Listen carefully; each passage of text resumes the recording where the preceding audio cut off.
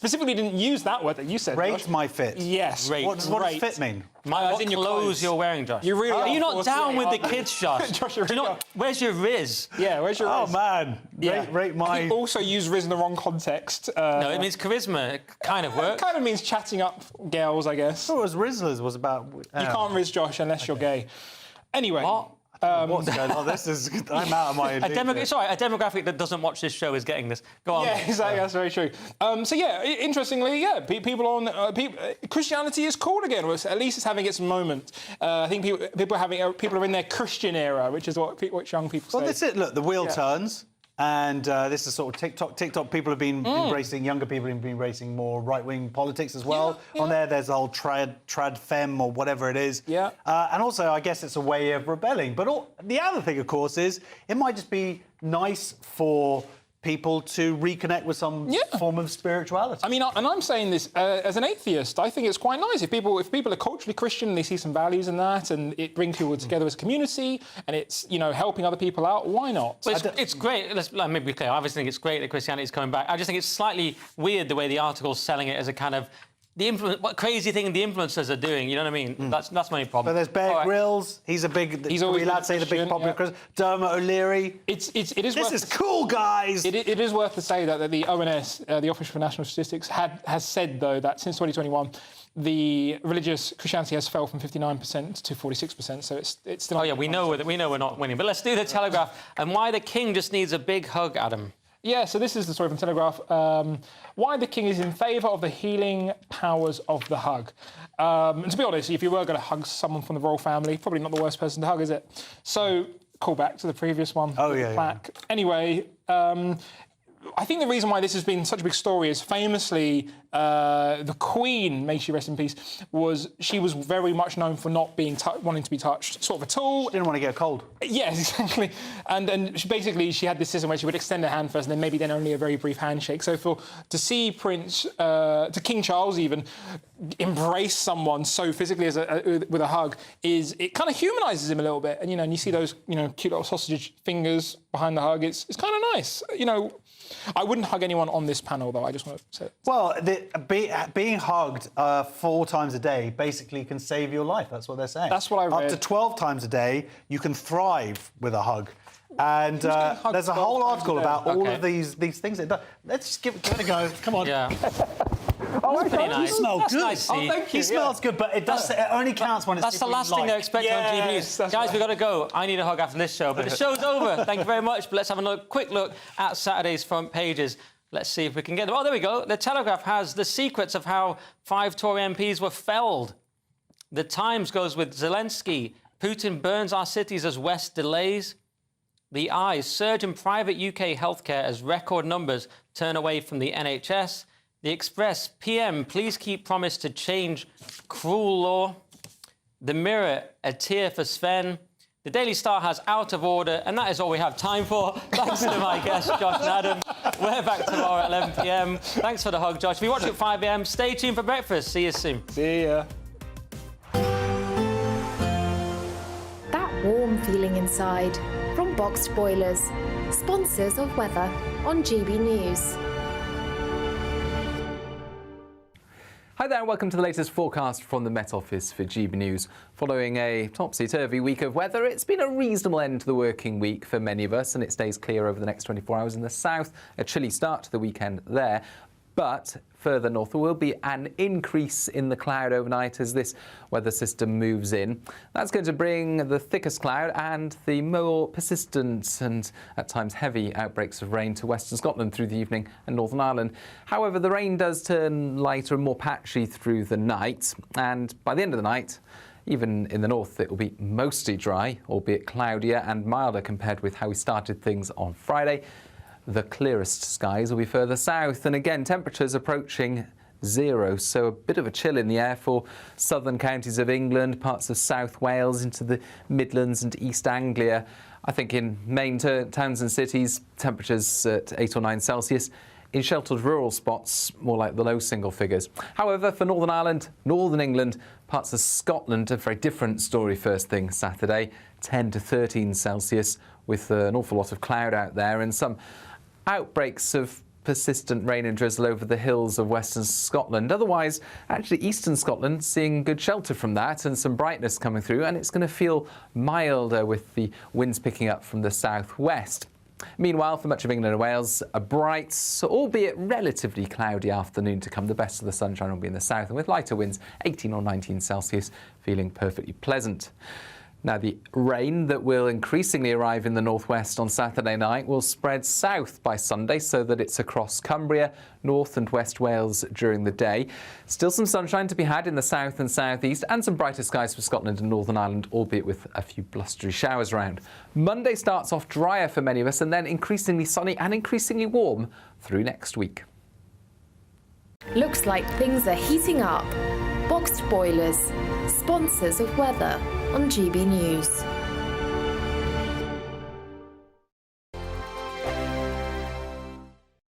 Mark Dolan tonight is your weekend dose of news, debate and entertainment. This sounds like a wild conspiracy theory. Don't miss My Big Opinion. Mark meets at My Take at 10. Democracy is a funny old thing. And we don't do boring, not on my watch. I just won't have it. Let's go and get another glass of that bubbly. You've earned it. That's Mark Dolan tonight, Saturday and Sunday, 9 to 11, only on GB News, the People's Channel, Britain's news channel. It's Patrick Christie's Tonight, and here we do things differently. It's explaining the absolute madness of this, doesn't it? It's explosive. I mean, this is very good. It's lively. 850. Your government sat there, Sean, and it did nothing. It's controversial. And the Middle East has been in turmoil since before I was born. It's everything you need to kickstart your evening. Everyone's had their Weetabix tonight. I love to see it. That's Patrick Christie's Tonight, weeknights from 9 p.m. Only on GB News, the People's Channel, Britain's news channel.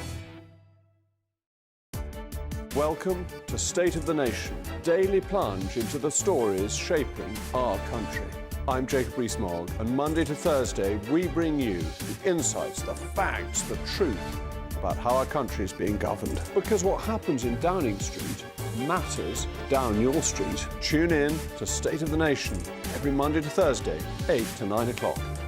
Only on GB News, the People's Channel, Britain's news channel. We're proud to be GB News, the People's Channel, and as you know, we always love to hear your views. Now, there's a new way of getting in touch with us at gbnews.com/yoursay. By commenting, you can be part of a live conversation and join our GB News community. You can even talk to me, Bev Turner, or any of the members of the GB News family. Good afternoon, Britain. Your lunchtime update on the stories that matter across the UK. From breaking news and insightful analysis, inspiring stories and lively debates. You're comparing yourself to a former Prime Minister. Which is it? Stay informed, stay updated, stay entertained. I just don't know how anyone would not want to be there. Every weekday from midday. We are Good Afternoon Britain, only on GB News. Britain's news channel. Every Saturday, 10 till 12, we'll bring you all of the news that you need to know. We'll also remind you that there is so much to smile about. It's my favourite time of the week. I get to relax, enjoy some light-hearted stories, and let Ellie teach me about fashion too. That's Saturday Morning Live, every Saturday, 10 till 12. Only on GB News, Britain's news channel. In the GB Newsroom, we bring you the news as it happens. With our team of dedicated journalists across the UK. We're ready to keep you up to date with what's happening every half an hour, every single day. Bulletins here on GB News. The People's Channel. Britain's news channel.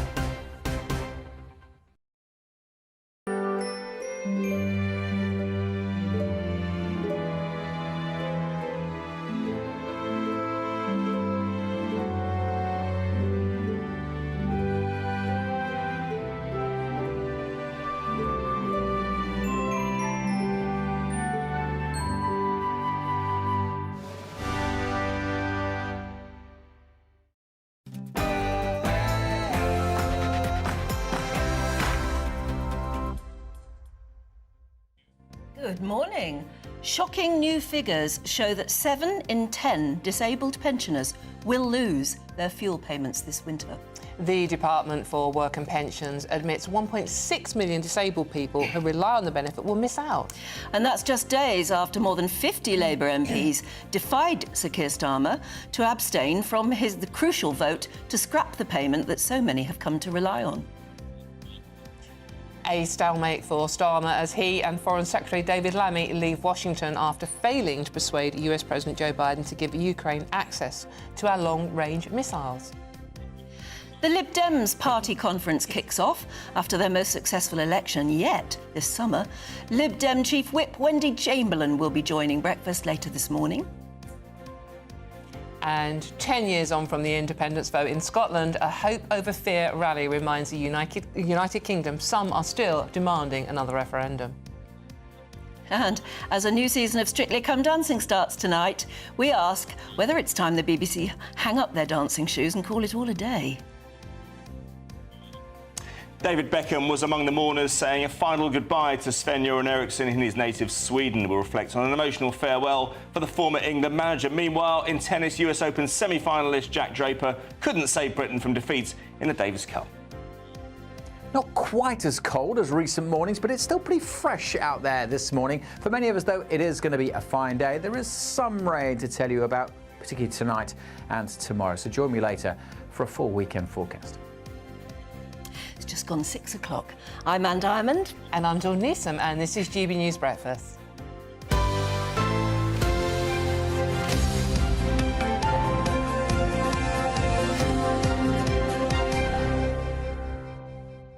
Well, it's nice to be back in Blighty. Yeah, welcome back. Did you have a lovely time? I had a wonderful time. It was my niece's wedding, big do, in a big French chateau. 3 nights of partying. Well, it was. I mean, it was just unbelievable. It was fabulous. This is how the young people do weddings nowadays. Oh, is it? Right, OK. Big and beautiful. And the weather was rather nice. I stayed on for a couple of days. Tell you what, I got into Heathrow last night. And you know how you traipse in your suitcase and you've just had enough. And you get to the passport control, and there's a big sign saying UK passports, another big sign saying all other passports. And there was a sign on the left, and it was quite a big sign saying, if you want to claim asylum, this way. No. Have you ever seen that? No, never. Never. I've never seen that. Is this a new thing? I don't know. I mean, I looked at it and thought, I wonder if that's always been there. But it was sort of stood out. And I thought, wow. And I don't know whether we're sensitive to the whole asylum, business at the moment, the whole controversy, and whether I saw the word asylum, so was drawn to it, or has it always been there? You know what, Anne? It begs the question: if it's that easy, and there's a big sign saying, asylum this way, why are they coming across the channel in boats? Just get on a plane and go through that channel. That's what I'm confused about. I don't know how you can board a plane and say to the customers, I want to claim asylum in the country that I'm heading to. I just don't get it. I really don't know. I'm sure there are lots of people watching who recently returned from their holiday or whatever. Did you see that sign? Yes. I wish I'd stopped and taken a picture of it. It was because I double took and actually got in the queue, my own queue, quite quickly. But I bet they cleared going through the whole customs thing faster than you. Yeah, well. Anything to declare, Miss Diamond. Yeah. But maybe it's always been there. I just wondered about that. But you'll know, probably, if you're the same as me and you've just returned from holiday or something. Let us know, gbnews.com/your say. Have you seen that sign? I never have. I mean, I haven't been away for a while, but I must admit, never seen Big letters? Yeah, it was a big sign, big letter. If you want to claim asylum, this way. Did they have it in several languages as well? I didn't look carefully enough at it, but my goodness. I live in Tower Hamlets. Is that the new sign of a new world, or has it always been that way? I mean, I live in Tower Hamlets, and every sign is printed in, so many languages now. It's like English is at the bottom, which is fine. That's the other thing about the... I guess I was in France, and I did A-level French, but, oh, goodness, it's so awful when you suddenly realise you've forgotten words. And I was talking to the lady who's running this Airbnb, and she had her Google thing on. She was very French, she really spoke at 100 miles a minute, it was just ridiculous. And I couldn't keep up. And I was trying to ask her something, so she just said it into her phone and then pointed it at me, and it recorded it in French. Oh, my God. And said it in French. But then it spoke in English to me. And so I spoke back at the phone and we were having a discussion. What was the quality of the translation like? Really, really good and incredibly fast. Yeah. Technology is just It was incredible. Google Translate. It's brilliant. Because it used to be the context was wrong, wasn't it, sometimes? Yeah. Yes, But it seemed to be a really proper conversational. It was really. And when really people good. speak colloquially as well, I mean, because I tried to learn Spanish for a while, and I thought I just mastered this, more than asking for a beer or a wine. I could actually, and I go over there, and you talk to a kid in Spanish that I can practice on a 10-year-old, and they come out with something completely colloquial Spanish, and you go, I have no idea what you've just said, and you're only 10. And so, maybe that is the way. But it stops you trying to learn yourself as well, though, doesn't it? Well, she just said, through the translate, she said, we have so many international people here, I can't learn every language, so I don't even try anymore. Yeah. She was lovely, but I just thought, wow, that's new technology, working extremely well, making things quite easy, I suppose. Yeah. To be encouraged. Well, I know. Language. It's a shame that you feel so awful when you do go abroad and you can't speak any other language and you think, oh, this is really You feel bad. so arrogant and you expect everybody to speak English. Yeah. And in so many countries they do, so we get away with it. Exactly. And the old cliche, if you just talk a bit louder and slower, they will understand that's you. right. Yeah. No, they don't. It doesn't work, does it? No, it doesn't. It sadly doesn't work. OK, let's press on with, actually what is rather depressing news this morning. Sorry about that, but there's an awful lot of it about, isn't there? Damning documents released by the government have revealed that 7 out of 10 disabled pensioners are going to lose their winter fuel payments this year. This really is a story that carries on giving, isn't it? This comes after Rachel Reeves' decision to scrap the scheme to help plug what Labour say is that £22 billion black hole. Alongside over 1 million disabled pensioners who will miss out, nearly 5 million of those affected by the Chancellor's decision currently live alone.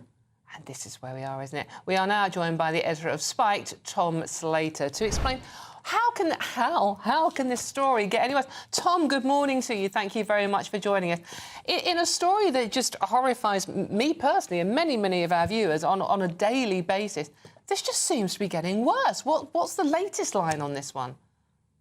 Well, as you've already been talking about, these numbers, this response, this freedom of information request have really just put in stark relief what the human cost of this decision, this removal of winter fuel payments is. You've talked about the 7 out of 10 disabled pensioners who will move out. There's also going to be about 2.7 million people aged 80 and above who are going to lose out as a consequence of this. And I think it's just a reminder that whilst for many years there's been this kind of caricature of older citizens, that a lot of them actually have done pretty well, that many of them are sitting on a lot of property, that many of them have done quite well out of life and out of the economy in recent years. In contrast to younger generations, a lot of them are still in very difficult positions, whether they're disabled, whether they don't have much in the way of income, and policies like that are beating up on precisely those people. And whilst the government wants to try and make a virtue out of making tough decisions, I think they're confusing tough decisions with bad decisions, and numbers like this really demonstrate that. I wonder if, they're clearly under a lot of pressure. And at the moment, Keir Starmer is sort of digging his heels in. He's saying, I told you that there would be difficulties ahead, and this is one of them. I just wonder if there may be any wriggle room that they might be able to respond in any way to this outrage from most people.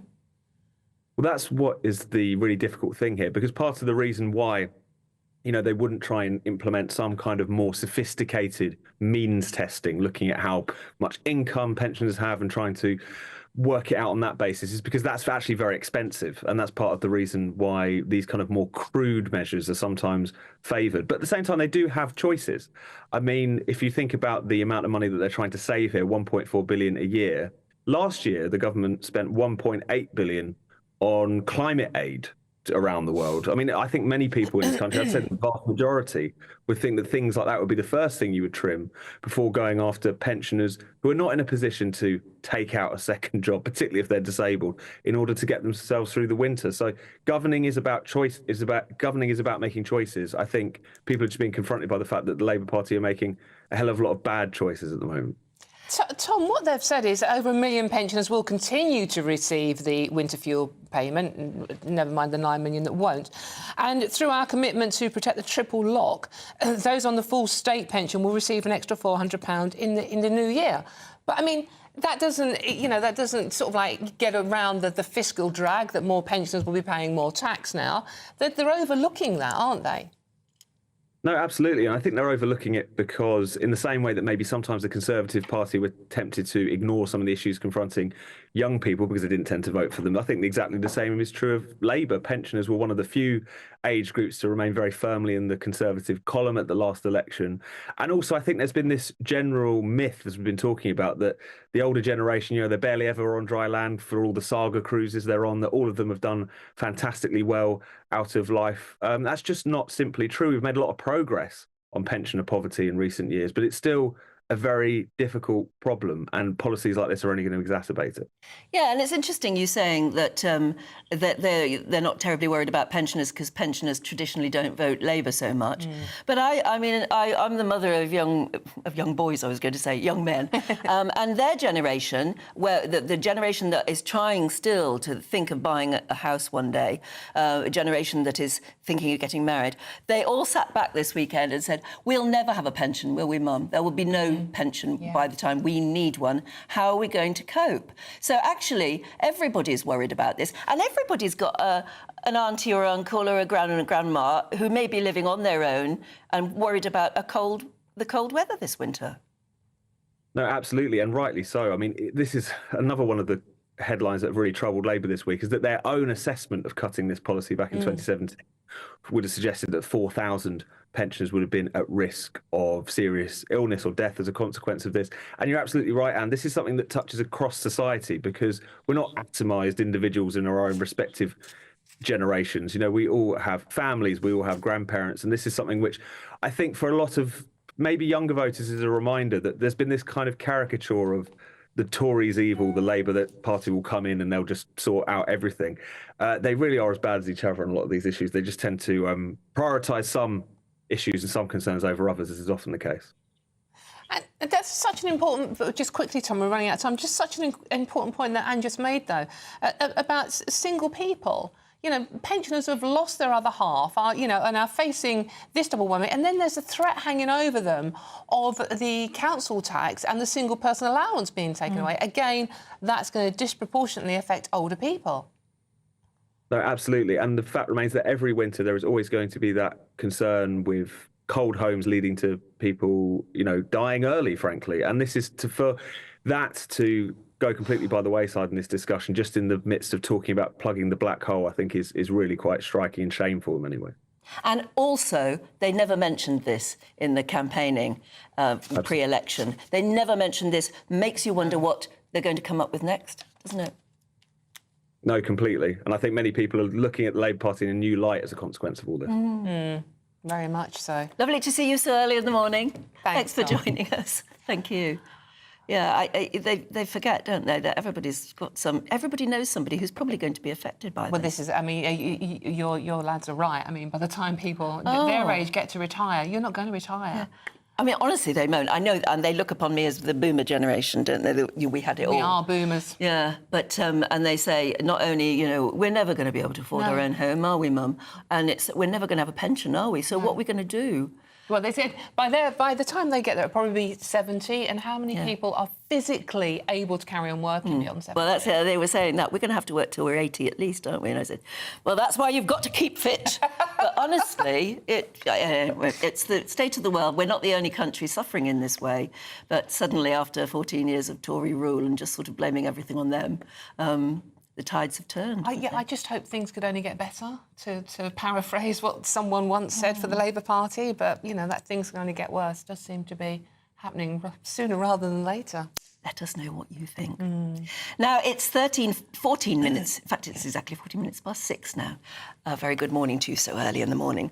The Russian President, Vladimir Putin, has issued an ominous warning to the UK and other NATO countries over suggestions that Ukraine may be given permission to strike Russia with Western-made long-range missiles. He's said if that was to happen, then it would put NATO countries at war with Russia and significantly change the nature of the Ukraine conflict. Well, that would be the point, wouldn't it? Significantly changing the nature. Anyway, despite all this, Sir Keir Starmer has pressed on with trying to persuade President Biden to let Ukraine access to the missiles. This all came during a bilateral meeting in the US yesterday. GB News political correspondent Catherine Forster has the latest from Washington. I don't think much about Putin. Those were the words of the outgoing US President Joe Biden as the press were briefly let into the Blue Room in the White House, where Sir Keir Starmer, the new Prime Minister, and President Biden were meeting to discuss all of these very pressing global challenges. Ukraine, of course, top of the list. That comment in response to the very clear threat that the Russian president has made to the West if they allow Storm Shadow missiles to be fired into Russia. We haven't had an announcement on that. We weren't expecting it. It's quite possible that if it happens, we won't know about it until the weapons actually drop into Russia. Whether that will happen or not is still not clear. America has been very loath to agree this for fears of what escalation could do. But of course, last week we had the news that Iran is supplying ballistic missiles to Russia, and also we had that joint trip when the British Foreign Secretary David Lammy and the US Secretary of State Antony Blinken both going to Kyiv, and Volodymyr Zelensky saying again that he needs those weapons and he needs them now. A very delicate situation, and of course we don't know what's going to happen here come November, because we might have the return of Donald Trump or Kamala Harris, and then going forward the situation could change again. But Sir Keir Starmer has said it's down to Putin to end the war in Ukraine. Here's what he had to say after yesterday's meeting. Only one reason we're having these discussions, and that is because Putin has illegally invaded Ukraine. The quickest way to resolve this, obviously, lies through what Putin actually does, because it's for him to end this. But we are having the discussion. We've stood with Ukraine. Ukraine has a right to self-defense. And we've stood united, not just with our allies here in the US, but across with our NATO allies. That's very, very important to us. But today was about having the chance to talk not just about a particular step or tactic, but the strategy in relation to Ukraine. But also we covered the Middle East in some extensive detail and other areas across the world. So it was a really important occasion for us to have this chance to discuss with our allies. We've got another chance week after next in Unger, and we'll take that as well. Lots of words there. To explain them, thankfully, is former British Army spokesperson Major Mike Shearer. Mike, thank you very much for joining us this morning. Good morning to you very early. Mike, have we achieved anything by going out there and having these meetings? Well, I think it's the natural rhythm of politics that has to happen. But delaying in any way in holding back our Ukrainian neighbors is simply wrong. They are fighting a war for their sovereignty, for their freedom, and actually not just for themselves, but really for the rest of Western Europe. I was going to point out that the Times front page there, the lead, is Zelensky, Putin burns our cities as the West delays. He's beginning to lose patience with us, but can't afford to, I suppose. Yeah, I mean, President Zelensky, I feel his frustration, and he is right. I mean, these red lines that we're all so excited about, let's not forget that we've already given them fast jets, F-16s, main battle tanks, new anti-tank weapons. So that was a red line, which has not been acted upon by Putin. I don't want to tease Putin's will, but we must help the people in the right here, and that is Ukraine with their freedoms and their sovereignty. Mike, I'm very confused. Are the UK and the USA actually singing from the same hymn sheet on this? Because from what I could work out, Joe Biden is resisting pressure to allow American long-range missiles to be used inside Russian territory. But it's OK for Britain to use the Storm Shadow's long-range missiles. I think my reading of it at the moment is that we're all left in the dark. We really don't know, for operational security reasons, what that decision is. I just hope it's on the right side. And I don't want to use the word hawkish, but you will get what I mean. We need to be a little bit more robust with what's going on in the Ukraine. Vladimir Putin sort of threatening World War III. He's done it several times since the Ukraine problem started. How seriously should we take that threat? I mean, should we be scared, or is this all bluster? Look, when someone is threatening world war as a major power, we should take notice of it. But, you know, it's not going to go from zero to hero with a world war overnight just because there are incursions into Russia.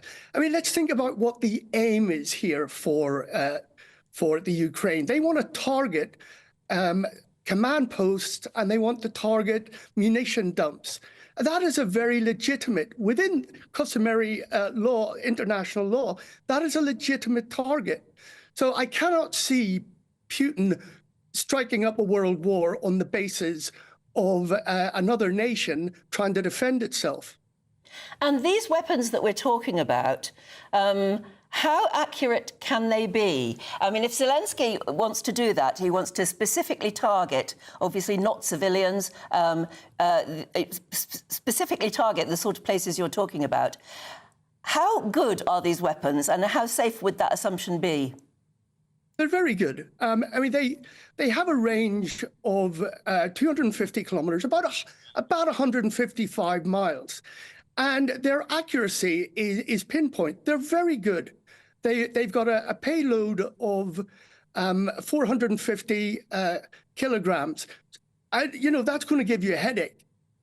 So I would encourage the stance that our Prime Minister is taking.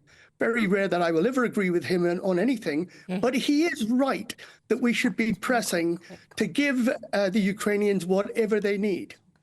Mike, just one very quick question. We're running out of time, unfortunately. Many viewers are getting in touch saying, we are suffering so much in this country, pensioners, as we already discussed with the winter fuel allowance, etc., etc.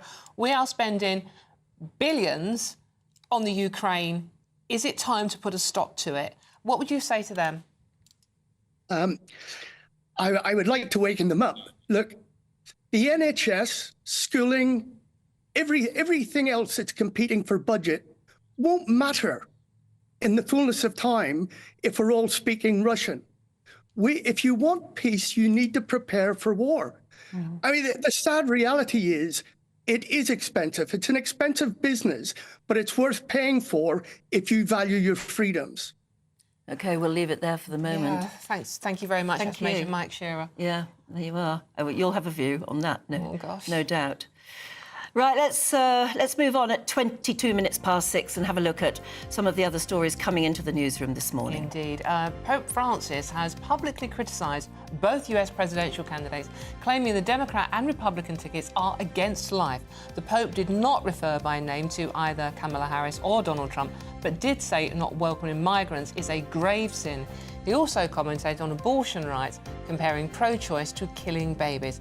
Despite this, he did advise America's 52 million Catholics to get out and vote for what he called the lesser evil candidate. The NHS is launching a campaign ahead of the winter months to urge parents and carers of children aged under 3 to book them in for a flu vaccine. More than 1 million parents will be contacted this coming week as the National Health Service prepares for its busiest months of the year. And tonight, last night of the Proms will take place in the Royal Albert Hall in London. It's the climax of the season for classical music fans who can look forward to performances from American soprano Angel Blue and one of Britain's best-loved pianists, Sir Stephen Huff.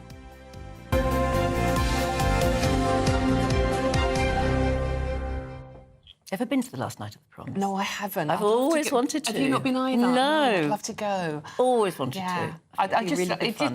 Would you sing everything? Would you sing the national anthem? Would join in everything. Land of Hope and Glory? Yeah. Because, again, it's the ongoing debate every year about colonialism, the empire, slavery, and we can't sing these things because it's wrong. And it's like, we can't wave our flags. No, you can. You just get on with it, I think. You just, honestly, on that occasion, it's just Brilliant. I've been to many concerts in the Albert Hall. I used to love it. Oh, it's amazing, but, the acoustics. Isn't it? Yeah, Fab. lovely. But I've never been to the last night of the Proms. Maybe next go. year. Maybe tonight. I think you try getting a ticket for tonight. Come on. But no, what to do now is to try and get a box for next year. Team outing. Be great, wouldn't it? Yeah. Very GB news, wouldn't it be? Possibly. Maybe we can talk the bosses into buying us a box. Yes. OK, right now, though, let's get the weather from Alex Deakin. A brighter outlook with Box Solar, sponsors of weather on GB News. Morning, welcome to your latest weather update from the Met Office here on GB News. It is slowly going to get a bit milder through the weekend, but it's certainly a bit chilly out there again this morning across England and Wales. Not quite as cold as recent mornings for Scotland and Northern Ireland. More cloud here, quite a grey start. There's some patchy rain and drizzle here and there, particularly over southwest Scotland and over the hills and mountains further north. The rain's going to pep up across the far northwest come this afternoon. For the bulk of England and Wales, though, it's a good-looking day. Any early morning mist soon disappearing and then dry and bright with some decent spells of sunshine. And yes, a bit cool right now, but temperatures by this afternoon close to average in the high teens for most places. The wet and windy weather, though, will continue across western Scotland through the late afternoon into the evening. Some pretty soggy conditions to end the day here. Much of the far northeast of Scotland, though, staying dry and fine. By this evening, that rain will be heading its way through the central belt as well and spreading across Northern Ireland, although still at this stage probably dry in Belfast, but some rain edging in here during this evening. For most of England and Wales, it's a fine day with generally sunny spells throughout. Clear skies this evening will again allow things to turn a bit cool across the south, but the rain will continue to trickle its way across Northern Ireland into southern Scotland, and then things turning damp across northwest England, parts of North Wales seeing a bit of rain overnight, and showers will then come into the far north of Scotland. Stay quite blustery here, gusty winds here through the day and through the night. As I mentioned, still quite cool in the south. That's where we'll see temperatures dipping down to single figures. But by and large, another fine day for East Anglia, the Midlands and southern England tomorrow. A different day, though, for Cumbria. The Lake District looking pretty soggy for much of Sunday. Some heavy bursts of rain. That rain at times getting into North Wales and maybe slipping further south come the afternoon to parts of Lancashire. A little bit of rain getting to the east of the Pennines, but generally drier here, and some sunny spells in southern Scotland, staying gusty with more showers across northern Scotland. Looks like things are heating up. Boxed boilers, sponsors of weather on GB News. OK, here we go with the Great British Giveaway. Your chance to win the equivalent. It always sounds nice this way, isn't it? £3,000 extra in your bank account that the taxman won't be bothered about because it's tax-free. Yeah. It's actually 36 grand in all, but you could look upon it as a free income, which would be fab for a year. I quite like that idea, yeah. But it's very simple to do as well, and here's how you can win it. Good luck. Do stick with us, because Aidan McGee will be here in just a couple of mo's with all your latest sports news. That's next. You're watching GB News Breakfast with Dawn and Anne.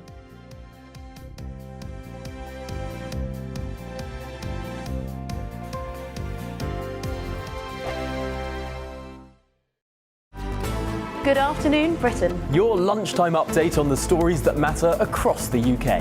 From breaking news and insightful analysis, inspiring stories and lively debates. You're comparing yourself to a former Prime Minister. Which is it? Stay informed, stay updated, stay entertained. I just don't know how anyone would not want to be there. Every weekday from midday. We are Good Afternoon Britain, only on GB News. Britain's news channel. Welcome to State of the Nation, daily plunge into the stories shaping our country. I'm Jacob Rees-Mogg, and Monday to Thursday we bring you the insights, the facts, the truth about how our country is being governed. Because what happens in Downing Street matters down your street. Tune in to State of the Nation every Monday to Thursday, 8 to 9 o'clock. Only on GB News, the People's Channel, Britain's news channel. Join me, Camilla Tominey, for a frank and honest discussion with those in power that cuts through the spin and gets to the heart of the issues shaping our nation. You haven't confirmed that you want to stand as leader, but you haven't ruled it out either. This report basically says that he's not fit to stand trial. Is he indecisive? Incompetent? I deliver the dose of reality Westminster needs. That's the Camilla Tominey Show at 9:30 every Sunday on GB News, the People's Channel, Britain's news channel. Are the newspapers getting you down? My wife didn't divorce me that month. Struggling to separate the wheat from the chaff? I know that it's a bit of a circus at the best of times. Well, don't worry. Headliners has got you covered. We'll take the burden of reading the day's news, and if we get depressed, who cares? It's an occupational hazard, frankly. That's Headliners on GB News from 11 p.m. till midnight, and the following morning, 5 till 6 a.m. on GB News, the comedy channel. Nah, just kidding. Britain's news channel. Tune in to Friday Night Live with me, Mark Dolan. GB News royalty with your perfect start to the weekend. Lucky us. Feisty and fearless guests. Well, I'm a normal person, so ask me. Honest opinions. That raises more questions than a Gary Barlow tax return. And a few surprises along the way. Might be cold in this studio. That is Friday Night Live with me, Mark Dolan. 8 to 9 only on GB News, the People's Channel, Britain's news channel. It's Patrick Christie's Tonight, and here we do things differently. It's explaining the absolute madness of this, doesn't it? It's explosive. I mean, this is very good. It's lively. 850. Your government sat there, Sean, and it did nothing. It's controversial. And the Middle East has been in turmoil since before I was born. It's everything you need to kickstart your evening. Everyone's had their Weetabix tonight. I love to see it. That's Patrick Christie's Tonight, weeknights from 9 p.m. Only on GB News, the People's Channel, Britain's news channel.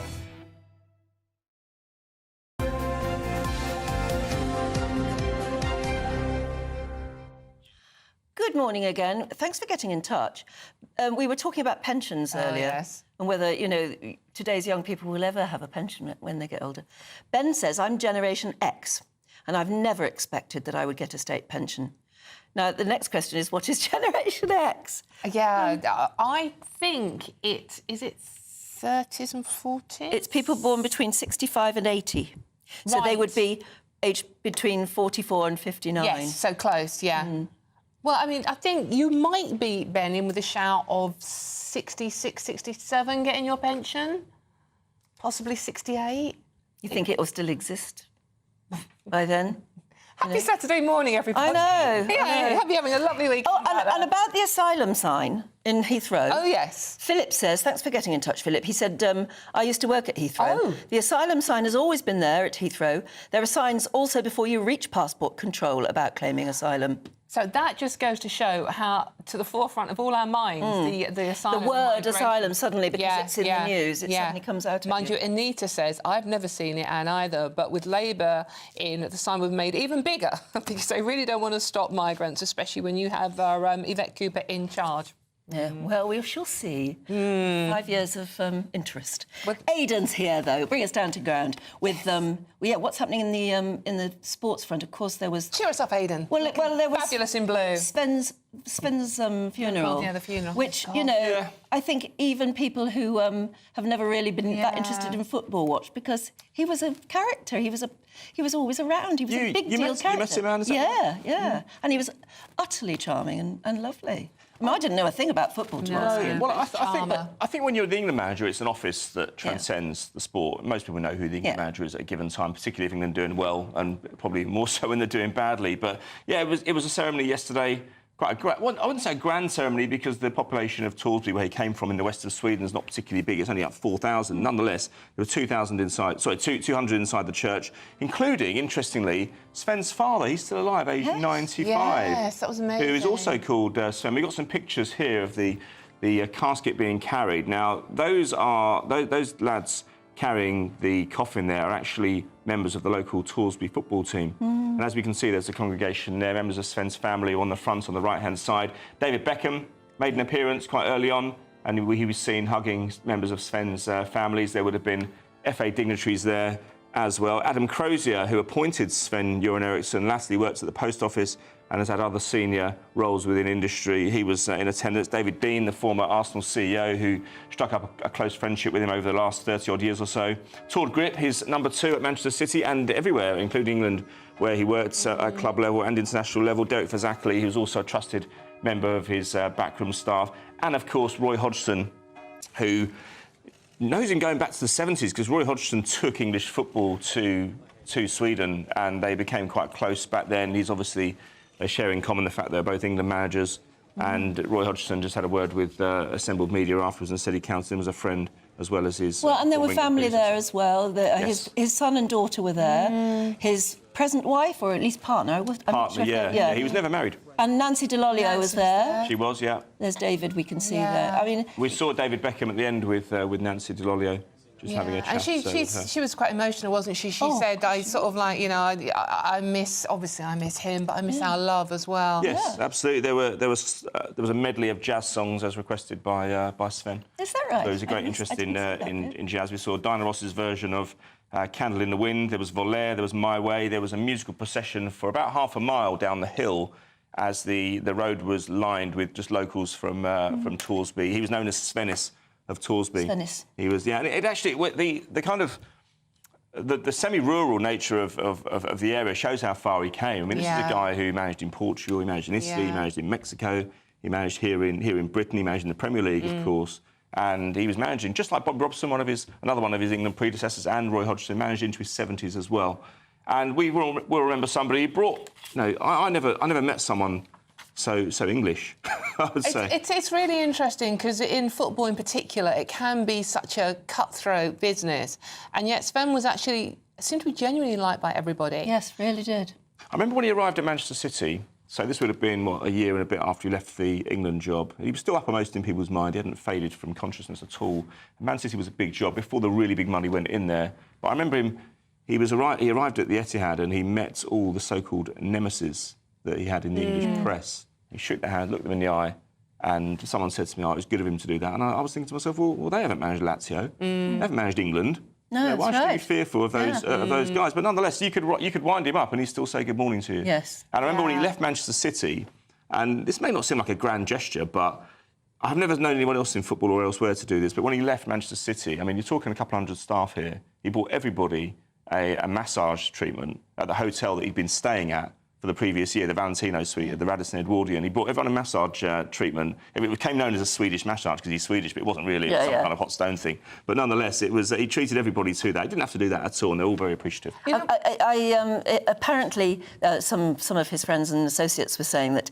I mean, he loved his football, obviously, and he saw himself as a serious football manager. Yes. And didn't mind when he made the back pages of the newspapers, and couldn't figure out. He was completely bolder. Couldn't figure out why he was also on the front pages for basically being. I mean, he was a ladies' man. Well, I was at the press conference in 2002 when it all came out about Ulrika Johnson, and that was literally weeks. And the press conference was the launch of the England suits, and he was asked a few platitude questions about, you know why we're here about the suits, and England wore Burton suits in 1966. He said, oh, that's good to know. And then he said, I know why we're here for that because it's a commercial thing, but I don't know why the rest of you are here. He didn't really get it. I don't think he saw himself as that interesting a person. He didn't see himself as a celebrity at all. No, certainly not. But the England job would be still the crowning glory of his career. I don't think he's not the first to go into that job not quite realising and grasping just how big it was. I mean, look, you're a tabloid editor, Dawn. I mean, he was on the front page pretty regularly. He was, yeah. And I remember talking to Ulrika about the whole scandal around him being a ladies' man, and she couldn't understand it. No. She goes, well, we're Swedish. Yeah. And it's a different attitude. When you think of it, at the time, they were the two most famous Swedes in Britain. Yes. Yeah, well, Nancy was actually Italian. Yeah. But they spent a lot of time in Sweden. I think they met over there as well. No, but Ulrika Johnson. Oh, Ulrika Johnson. Sorry. Yeah, exactly. Yeah, that's true. Well, she wasn't very complimentary, actually, when he announced his illness, was he? I thought was a bit mean, because I think the one thing I liked about Sven's funeral and that documentary just beforehand, before we lost him, was it sounds weird, but it was positive. It was like, this is don't be sad. Yeah, this is a celebration of my life. I've achieved so much. I'm grateful for that. And I think that's just a nice way to do it. Look at the lengths various organisations went to kind of, make his last few months as memorable as possible. Liverpool, for example, he supported Liverpool. It came out after he managed England that he supported Liverpool, and he managed the team for a day at Anfield, which I thought was a great gesture from a great club. Yeah, no, it was, absolutely. As I say, it's very emotional, and the fact that so many people were there. Yes, absolutely. It says a lot about the man, doesn't it? It does, of course it does, yeah. And we it's right that we gave it good coverage yesterday. It's on the front page of many of the papers and there's inside spreads as well, both in sport and in the news section. And it's right, he brought a lot of fun to our lives and some great moments as England manager as well. We shouldn't forget that. That was his domain. It was the field of play, 5-1 against Germany. Quarter-finals in 3 major tournaments in an era when, yes, he had some top players. In fact, Adam Crozier was the man who coined the phrase golden generation. It came to Dog Sven and lots of other successors after that as well, because maybe they couldn't live up to that. But, you know, others lose their temper and they're seen on the sidelines, you know, pulling their hair out and getting... Never with Sven. No, I know. Cool. I know. Well, that was a complaint against him. They said when they were losing against Brazil in the quarter-final in Japan in 2002, they didn't like the fact that he was just like that on the edge of the dugout when he probably should have been making changes. But, you know, passion's overrated sometimes. It's Swedish, isn't it? That's what they can understand. Why are you getting so excited about the fact we have lots of sex? It's like, well... Yes, absolutely. Totally. Maybe they've got We're British, we don't do that sort of thing. I know. Well, I tell you what, we'll leave that there for the moment and move on, because in a couple of moments we'll be looking through the newspapers, so don't go anywhere. Yeah, I was a bit surprised Ulrika being so... This is GB News, Britain's news channel. More than half of people aged 50 and over feel happier from having a friendship, and 46% feel a sense of belonging too. Tomorrow is the start of Friendship Month. The Odd Fellows, a non-profit friendly society that provides older adults with opportunities to create new friendships, is now inviting more people this September to join their local groups and expand their friendship circles through giving a taster activity at local community centres. We're joined now by Jane Nelson, who's the CEO of Odd Fellows. Good morning, Jane. Thanks for joining us. As someone in my mid-30s, I've even noticed as well that my own friendship group has diminished over the years as kind of, you know, people get married and have kids and they kind of drift apart and don't make time for each other. How important is it to have friends separate to your family? What benefit does that bring you? As you do get older, you do lose friends for a variety of reasons. Either you lose touch or they have an illness or they pass away as you get older. The stats show that people love spending time with their friends. It always takes somebody, doesn't it? Somebody's got to make that first step to send a text to say, do you fancy meeting up for coffee, or do you fancy going to the pub, or whatever the arrangement's going to be. But sometimes somebody always has to make that first step and text or phone. And I think the other key thing is it usually tends to be the same person, but that doesn't matter as long as that connectivity is made, because that's what you need. You need the connectivity. If you think about when we were children, we'd go around the playground and say, will you be my friend? Well, we don't tend to do that as we get older. But be brave, look on Oddfellows' website, see all the amazing events we've got on, go to see what's going on in your area, oddfellows.co.uk, or you can telephone 0800 028 1810, and our team will be more than happy to point them in the right direction of their local events, and there's so much going on, 300 going on. GB News, the People's Channel. I'm Christopher Hope. From pop stars to politicians, I'll interview anybody in a pub who's got a political opinion. Join me every Friday on Spotify, Apple Podcasts, YouTube or gbnews.com, or wherever you get your podcasts. This is GB News, the People's Channel. If you want your news to be straight talking, This is the nightmare for the Conservatives again. down to earth, It's not just Nottingham where this is happening, is it? and most importantly, honest, Hard-working, middle-class taxpayers, they'll get their book thrown at them. then catch me, Martin Daubney, Monday to Friday, 3 till 6 p.m. on GB News, Britain's news channel. Join me, Nana Akweer, for an informative, interactive news programme with a difference. It's fun. No, he didn't say that, though. I'm so surprised. I think there's an element of truth to that. Join me from 3 p.m. every weekend, only on GB News, Britain's news channel.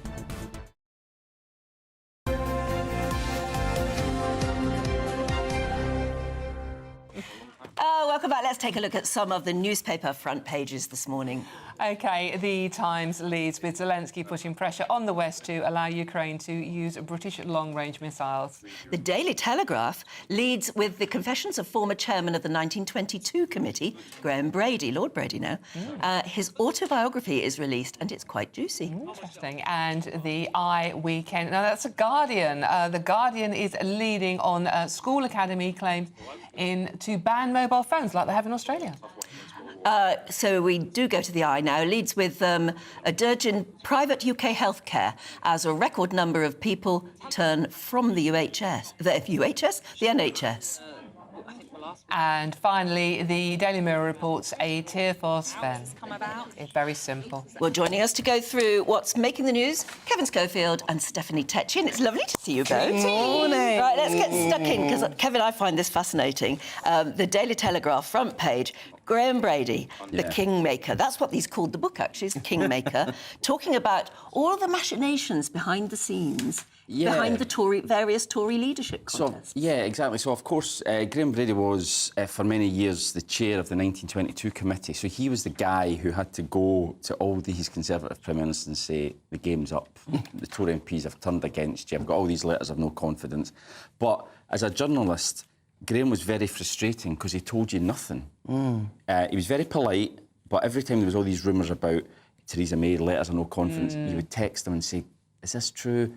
And he would reply and just say, I can't say anything. And he never said a word. And now... He was saving it for his book. Exactly. And he just... You can't seem to shut the guy up. I mean, he's given the game away on absolutely everything. I mean, he talks about how Boris Johnson became so fed up with backbenchers criticising Dominic Cummings during the pandemic that he called, I can't say this word, he called him spineless chicken. You can imagine what. He says that several attempts to oust Prime Ministers, which we kind of knew about, but we didn't have names, really. We didn't know they were so brazen. Well, Jeremy Hunt, Sajid Javid, Michael Gove all moved against Theresa May during the Brexit wars. Yeah. This is a cracker as well. Jeremy Hunt, if you remember, became Chancellor in the emergency. Liz Truss sacked Kwasi Kwarteng, made Jeremy Hunt Chancellor, and then apparently one of the first things he did was tell her that she had to go.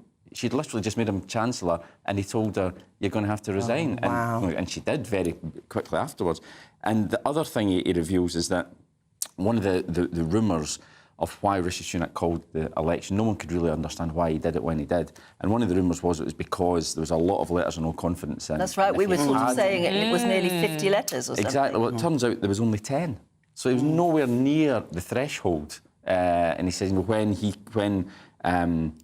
Sunak said to Graham Brady before he announced it, I'm going to call an election, he says, at that specific moment, there were 10 letters of no confidence in my safe, where he kept these letters. So it's really juicy stuff. It is. I like a juicy memoir because it all comes out, but then I think there's some bits where people can't defend themselves, because he also says George Osborne and Lord Cameron had a contempt for people who did not share their background. So, you know, on these kind of things, I'm sure if you took it to George Osborne and Lord Cameron, they would say differently about this. Yeah, but this is Sir Graham Brady. Yeah. I mean, the 1922 committee, basically what runs the Tory party, isn't it? Yeah. And he's like, he was massively respected, you know, across all wings. I mean, he was of the right of the party politically himself, but, you know, he carried out his duties as a chairman without fear or favour. It's all juicy, lovely stuff, but how is this affecting the Tory party itself? I mean, they basically lost because it was so divided and so hopeless, and, you know, cats, you know, fighting in a sack.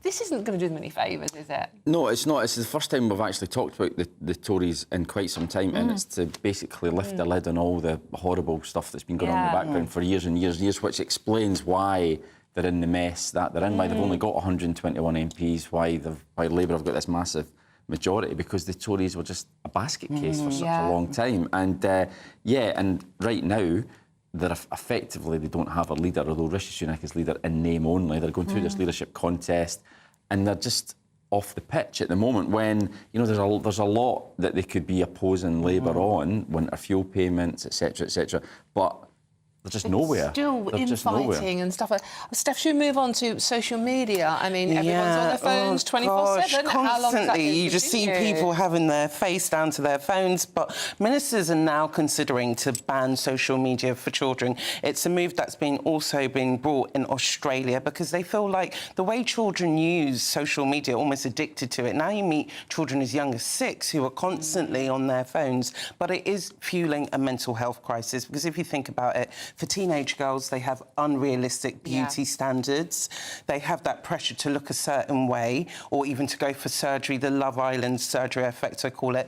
Boys now have all this access to gang violence, street violence, and you just think to yourself, we can't let it actually get out of control as it has, but I always think it comes down to the parent. I know some parents who are very strict with their children and say, look, you can have about 2 hours on a weekend and that's it. But there's other parents as well who just let their teenagers go on any site and they're not really monitoring what they're doing. How do you ban them? Yeah, that's the trouble. Well, they're going to have to work closely with social media companies, and I don't know how they will feel about that, because they obviously need to target teenagers to use their apps. So for them not using it, it's going to be quite difficult to carry out. Kevin, you've got teenage daughters. How's this going to go down with them? Sorry, taking your phone away, love. It's very difficult. You know, it's difficult to uninvent social media for young people now. Like our 14-year-old, we didn't let her have a phone until she went to high school, partly because it's a sort of safety thing as well. It helps us to know where she is. But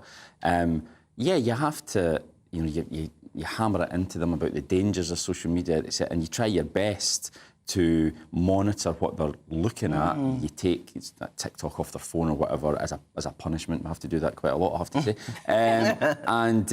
Do you actually take the app off the phone? Yeah. But they can just download it again. Yeah, but you keep an eye on the phone basically as much as you can. But they're very resourceful. You know, they're very resourceful. They're clever at it. They are. Well, that's the problem. That's the thing, you know. I just wonder how Australia is thinking of how they ban it. A whole generation of youngsters from social media. I think where there's a will, they'll find a way to get onto social media one way or another. Social media firms are not going to like this. They're going to put up... They're very powerful. They've got a lot of money behind them. They'll put up an awful lot of opposition to any government that tries to do this, because obviously teenagers or young people are their target market by and large, you know, because they're just never off it. So, Kevin, move us on to front page of the Daily Mail. Zelensky, stop the delays and let us fire missiles into Russia. Well, I mean, you can absolutely understand his frustration. I mean, Russia is bombarding Ukraine left, right and centre. They have these missiles, but they're not allowed to use them. It seems almost perverse to give them this weaponry, but say, you can't actually use it to fire into Russia. And now we find out from overnight that America still seems to be very reluctant to allow Ukraine to use them. I think the UK are up for it. I think we've pretty much decided, although we can't say it publicly, I think the UK has said, accepted the argument that they should be able to do it, notwithstanding Vladimir Putin's warnings that it could lead to World War III. Well, that's the scary thing, because my heart does go out to Ukraine, but I can understand why the Western governments have been hesitant, because, you know, once we do go down this road, it's not something we can then backtrack on, and then if it does lead to a World War III, then we're in a bigger problem than No, absolutely. There is undoubtedly a gamble there. It's whether or not you think Putin is bluffing, effectively.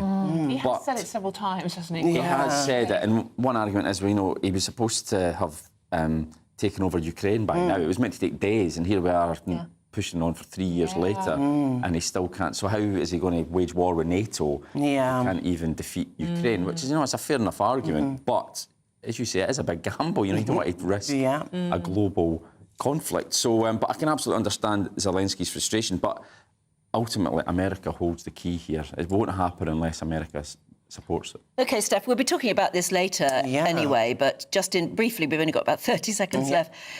Is there any future for Strictly? I think there is a future for Strictly. I think it's a show that must go on, and it will go on tonight back onto our screens on the BBC, but of course it's going to have all the attention on it, and people are going to be watching for any missteps in that sense in the programme, but I think it will soldier on. Yeah, and so, again, as you said, it's the first episode of the new series First episode of the series, and it's been policed heavily with welfare producers, psychologists. They're doing everything. I wonder if that will absolutely kill it stone dead. You really do wonder, don't you? We will be talking much more about Strictly a bit later, and you'll be joining us again soon, so thanks very much indeed. Right, it's time for the weather. A brighter outlook with Box Solar, sponsors of weather on GB News.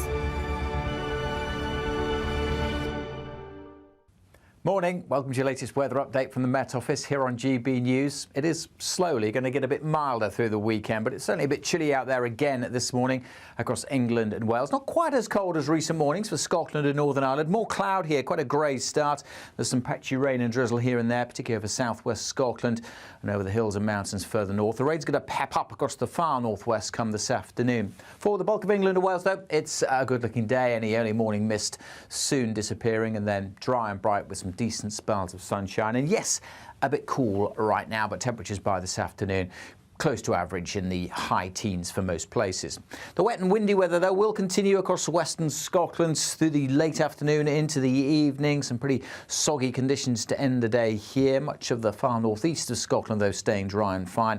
By this evening, that rain will be heading its way through the central belt as well and spreading across Northern Ireland, although still at this stage probably dry in Belfast, but some rain edging in here during this evening. For most of England and Wales, it's a fine day with generally sunny spells throughout. Clear skies this evening will again allow things to turn a bit cool across the south, but the rain will continue to trickle its way across Northern Ireland into southern Scotland, and then things turning damp across northwest England, parts of North Wales seeing a bit of rain overnight, and showers will then come into the far north of Scotland. Stay quite blustery here, gusty winds here through the day and through the night.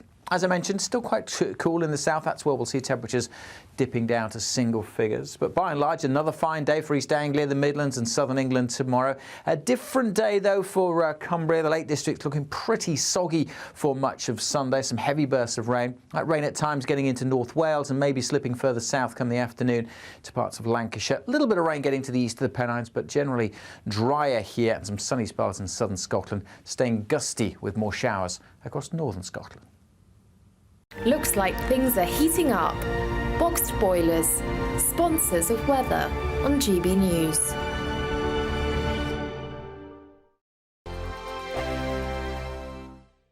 This is your chance. Join me, Neil Oliver, every Sunday night at 6 p.m. on GB News. And if an hour is not nearly enough for you, go to gbnews.com for special extended episodes online every Friday at 9 p.m, where we can truly get into the nitty-gritty of what's going on. GB News, Britain's news channel. We're proud to be GB News, the People's Channel. And as you know, we always love to hear your views. Now, there's a new way of getting in touch with us at gbnews.com/your-say. By commenting, you can be part of a live conversation and join our GB News community. You can even talk to me, Bev Turner, or any of the members of the GB News family. If you want your news to be straight talking, This is a nightmare for the Conservatives again. down to earth, It's not just Nottingham where this is happening, is it? and most importantly, honest, Hard-working, middle-class taxpayers, they'll get their book thrown at them. then catch me, Martin Daubney, Monday to Friday, 3 till 6 p.m. on GB News, Britain's news channel. Hi there, I'm Michelle Dewberry and I'm going to take a second to tell you all about my show, Dubes & Co. We start off with the issues of the day. We then bring in both sides of the argument. We get rid of the disrespect. And then you throw me into the mix. And trust me, I'll tell it exactly how it is. And then, of course, the magic ingredient, you at home. We mix it all together and what have we got, in my opinion, the best debate show in town. Monday to Friday, 6 till 7 on GB News, Britain's news channel. Are the newspapers getting you down? My wife didn't divorce me that month. Struggling to separate the wheat from the chaff? I know that it's a bit of a circus at the best of times. Well, don't worry, Headliners has got you covered. We'll take the burden of reading the day's news, and if we get depressed, who cares? It's an occupational hazard, frankly. That's Headliners on GB News from 11 p.m. till midnight, and the following morning, 5 till 6 a.m. on GB News, the comedy channel. Nah, just kidding. Britain's news channel.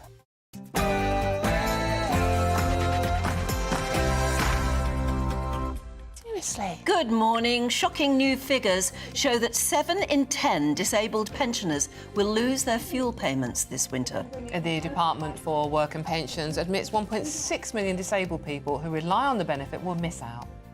And that's just days after more than 50 Labour MPs defied Sir Keir Starmer to abstain from his crucial vote to scrap the payment that so many people have come to rely on. A stalemate for Starmer as he and Foreign Secretary David Lammy leave Washington after failing to persuade US President Joe Biden to give Ukraine access to our long-range missiles. only one reason we're having these discussions, and that is because Putin has illegally invaded Ukraine. The quickest way to resolve this, obviously, lies through, what Putin actually does, because it's for him to end this. The Lib Dems party conference kicks off today after their most successful election yet. The Lib Dem Chief Whip, Wendy Chamberlain, will be joining us a bit later on this morning. And 10 years on from the independence vote in Scotland, a hope over fear rally reminds the United Kingdom some are still demanding another referendum. As Prince Harry prepares to celebrate turning 40 tomorrow, many are left wondering how happy the so-called spare really is with his new life in California. And as a new season of Strictly Come Dancing starts tonight, we ask whether it's time the BBC hangs up those dancing shoes and calls it a day. Good morning. Manchester City boss Pep Guardiola believes their Premier League rivals want to see his club punished for breaching financial regulations. The 10-week hearing starts on Monday, of course. We'll be across that. Meanwhile, in tennis, we'll hear how US Open semi-finalist Jack Draper couldn't quite save Britain from defeat in the Davis Cup. Not quite as cold as recent mornings, but it's still pretty fresh out there this morning. For many of us, though, it is going to be a fine day. There is some rain to tell you about, particularly tonight and tomorrow. So join me later for a full weekend forecast. It's 2 minutes past 7. I'm Anne Diamond. And I'm Dawn Neeson, and this is GB News Breakfast.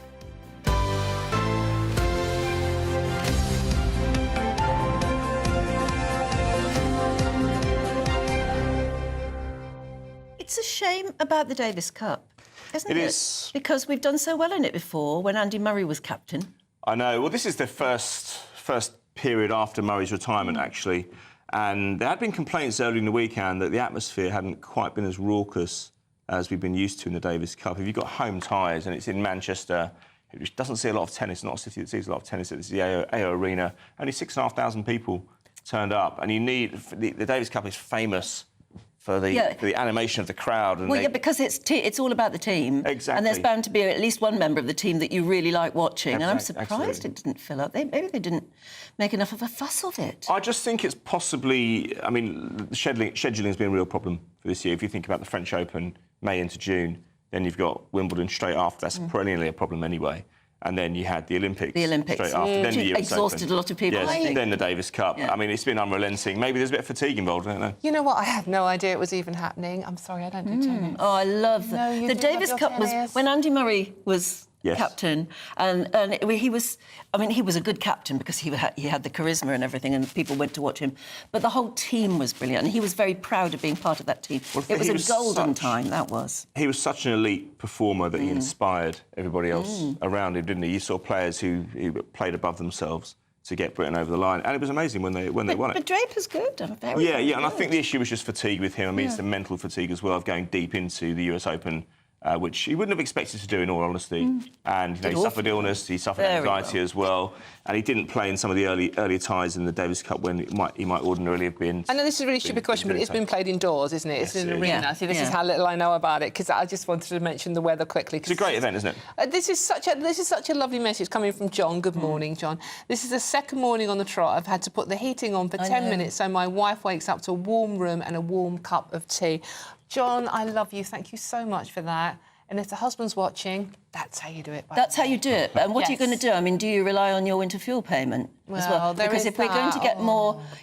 these frosty overnights in the last 2 nights, not that I've been here for them, darling. I was in Marseille, where it was much warmer. Yeah. But it really makes you think, are we going to have a fierce winter? Yeah. And you sort of start... certainly, if you're one of the pensioners who may lose your winter fuel allowance, that's really going to hit home, isn't it? It really, really is. And it's like, you know, I put the heating on last night and my husband got up and turned it off. Yeah. I was getting up really early in the morning and he got up and turned it off because he wants to save money. Yeah. You see? You see? But it's so expensive, though. Yes, honestly. it is. It really is. But, I mean, are you two electric blanket people?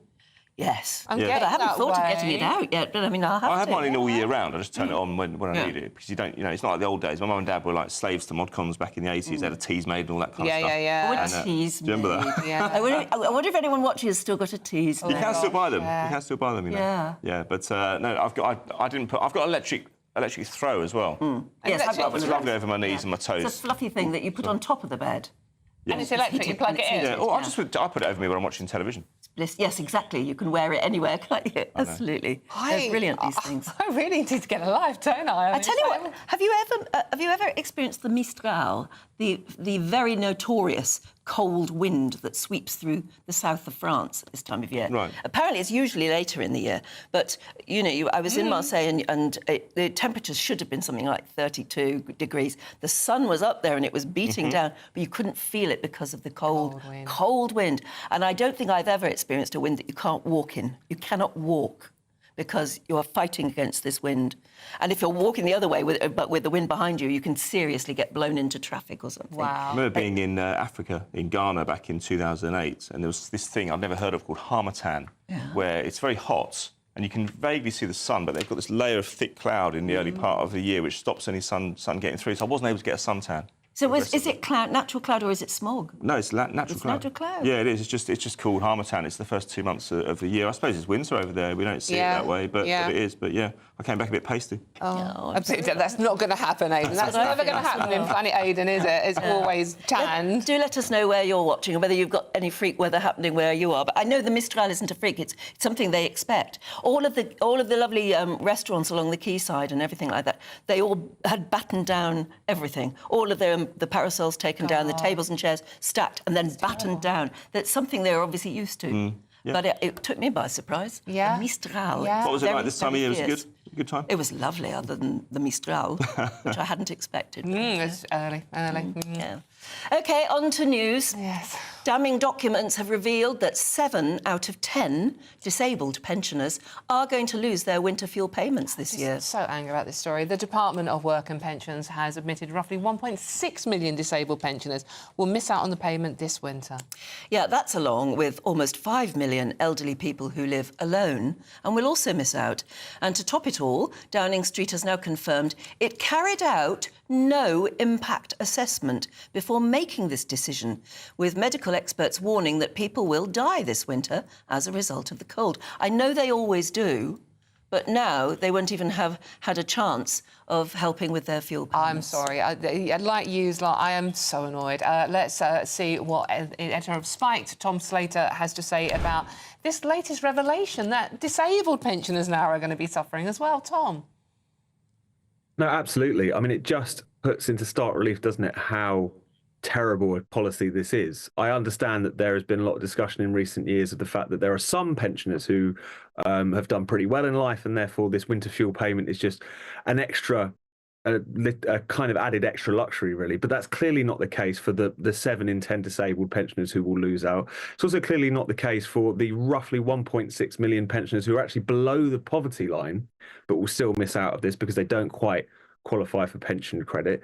This is something which the government will certainly have known. I know they didn't do their own extensive impact assessment, but it was only a couple of years ago that they were warning about the impact of cutting winter fuel payments when Theresa May was thinking about doing it or thinking about means testing it. And so the government can't claim to not have known any of this. What was quite striking is they had to be forced to produce these numbers because of a Freedom of Information request. But as you were saying earlier, Anne, as well, the fact that we've had these kind of few cold evenings as this policy is coming into place, I think will add to the sense of foreboding for a lot of people out there in the country. I think a lot of our viewers have also made the comparison, haven't they, between the fact that disabled pensioners and some other pensioners will be losing their winter fuel allowance. Meanwhile, under the new Labour government, illegal immigrants are being housed in hostels and hotels.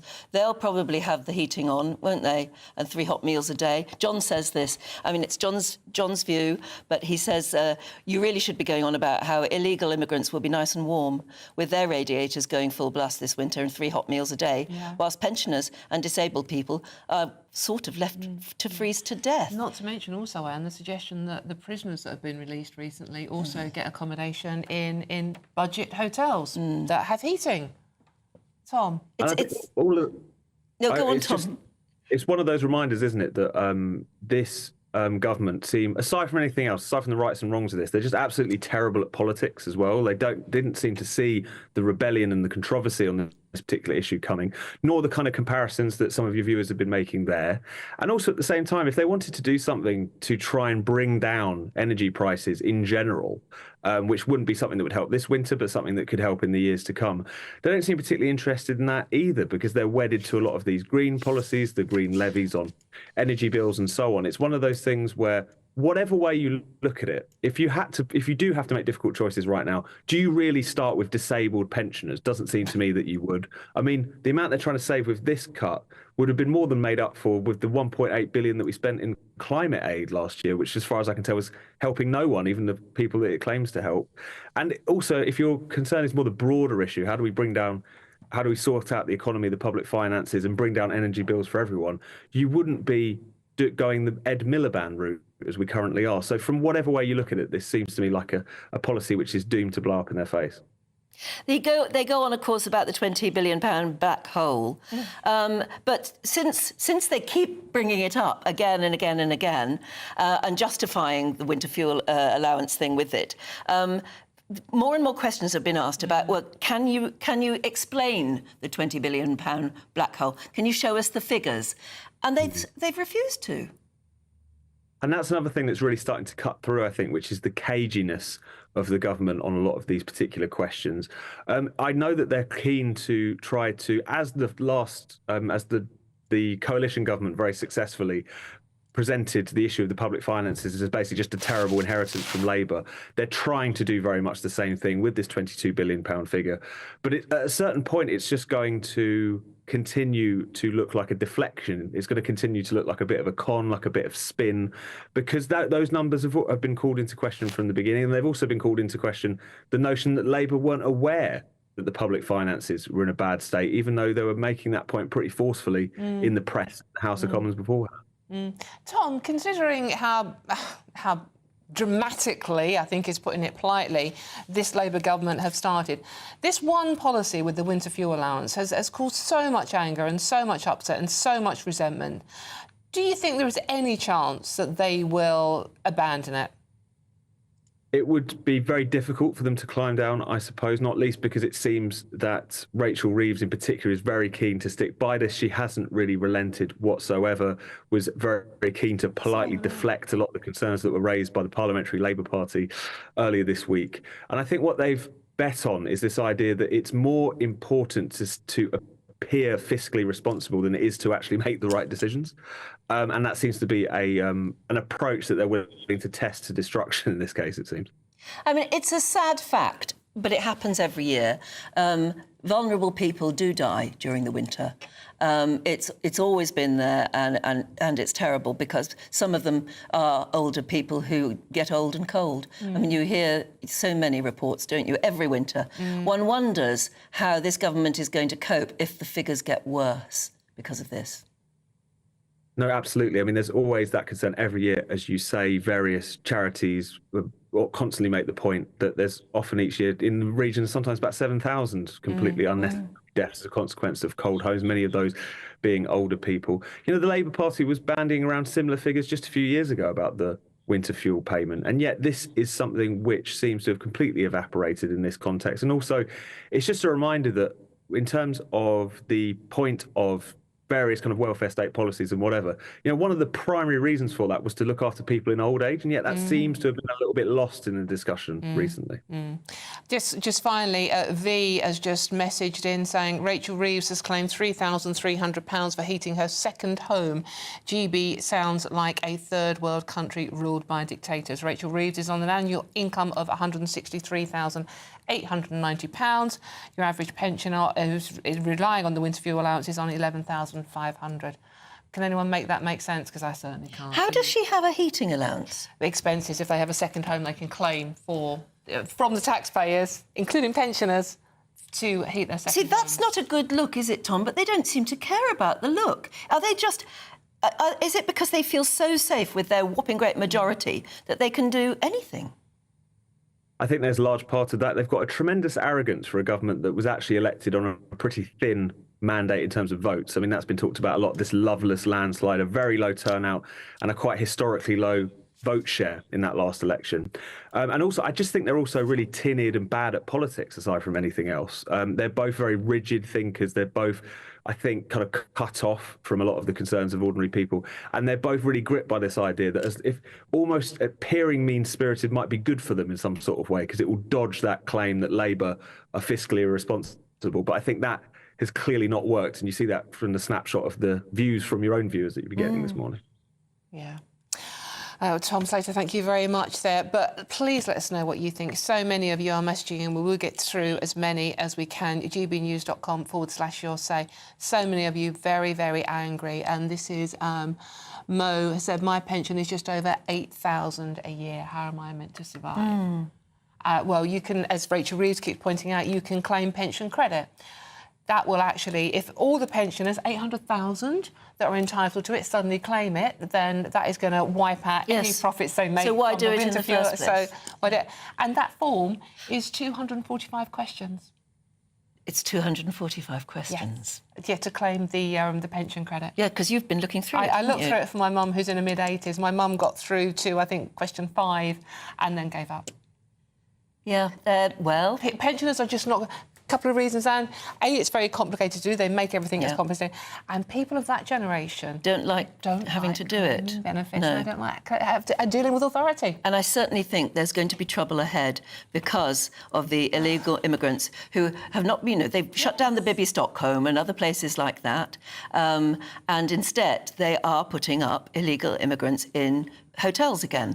Yeah. And John was quite right to point out, those hotels will be warm. Yeah, absolutely. And the latest one this week with the prisoners being released. Yeah, that was shocking. That was Sadiq Khan in London, wasn't it? He says no reason why prisoners on the early release scheme shouldn't be housed in budget accommodation. Yeah, sometimes there are no words, are there? Shall we move on? Yes. 17 minutes past 7 it is already. Now, the Russian President, Vladimir Putin, has issued an ominous warning to the UK and other NATO countries over suggestions that Ukraine might be given permission to strike inside Russia with Western-made long-range missiles. He said if that was to happen, then it would be putting NATO countries at war with Russia. And despite this, Keir Starmer has pressed on with trying to persuade President Biden to let Ukraine use these missiles. That came during a bilateral meeting in Washington yesterday. GB News political correspondent Catherine Forster is in the US and staying across the latest for us. I don't think much about Putin. Those were the words of the outgoing US President Joe Biden as the press were briefly let into the Blue Room in the White House, where Sir Keir Starmer, the new Prime Minister, and President Biden were meeting to discuss all of these very pressing global challenges. Ukraine, of course, top of the list. That comment in response to the very clear threat that the Russian president has made to the West if they allow Storm Shadow missiles to be fired into Russia. We haven't had an announcement on that. We weren't expecting it. It's quite possible that if it happens, we won't know about it until the weapons actually drop into Russia. Whether that will happen or not is still not clear. America has been very loath to agree this for fears of what escalation could do. But of course, last week we had the news that Iran is supplying ballistic missiles to Russia, and also we had that joint trip when the British Foreign Secretary David Lammy and the US Secretary of State Antony Blinken both going to Kyiv, and Volodymyr Zelensky saying again that he needs those weapons and he needs them now. A very delicate situation, and of course we don't know what's going to happen here come November, because we might have the return of Donald Trump or Kamala Harris, and then going forward the situation could change again. Well, leaving Washington last night, Sir Keir Starmer had this to say about Russia. Only one reason we're having these discussions, and that is because Putin has illegally invaded Ukraine. The quickest way to resolve this, obviously, lies through what Putin actually does, because it's for him to end this. But we are having the discussion. We've stood with Ukraine. Ukraine has a right to self-defence. And we've stood united, not just with our allies here in the US, but across with our NATO allies. That's very, very important to us. But today was about having the chance to talk not just about a particular step or tactic, but the strategy in relation to Ukraine. But also we cover the Middle East in some extensive detail and other areas across the world. So it was a really important occasion for us to have this chance to discuss with our allies. We've got another chance week after next in Unger, and we'll take that as well. Yes, but politicians do start to come out with just what you were calling earlier word soup. Word soup. But, you know, it's like I hear a couple of words and then the rest of it just sort of blurs into one and I lose the It's power like my allergy is to, when there's something terrible has happened, a politician somewhere always says, this behaviour is unacceptable in Britain. You think, well, yeah, you didn't need to say that. We know. Yeah. Do something about it. Yeah, that's the point of being a politician. Well, I suppose it is. They must go and be given a dictionary of things they can say and not say. Anyway, this morning, the former British Army spokesperson, Major Mike Shearer, joined us to give his analysis on this Russia-Ukraine thing. In holding back our Ukrainian neighbours is simply wrong. They are fighting a war for their sovereignty, for their freedom, and actually not just for themselves, but really for the rest of Western... Ding and stuff. Oh, sorry. That was quick, wasn't it? Yeah. I was just looking at some of your comments. Yeah, do you remember? And this Starmer, the pensioner harmer, I wonder if that will catch on. Yeah. Thank you, Marion, for that. I've just... Oh, what was that? Just want to read... Reith, if I'm pronouncing your name, good morning, Reith. We shall not be putting our heating on. I'm 71 and hubby has COPD, which is a lung and heart problem, isn't it? He's going into hospital at the end of October for surgery. We will have duvets and hot water bottles to try and keep warm. We're just £3 over the threshold for the pension credit. Oh. Sorry, my heart's breaking. gbnews.com/your say. Please do keep these stories coming in. I mean, it's absolutely heartbreaking. Hopefully, someone from the government will be paying attention to what people are saying. Well, Ollie says, I don't care how much egg on her face climbing down and reinstating winter fuel payments would do to Rachel Reeves. She should do the right thing. Does she need It's the fact that we learned today that they didn't do a risk assessment. Risk assessment. And before they were elected, they were warning. When the Tories suggested doing this, by the way, they did suggest it, but they also were open about suggesting doing it, unlike Labour. And this isn't a political point, it's just common sense. The Labour even warned that it would kill pensioners. Now they're doing it. Yeah. And last year, nearly 5,000 pensioners died of the cold. Just saying. Well, yeah. And that was last year. And we were saying that that's one of those things that happens every year, but clearly we hope it doesn't go up. It could be worse, according to what a lot of you are saying. And honestly, it's heartbreaking, some of these stories. OK, 23 minutes past 7. Let's have a look at some of the other stories coming into the newsroom this morning. Indeed. 7 men who committed a string of child sex abuse offences against 2 teenage girls in Rotherham have been jailed for a total of 106 years. The men were all convicted after a 9-week trial, which was the result of an investigation by the National Crime Agency called Operation Stovewood. The victims, aged between 11 and 16 at the time of the offences, were both in care, were groomed and often applied with alcohol or cannabis before being assaulted. Pope Francis has publicly criticised both US presidential candidates, claiming the Democrat and Republican tickets are against life. The Pope didn't refer by name to either Kamala Harris or Donald Trump, but he did say that welcoming migrants is not welcoming migrants is a grave sin. And he also commented on abortion rights, I suppose you'd expect him to, but he compared pro-choice to killing babies. Now, despite this, he did advise America's 52 million Catholics to get out and vote, but they'd have to vote for what he called the lesser evil candidate. Which he didn't identify. Meanwhile, the NHS is launching a campaign ahead of the winter months to urge parents and carers of children aged under 3 to put them in for a flu vaccine. More than 1 million parents will be contacted this coming week as the National Health Service prepares for its busiest months of the year. And tonight, the last night of the Proms will take place in the Royal Albert Hall in London. It is, of course, the climax of the season for classical music fans, who can look forward to performances tonight from American soprano Angel Blue and one of Britain's best-loved pianists, Sir Stephen Howe.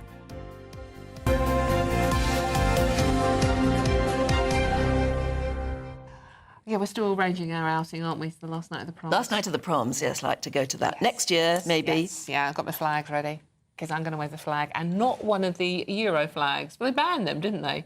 You know, the blue one with it always gets controversial, doesn't it? Because it is flag-waving and terribly British and all the rest of it. And what's wrong with that? Well, I don't see what's wrong with that at all. Being British? It's terrific fun.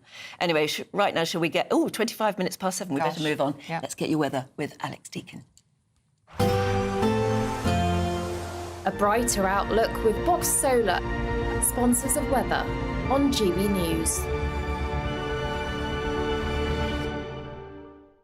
Morning, welcome to your latest weather update from the Met Office here on GB News. It is slowly going to get a bit milder through the weekend, but it's certainly a bit chilly out there again this morning across England and Wales. Not quite as cold as recent mornings for Scotland and Northern Ireland. More cloud here, quite a grey start.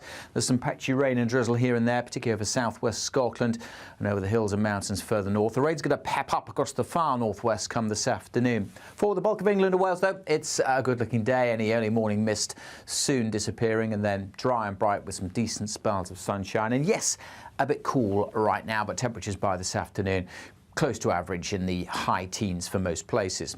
The wet and windy weather, though, will continue across western Scotland through the late afternoon into the evening. Some pretty soggy conditions to end the day here. Much of the far northeast of Scotland, though, staying dry and fine. By this evening, that rain will be heading its way through the central belt as well and spreading across Northern Ireland, although still at this stage probably dry in Belfast, but some rain edging in here during this evening. For most of England and Wales, it's a fine day with generally sunny spells throughout. Clear skies this evening will again allow things to turn a bit cool across the south, but the rain will continue to trickle its way across Northern Ireland into southern Scotland, and then things turning damp across northwest England, parts of North Wales seeing a bit of rain overnight, and showers will then come into the far north of Scotland. Stay quite blustery here, gusty winds here through the day and through the night. As I mentioned, still quite cool in the south. That's where we'll see temperatures dipping down to single figures. But by and large, another fine day for East Anglia, the Midlands and southern England tomorrow.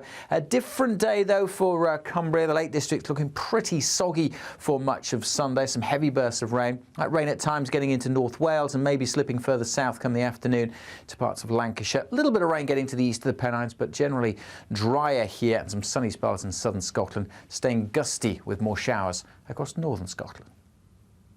Looks like things are heating up. Boxed Boilers, sponsors of weather on GB News. Well, there were bits of good news there. Yes. Yeah, it's getting milder. We're being very British, clinging on to the slightest hint that weather might get better. I know. Time for our Great British giveaway, though, and your chance to win the equivalent of having an extra £3,000 in your bank account every month for the next year. Or you could just take the 36 grand as a load. Yeah, that's probably what I'd do. Yeah, well, I don't know, both options sound pretty good. They do. It's quite easy to do, evidently, and here's how you could win it. On demand. Good luck. Sunday with Michael Portillo from 11, only on GB News. With her novels Persuasion and Northanger Abbey both set in Bath, the city has taken to honouring their author each year with the Jane Austen Festival. Over 3,500 Austen fans flock to the city, many in their Regency finery and many coming from abroad. You can join the throng and follow the author along streets whose buildings look much the same as when she strolled past them over 200 years ago. Dating back to 2001, the festival is the world's largest and longest-running celebration of the Romance writer. Originally created by the Jane Austen Centre in Bath and running over the course of one weekend, 23 years on, it's grown into a 10-day festival with more than 80 events. And to tell us more, I'm delighted to be joined now by author and broadcaster Jenny Trent Hughes. Jenny, let's have a look at you. You look absolutely splendid. Well, welcome to GB News. Tell me a little bit about what you're wearing. I'm wearing, well, usually I have a character called the Queen of All Hearts, and I have a fantastic outfit designed by Bath Theatrical. I was on the way up to you this morning. I was so excited I was going to meet you finally, and because of the trains, I didn't get to come. So I had to run back to my boat. I live on a boat, which is why the background is a bit odd, and I'm in a Regency outfit. Well, look, I'm absolutely delighted that you have put the outfit on for us, because also someone was bringing a dress to you and her train was cancelled as well. So dressing up is obviously a big part of it. Have you any idea how many people dress up in order to participate? Quite a few thousand. GB News, the People's Channel. Hi there, I'm Michelle Joplin, and I'm going to take a second to tell you all about my show, Jubes and Co. We start off with the issues of the day. We then bring in both sides of the arguments. We get rid of the disrespect. And then you throw me into the mix. And trust me, I'll tell it exactly how it is. And then, of course, the magic ingredient, you at home. We mix it all together, and what have we got? In my opinion, the best debate show in town. Monday to Friday, 6 till 7 on GB News, Britain's news channel. It's Patrick Christie's Tonight, and here we do things differently. It's explaining the absolute madness of this, doesn't it? It's explosive. I mean, this is very good. It's lively. 850. Your government sat there, Sean, and it did nothing. It's controversial. And the Middle East has been in turmoil since before I was born. It's everything you need to kickstart your evening. Everyone's had their Weetabix tonight. I love to see it. That's Patrick Christie's Tonight, weeknights from 9 p.m. Only on GB News, the People's Channel, Britain's news channel.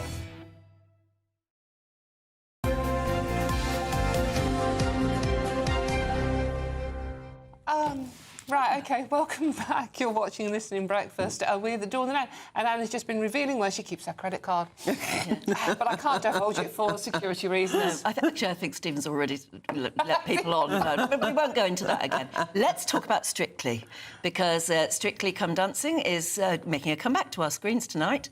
It is amazing, because it's going into its 20th year. 20 years it's been going. Yeah. They said it would never last. But it's not all glitz and glamour, as Azurius faces ongoing investigations and an onslaught of public complaints by former contestants. Yes, it's made front-page news nearly every day for weeks now. Yeah. So should the scandal-stricken series be making a comeback, or is it really time we're all fed up with it and they should all hang up their dancing shoes? Yes, indeed. Well, having this hot debate is showbiz journalist Stephanie Tecchi and Hayley Palmer. Stop it. Who wants to start? Who wants to... Come on. You're right, you start. You know what it is? I love Strictly. However, for me, the magic's been taken away this year because of everything that's happened. I feel like we're just all brushing that to one side now and going, oh, no, everything's fine. But I feel like I'm going to sit there and watch it and go, but are you really getting on? Do you really love your partner? Are we going to find out in a year's time that you actually hate each other? So that's why I feel a bit wary about it this year. So you believed in the sequins and the lights and everything being perfect and lovey-dovey? Yes. I think opposite. I love Strictly Come Dancing, and I think the proof is in the pudding. 20 years on TV, that says a lot. I think if it wasn't working, it would have came off our screens ages ago. And actually, I find it quite impressive that it's lasted 20 years without a scandal. And I think if we try have this kind of rhetoric where we cancel shows because of the dramas which is happening behind the scenes, we won't be left with anything on TV. The good thing the good thing about Strictly, it's a feel-good programme. The nation love ballroom dancing, and, you know, most of these celebrities get slack, but they are like amateurs when it comes to ballroom dancing, so I find it inspirational, and I think it should definitely stay on our screens. And as I said, like, if we keep on doing this, we won't have nothing left to watch. I think, Hey, let's say a lot of the scandals surrounding this are how strict the pro dancers are with their celebrities. Now, if you're teaching a complete numpty like me how to dance, you need to be strict. Surely, is that not sort of like mitigating as to what's gone on? Yeah, it's different levels, and this year you're seeing it once again. You've got Yatasha, who's come from Love Island. She is a professional dancer. She is an insane dancer. Wait till you see her. She will be the best. I already know that. I can see it. And then you've got people maybe like Nick Knowles or people that haven't, you know, danced before. Great, because we want to see that journey. It's not fair to have two different levels. Let's have a different format. Let's scrap it. Let's have a year off. Let's have one programme for complete novices, and let's work the way up. And then people that have trained at Sylvia Young for 3 years, had that training, let's see the professionals, a different show. Well, I don't it's just know. not fair. I don't necessarily agree with that, because I interviewed JB Gill, who's going to be starring in this series from JLS, and I said, look, you're facing a lot of criticism, you know how to dance, and he said, no, it's a different skill when you're doing ballroom dancing. When you're on stage, when you're on concerts, it's very choreographed, but with Strictly, there's certain techniques, whether you're doing the salsa or the rumba, so he says that's all going to be new to him, so I don't think we can keep on saying scrap it because there's different dancers from different abilities. I've danced all my life from the age of 3, so I know I could go into that training room and I have a certain skill where I'd be able to pick it up like that. And what you were saying, Dawn, is that you'd go into a room and be like, what is going on? So we have different abilities, like, we know that. But what does really concern me, you've got people like Zara that have come forward and had the courage to come forward and say their piece. And then you've got Pete Wicks going on, just being like her best friend, going, oh, well, just forget that, let's just wipe that to one side. And just everything's OK again. Like, I don't think it's been taken seriously enough. And then they've won an NTA award. Yeah, which shows that the public still love Strictly. We do you know, love despite Strictly, the but I think it just needs a year out. It needs a break. It needs a break A year out and a new format. In the world of television, a year out it means death. Forget it. Yeah, forget it. And you know what? The BBC, in their part and in their defence, they've made sure that there's stringent measures that's going to be on this series. So we've got welfare producers, talent producers. But they've always had people. They've always had filming put in place. Like, you've seen contestants before where they said, well, we have been filmed a lot. All I'm saying is that this time next year, I'm concerned what's going to come out.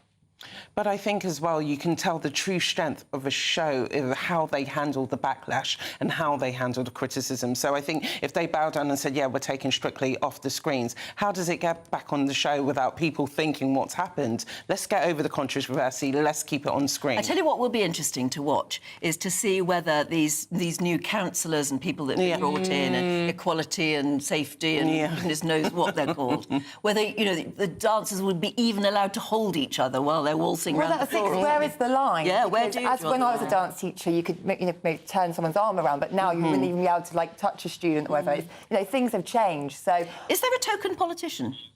No, not this year. There's not, no. That's No. Well, exactly. Yeah. No, Anne, you're going to go put yourself forward for it? I wouldn't do it if you paid me in, you know, gold coins. Oh, come on. I think you would be great on Strictly. You would be great. No. Look, they do buy. They basically buy up about 4 months of your life, and you are totally exposed. Yeah, but they get a nice paycheck I know, for people it. like it, and then they spend the rest of their life dancing all around on a tour around Britain, don't they? For you. Takes over your life. It does. Steph Tetchy, Hayley Palmer, thank you very much. Okay, we'll talk sport next. Don't go away.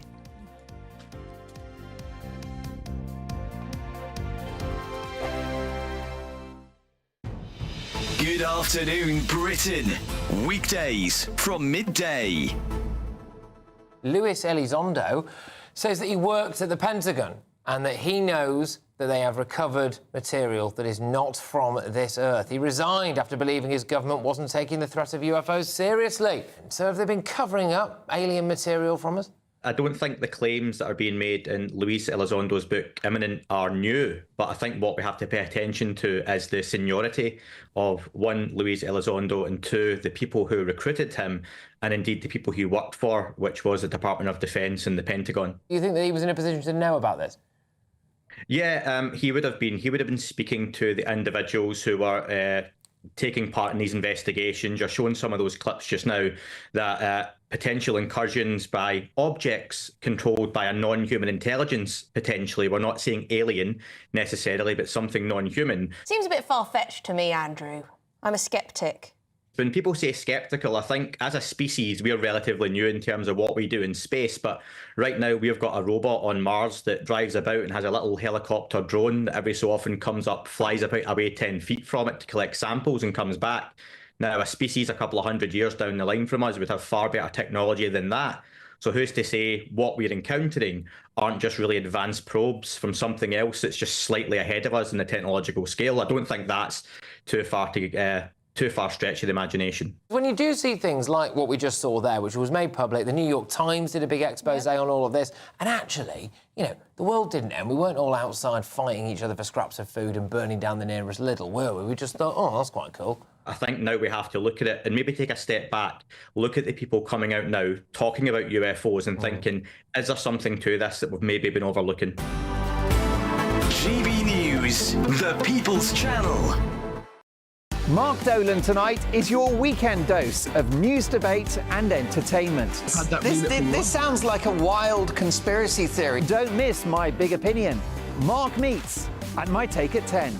Democracy is a funny old thing. And we don't do boring, not on my watch.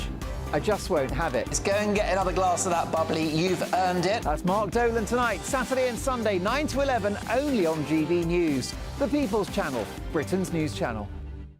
If you want your news to be straight talking... This is a nightmare for the Conservatives again. Down to earth. It's not just Nottingham where this is happening, is it? And most importantly, honest. Hard-working, middle-class taxpayers, they'll get their book thrown at them. Then catch me, Martin Daubney, Monday to Friday, 3 till 6 p.m. on GB News, Britain's news channel. I'm Andrew Pearce. This is GB News, the People's Channel, Britain's news channel.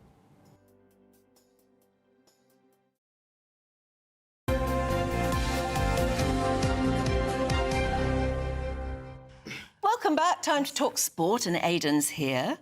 And the words I love. I love the name Pep Guardiola. It's a wonderful name. What's the news? Well, his side, Manchester City, 4 years in a row now, they've won the Premier League title. They're up on charges, which have been about 6 years in the offing, actually, Anne, from Monday onwards, at a secret location. And this could be seismic, not just in football, but in sport. And it also has ramifications going into politics as well, in British politics. So there are 115 charges against them for financial irregularities, centred around effectively allegations of cheating. They were alleged to have been paying managers and players and staff off the books. They have been delaying and giving conflicting or sometimes inaccurate financial information, and they're also inflating the value of some of their commercial deals, which means that it's a bit like doing a tax return. It's in your interest to inflate your incomings and make your outgoings look as little as possible, because that's how you comply with financial fair play. You can't spend more than you generate in principle. And so they're up on these charges, and it could result in relegation, it could result in a points deduction, a huge fine. Now, City strenuously denied and privately are very confident that they'll fight these off, but it's a 10-week trial. 10 weeks? And then it'll be subject to appeal. It's even possible on Monday, and that City could apply for it to be delayed even further. I don't think we'll see a resolution to this until well into next year. The fact that they say they're being picked on, other clubs have gone through this. I mean, Everton, to name but one. They have. Other clubs who don't have the lawyers and the money to fight it like City have. City are supposedly spending £50 million on this, and their brief is costing £10,000 an hour.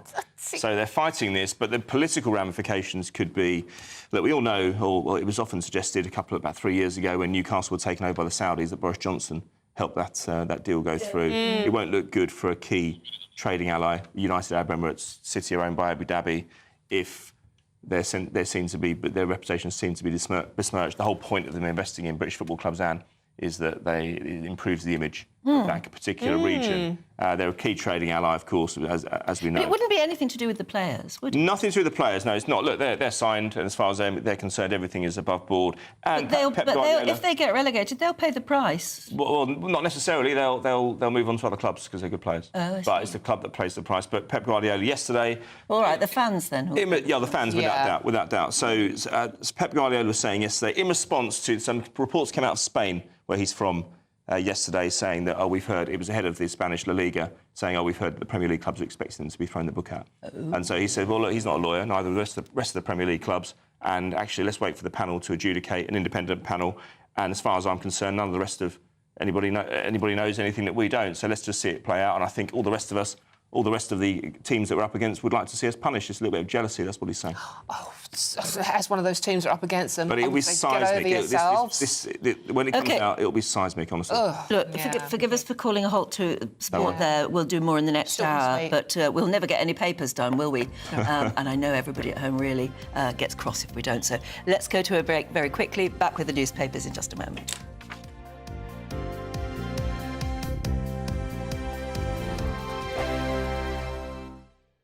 Nana Queer, weekends from 3 p.m.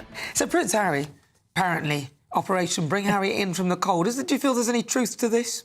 Lots of tongues are wagging, Nana. I mean, we heard that he was at the memorial for Lord Robert Fellows, and obviously William was there as well. And so there was lots of, everyone going into overdrive. That was in Scottish and Norfolk the other day. He wasn't going to attend, said the People, mouthpiece of his. And I would have actually thought that maybe a lookalike had turned up. But now we have been led to believe that Harry's been talking to people from friends from his old life. And it's not that he wants to make a permanent move to the UK, so I believe. What I've heard, it's more about his reputation. Well, he wants to have his cake and eat it, by the sounds of it. I mean, obviously, no good cake it remains uneaten. We know that the royal family is his currency. I mean, even his late mother, obviously he's almost usurped her memory, and he needs this. He needs this to make money. Of course, he raced in to Lord Robert Fellowes' memorial service. So there's lots of ambiguous behaviour, and he is going to be, in New York. We call it the silly season, don't we? And we're also looking that there's lots of different stories that are coming out. But he needs to sell stuff. He's going to be in New York, and it's. We've got to remember the enormous amount of hurt and offence. I mean, Prince William absolutely reeling. Poor Princess Catherine. Spare book coming out at the most awful time. And you've got the Netflix series. It's absolutely, this is a rehabilitation strategy. GB News, the People's Channel. Join me, Camilla Tominey, for a frank and honest discussion with those in power that cuts through the spin and gets to the heart of the issues shaping our nation. You haven't confirmed that you want to stand as leader, but you haven't ruled it out either. This report basically says that he's not fit to stand trial. Is he indecisive? Incompetent? I deliver the dose of reality Westminster needs. That's the Camilla Tominey Show at 9:30 every Sunday on GB News, the People's Channel, Britain's news channel. Are the newspapers getting you down? My wife didn't divorce me that month. Struggling to separate the wheat from the chaff? I know that it's a bit of a circus at the best of times. Well, don't worry. Headliners has got you covered. We'll take the burden of reading the day's news, and if we get depressed, who cares? It's an occupational hazard, frankly. That's Headliners on GB News from 11 p.m. till midnight, and the following morning, 5 till 6 a.m. on GB News, the comedy channel. Nah, just kidding. Britain's news channel.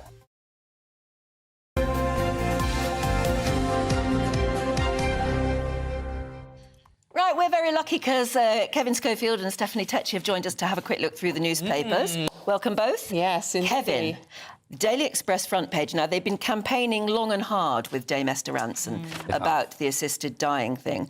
But today they're sort of reminding everybody that Keir Starmer promised her that he would get a debate on this if he got in. He did, yeah. And he's not doing anything about it yet. Well, not as yet. Now, it's been given greater urgency now. Obviously, the fact that Esther Rantzen has stage 4 terminal cancer, clearly, very sadly. But Jake Richards, who's a Labour MP, he has won a place on the private member's bill ballot to bring forward his bill on assisted dying. Now, that doesn't obviously guarantee that it's going to become law or even that it will eventually make it into the floor of the Commons. The government needs to find time or provide time for this to be debated and voted on. And as you say, Esther Rantzen says that she had a conversation before the election with Keir Starmer, who said to her that he would allow there to be a vote. Now, we've had a vote before when David Cameron was Prime Minister. It didn't pass. But it feels as though you look at the opinion polls, it feels like an idea whose time has come. Now, obviously, it's very easy to say, oh, there should be assisted dying. The devil is in the detail, isn't it? There has to be strict safeguards. But that's why a debate would be so interesting. Absolutely. Because there would be so many people who would want to speak and who would have differing opinions. And we need to hear them. Absolutely. And it would obviously wouldn't be split down party lines. It would be a free vote. It's a non-party political issue, really. It's a matter of conscience. Now, this bill that Jake Richards has brought in, it would only apply to those with only 6 months to live, and they'd have full capacity, i.e., they must be able to make up their own minds. Because obviously, a bill like this, it potentially could be abused by people easily with bad intent. So yeah, it's a very sensitive, difficult issue. But the point of the piece here is that he did promise Esther. He did promise Esther, and he has to make good on that. Yeah. Oh, well, yeah. Good luck with that one. Because we are short of time, Steph, I'm going to come straight onto your story on the Daily Mirror. Harry, I'm excited about being 40. Well, we all can't deny Prince Harry's had a decade. You know, he found Meghan, had 2 children, he fell out with his family, but he says he's happier than ever. He said he's more excited about turning 40 than the anxiety he had when he was 30. He says most of it's down to his children, Archie and Lilibet. He says they're quite funny and they've just given him a fresh perspective on life. And he says he's reached a place where he wants to make this world a better place. But you know... Isn't that nice? Yeah. It is, you know, when I think of Prince Harry when he was a teenager and he was quite rebellious, to now he has matured as a man, and it's just sad that he's fallen out with his family in the way that he has, because, you know, you've reached a sense of happiness, but your actual family, like your father, your brother, you're just miles away from them. You and your brother barely talk. So I hope that he does have some moments of reflection on that side of his life as well. But it's quite interesting to see what this next chapter will hold for Prince Harry over the next 10 years. The front page of Telegraph also asking Harry at 40, does he want to rejoin the firm? Well, that's been the speculation, hasn't it? Yeah. That there is moves afoot to try and bring him back. Well, the Invictus Games is going to be in Birmingham in a few years' time, isn't it?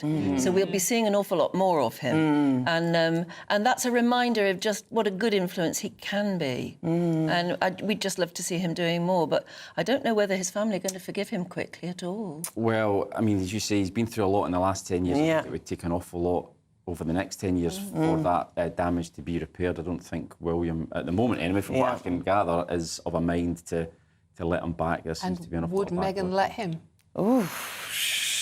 Well, Meghan always plays innocent. Like, I think she always acts like, no, that's just Harry and his family, but they must have talks about, you know, how do we mend fences, or will we? Before we run out of time, you've got to tell me about this, because I want to know why stars are having Botox in their feet. Because they can't handle the high heels anymore, and they're saying that now celebrities are choosing to have Botox in their feet because obviously the pain of squeezing into Louboutins is too much now. But when you put Botox at the back of your feet, it provides a cushion, like a natural cushion. So it's like the filler that you'll get in the face, but it will be at the back of your feet, and it will help you handle your heels much better. I wonder how many women... to worry about that. I think it is a quite good thing, though. I've seen in your high heels. That's meant to be a secret. I think it's a game changer, to be honest. I think the amount of women that have to do the walk of shame, imagine if you just had a cushion all night long. I'm just looking at my feet now. I do wear very high heels because I've got very big feet, basically, and sort of distracts from that's them. ridiculous. No, they are.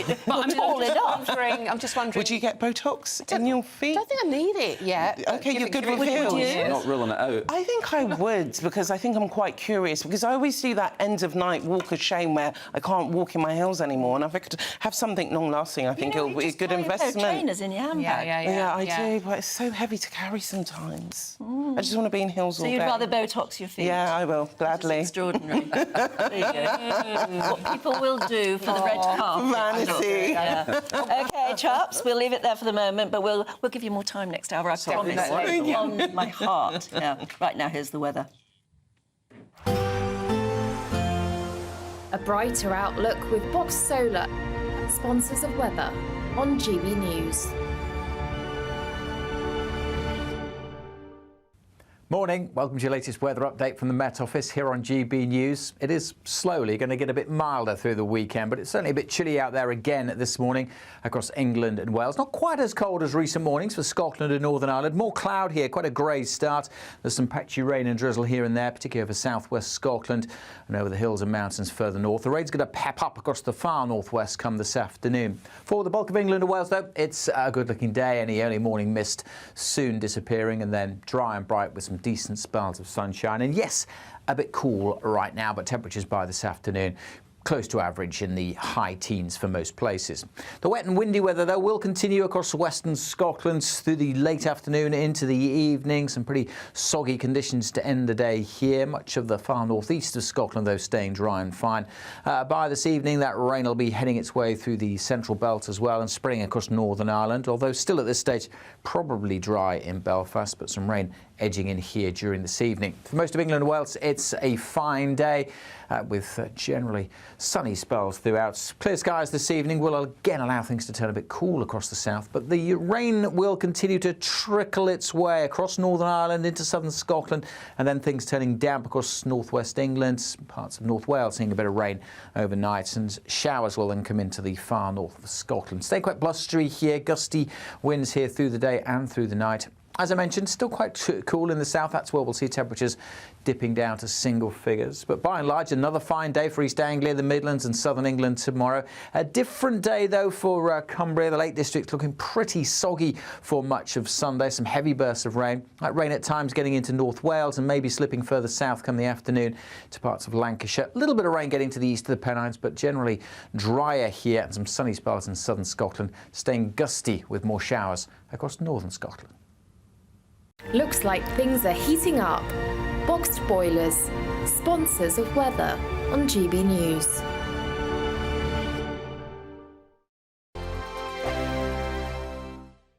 You could be. Good luck. This is GB News, Britain's news channel. Michael found the recipe for success without going to university. Instead, he went looking for answers inside of a kitchen. The 22-year-old has just finished a level 2 course in professional cookery at UCB, a college in Birmingham. When I started UCB, I was expecting it to be so intense from day one, but it's not. It sort of builds up, so to the point where you get comfortable. And building that comfort is a huge part of becoming a chef, because you need to be comfortable being in your own skin. This week, tens of thousands of students get their A-level results. The college wants them to remember university isn't the only option after school, and West Midlands Mayor Richard Parker agrees. University is the right route for lots of our young people, but there are other pathways to getting access to qualifications that will give young people the skills they need to succeed in life.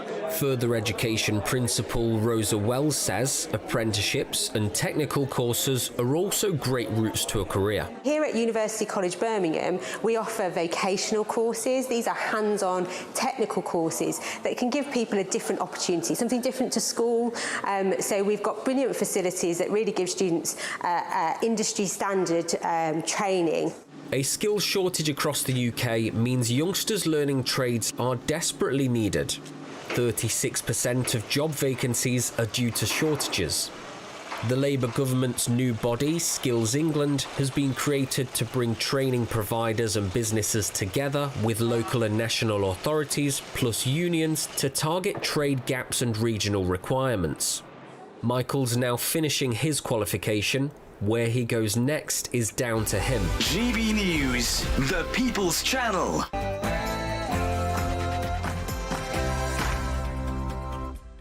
Good morning. Shocking new figures show that 7 in 10 disabled pensioners will lose their fuel payments this winter. The Department for Work and Pensions admits 1.6 million disabled people who rely on the benefit will miss out. And that's just days after more than 50 Labour MPs defied Sir Keir Starmer to abstain from his crucial vote to scrap the payment so many people have come to rely on. A stalemate for Starmer as he and Foreign Secretary David Lammy leave Washington after failing to persuade US President Joe Biden to give Ukraine access to our long-range missiles. Only one reason we're having these discussions, and that is because Putin has illegally invaded Ukraine. The quickest way to resolve this, obviously, lies through, what Putin actually does, because it's for him to end this. The Lib Dems party conference kicks off today after their most successful election yet, and the Lib Dem Chief Whip Wendy Chamberlain will be joining us a bit later on in the programme. And 10 years on from the independence vote in Scotland, a Hope Over Fear rally reminds the United Kingdom some are still demanding another referendum. And Prince Harry is preparing to celebrate turning 40 tomorrow. Makes me feel old, I know that. Many are left wondering how happy the so-called spare really is with his new life. You're not old. You're not old. And as a new season of Strictly Come Dancing starts tonight, we'll be asking whether it's time the BBC hangs up those dancing shoes and calls it a day. David Beckham was among the mourners saying a final goodbye to Sven-Göran Eriksson in his native Sweden. Yesterday will reflect on an emotional farewell for the former England manager. In the Premier League, meanwhile, Manchester City boss Pep Guardiola believes their Premier League rivals want to see his club punished for breaching financial regulations. Not quite as cold as recent mornings, but it's still pretty fresh out there this morning. For many of us, though, it is going to be a fine day. There is some rain to tell you about, particularly tonight and tomorrow. So join me later for a full weekend forecast. And it's 2 minutes past 8 already. I'm Anne Diamond. And I'm Dawn Neeson, and this is GB News Breakfast.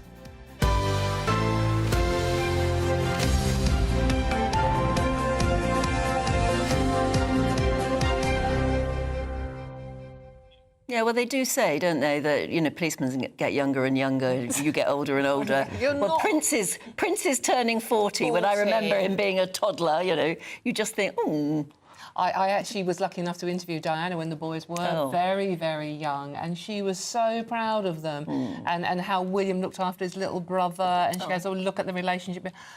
If she could see what's going on now, absolutely heartbreaking. But yeah, Harry got to 40. I just suddenly, like overnight, what? I remember him being born, actually. Yes, yeah. Or vaguely remember Prince William as well, which would have been 80, what, 82?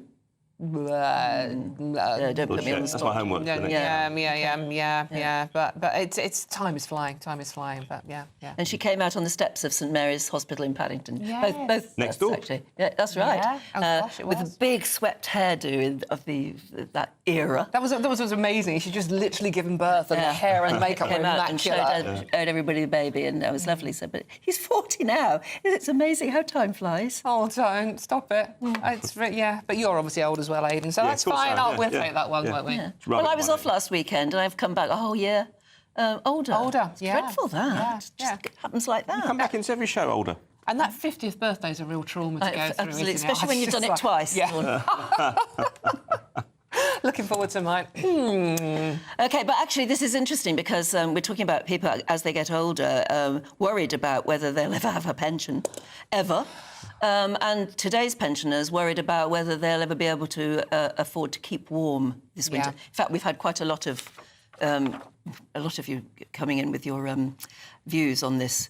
And Hazel says, maybe pensioners should put their heating on regardless and not pay the bills. Well, we're not encouraging anyone to do that, obviously. But she goes on to say, well, what would they do to them? Send them to prison? There are no prison spaces. I think that's such a good point, isn't it? But so many of you are sending in, so many. If I read them out, we could take the next 2 hours. Nicola says, I'm disabled and my wife doesn't work because she looks after me.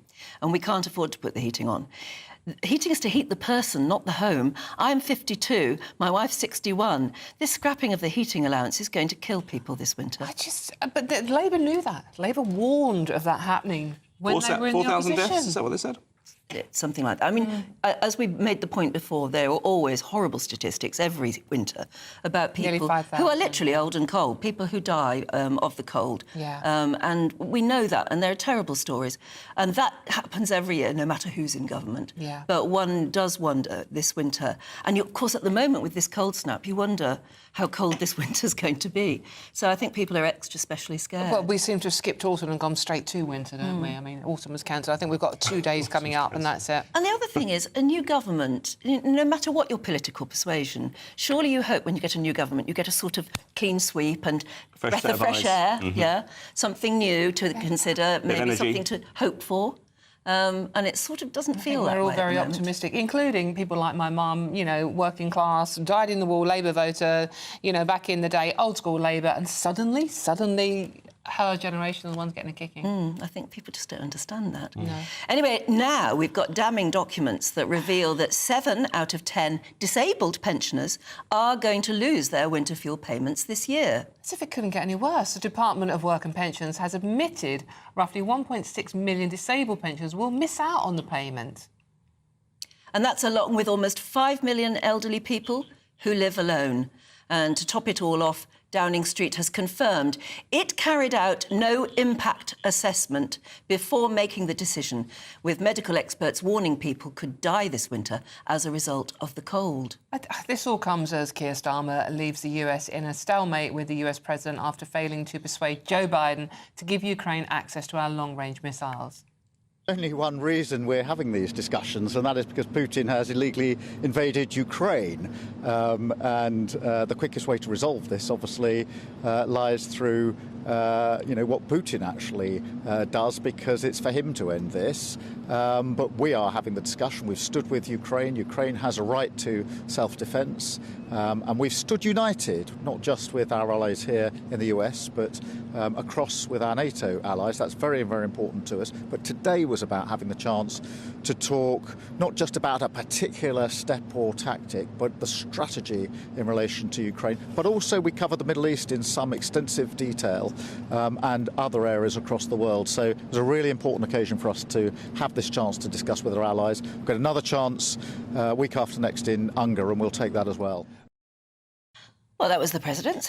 President? I said, call him president. In his dreams. Prime Minister. Maybe he's working up Sir for Keir it. Starmer. We're joined now by the former Home Office Minister for the Conservatives, Kevin Foster. Thank you for coming in. It's nice to see you in the studio. In the studio, very much. Yeah.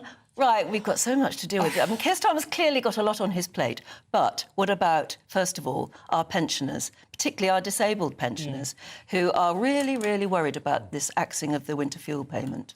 Well, let's remember, we're seeing 90% basically of pensioners will lose the payment this winter. So I think that's what really kicks about this, is that this isn't something that's been announced for next year. It's something that people will be feeling hit of this year. Straight away. And, I do find some of the defences being offered for voting in favour of it this week from some Labour MPs. It's interesting to think what they'd have been saying 6 months ago, just before the election, when Keir Starmer, of course, was things like the Prime Minister's questions raising the impact there. So for disabled pensioners in particular, people who are less likely to have to spend more time at home, less likely to be able to get out and about, where have conditions, where the cold particularly affects them, this is a real hit. And, the idea that this is just, as some are trying to make out a caricature, that this is about taking money off rich people. We're talking people on about 13, 14 grand a year here, losing to 200 or even £300. This is not just those who happen to be lucky enough to have a big pension. This is really hitting people on actually very modest incomes. Kevin, Anne and I were saying earlier on how surprised we have been at how unpopular, regardless of what side of the political fence you're actually on, even amongst Labour voters, how quickly they've become incredibly unpopular with these proposals. Which it was not proposed, it's going to happen, isn't it? Certainly this one.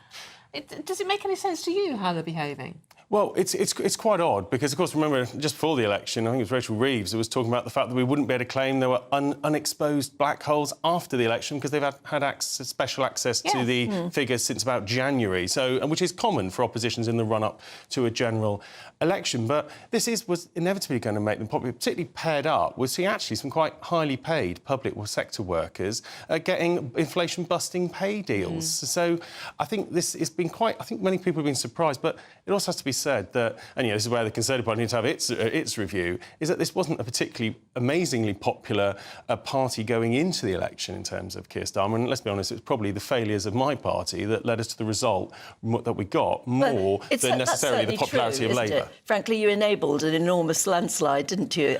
Which,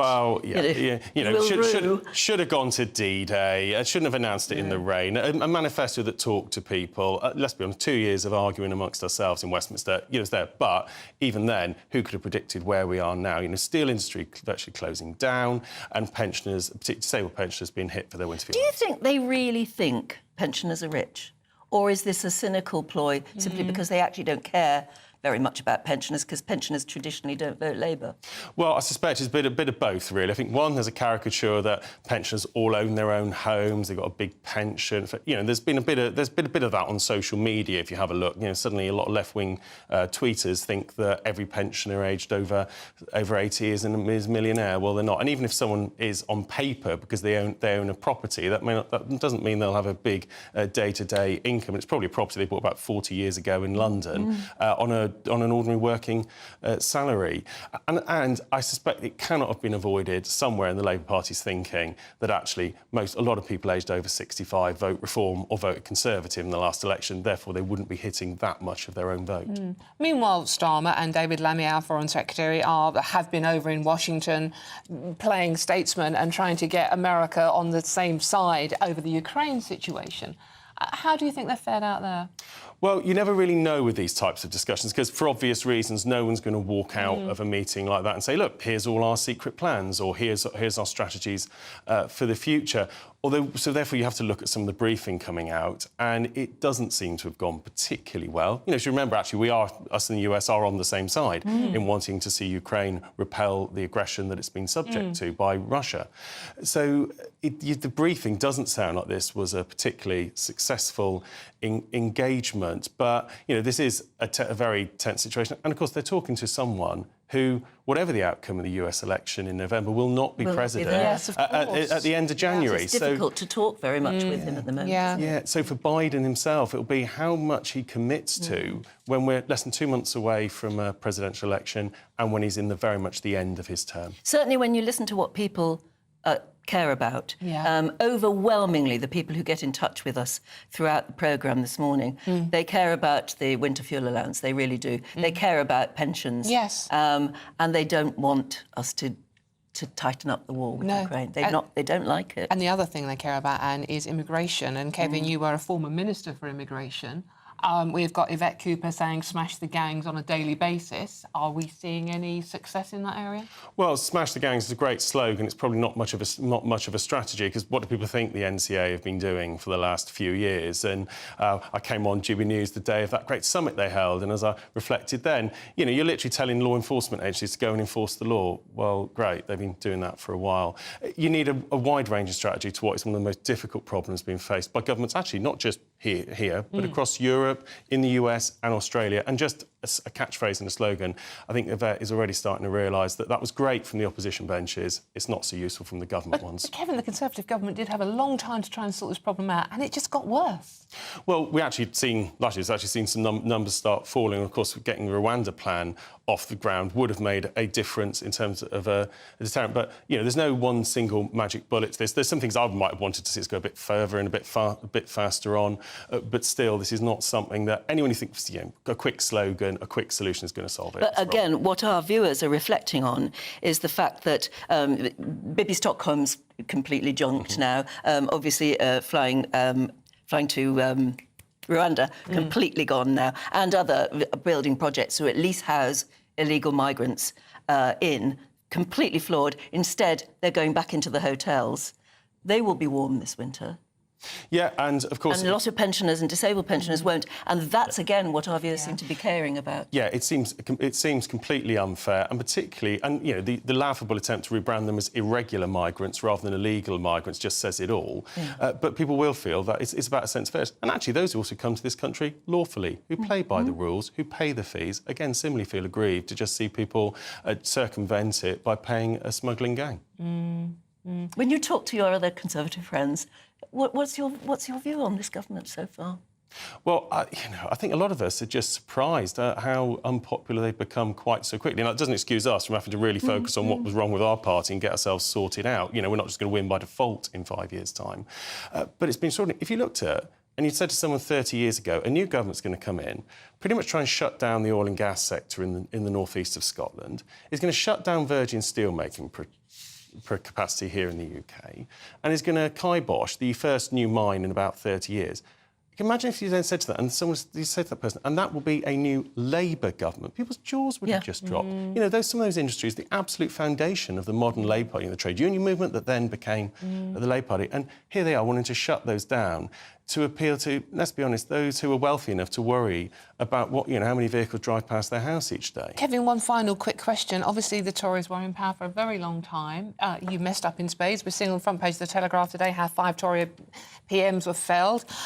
Do you think the Tory party owe, certainly pensioners at the moment, an apology?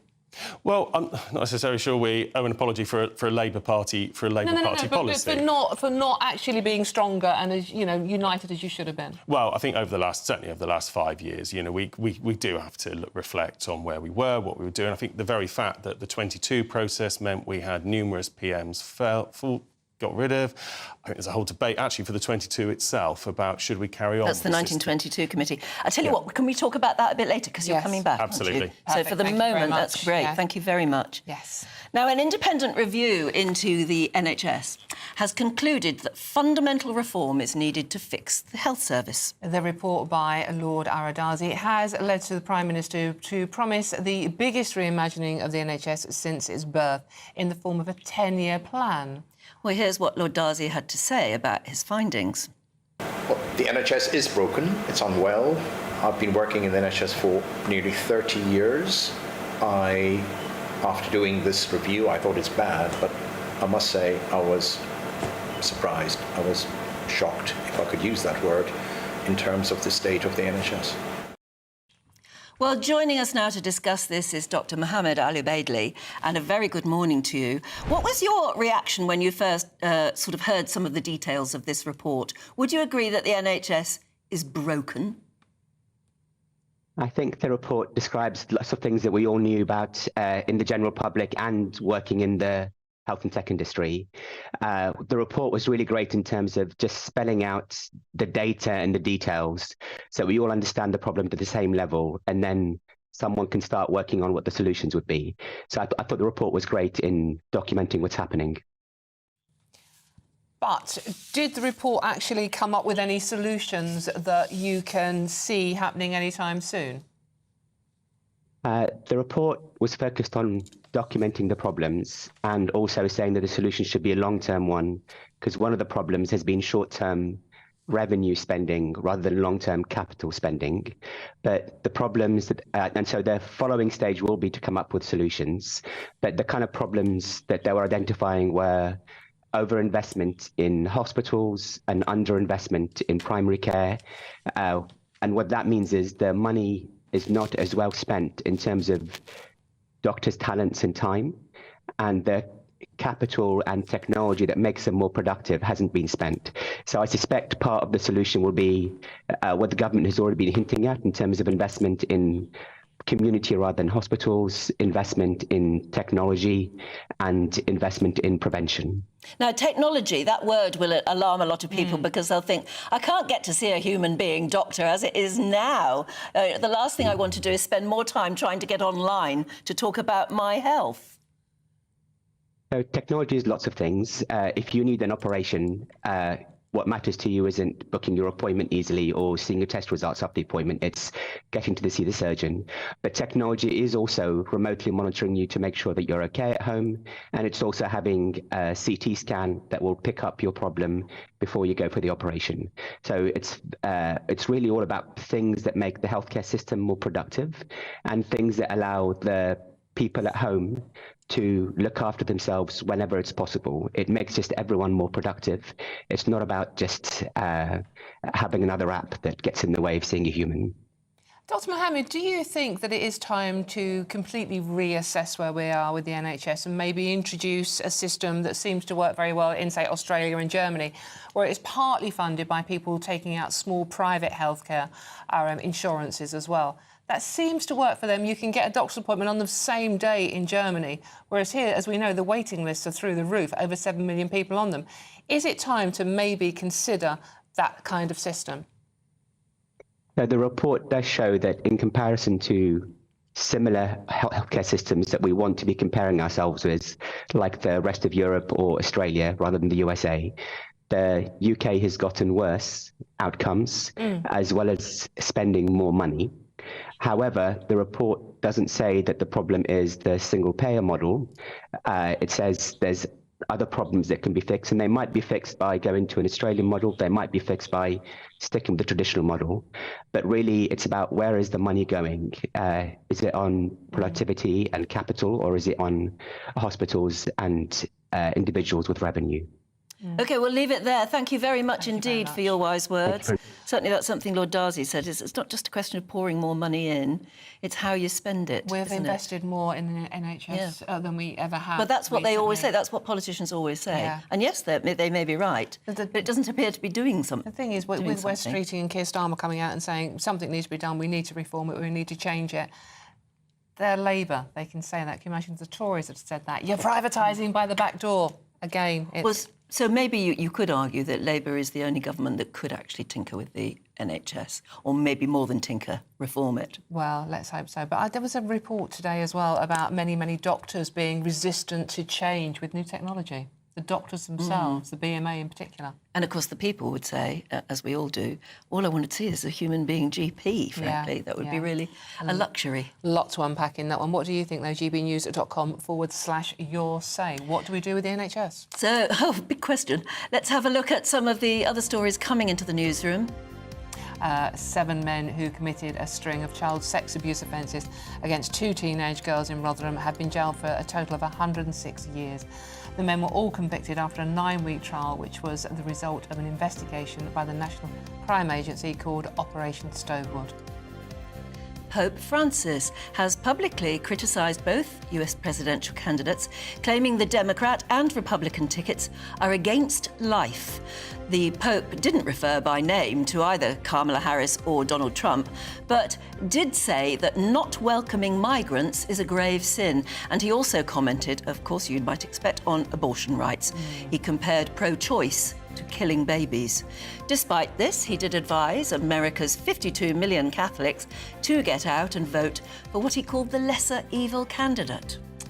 And the NHS is launching a campaign ahead of the winter months to urge parents and carers of children aged under 3 to book them in for a flu vaccine. More than 1 million parents will be contacted this coming week as the NHS prepares for its busiest months of the year. And tonight, the last night of the Proms, will take place in the Royal Albert Hall in London.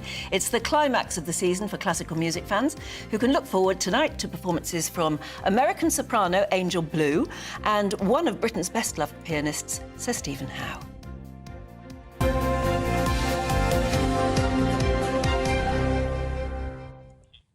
Time for the weather now. Here's Alex Deakin.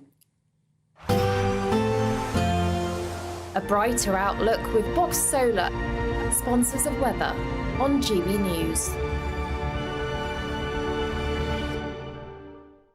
Morning, welcome to your latest weather update from the Met Office here on GB News. It is slowly going to get a bit milder through the weekend, but it's certainly a bit chilly out there again this morning across England and Wales. Not quite as cold as recent mornings for Scotland and Northern Ireland. More cloud here, quite a grey start.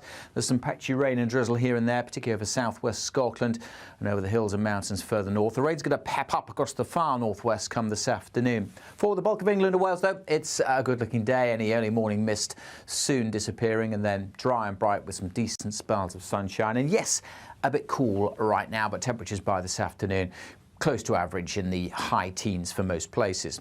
The wet and windy weather, though, will continue across western Scotland through the late afternoon into the evening. Some pretty soggy conditions to end the day here. Much of the far northeast of Scotland, though, staying dry and fine.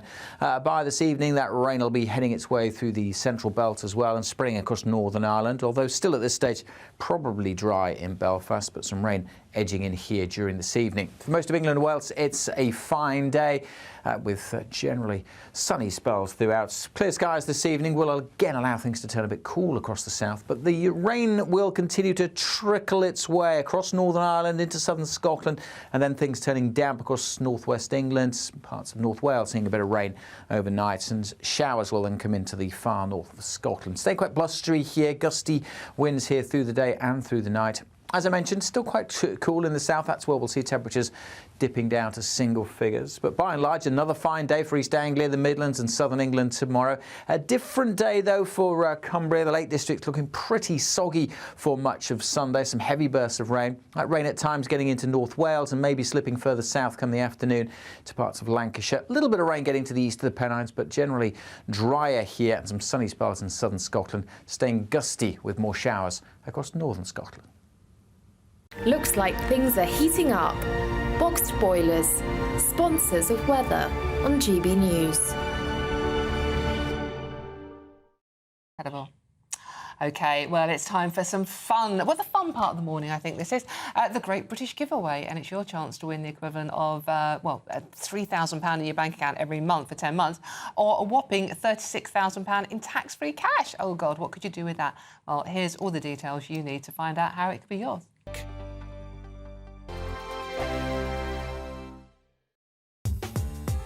I'm Christopher Hope. From pop stars to politicians, I'll interview anybody in a pub who's got a political opinion. Join me every Friday on Spotify, Apple Podcasts, YouTube or gbnews.com, or wherever you get your podcasts. This is GB News, the People's Channel. This is GB News, Britain's news channel.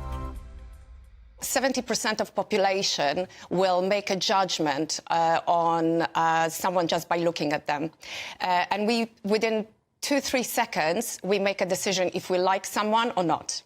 Really? Is it that quick? So it's actually very, very fast. So before we have a chance to kind of express what we want to say, our subconscious mind is kind of looking for clues. So you look at someone and you look at their, for example, I don't know, the watch they're wearing, maybe the makeup. I spent literally my whole childhood learning, being absolutely mesmerized by my mom's ability to choose different style of clothing for different style personalities. British definitely take a pride in their appearance. They do spend time to look good. There is a lot of amazing British designers. For me, it was always about that feeling that I've learned from my mom's shop, how the people were living, buying certain things. And I was like, oh my God, they look happy. They've got this big smile on their face. My main objective always was to make people feel good. So now as a stylist, I help them to go through style therapy. I help them to discover colours that are good for their colours that they wear them close to their face, but also it sets the tone for their wardrobe. And then we look at the outfit formula. So it's, yeah. When I look at Ellie's dress sense, I was just thinking, OK, she likes to be polished. I do like to be polished. Exactly. Elegant. Timeless. I look at the reference to the dress you're wearing today. It's that kind of Chanel black and white, timeless, never go out of fashion. So for me, it's about, it's not the trends, but how you would like your personal style to be and how timeless it can be. GB News, the People's Channel.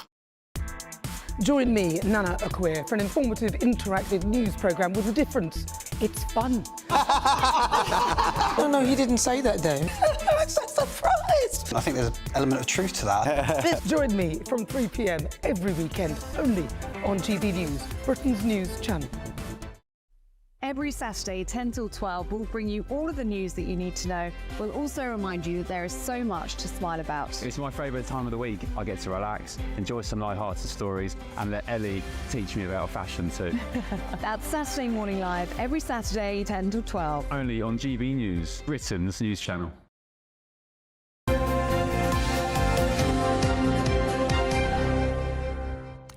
Welcome back to breakfast this morning with me and Dawn.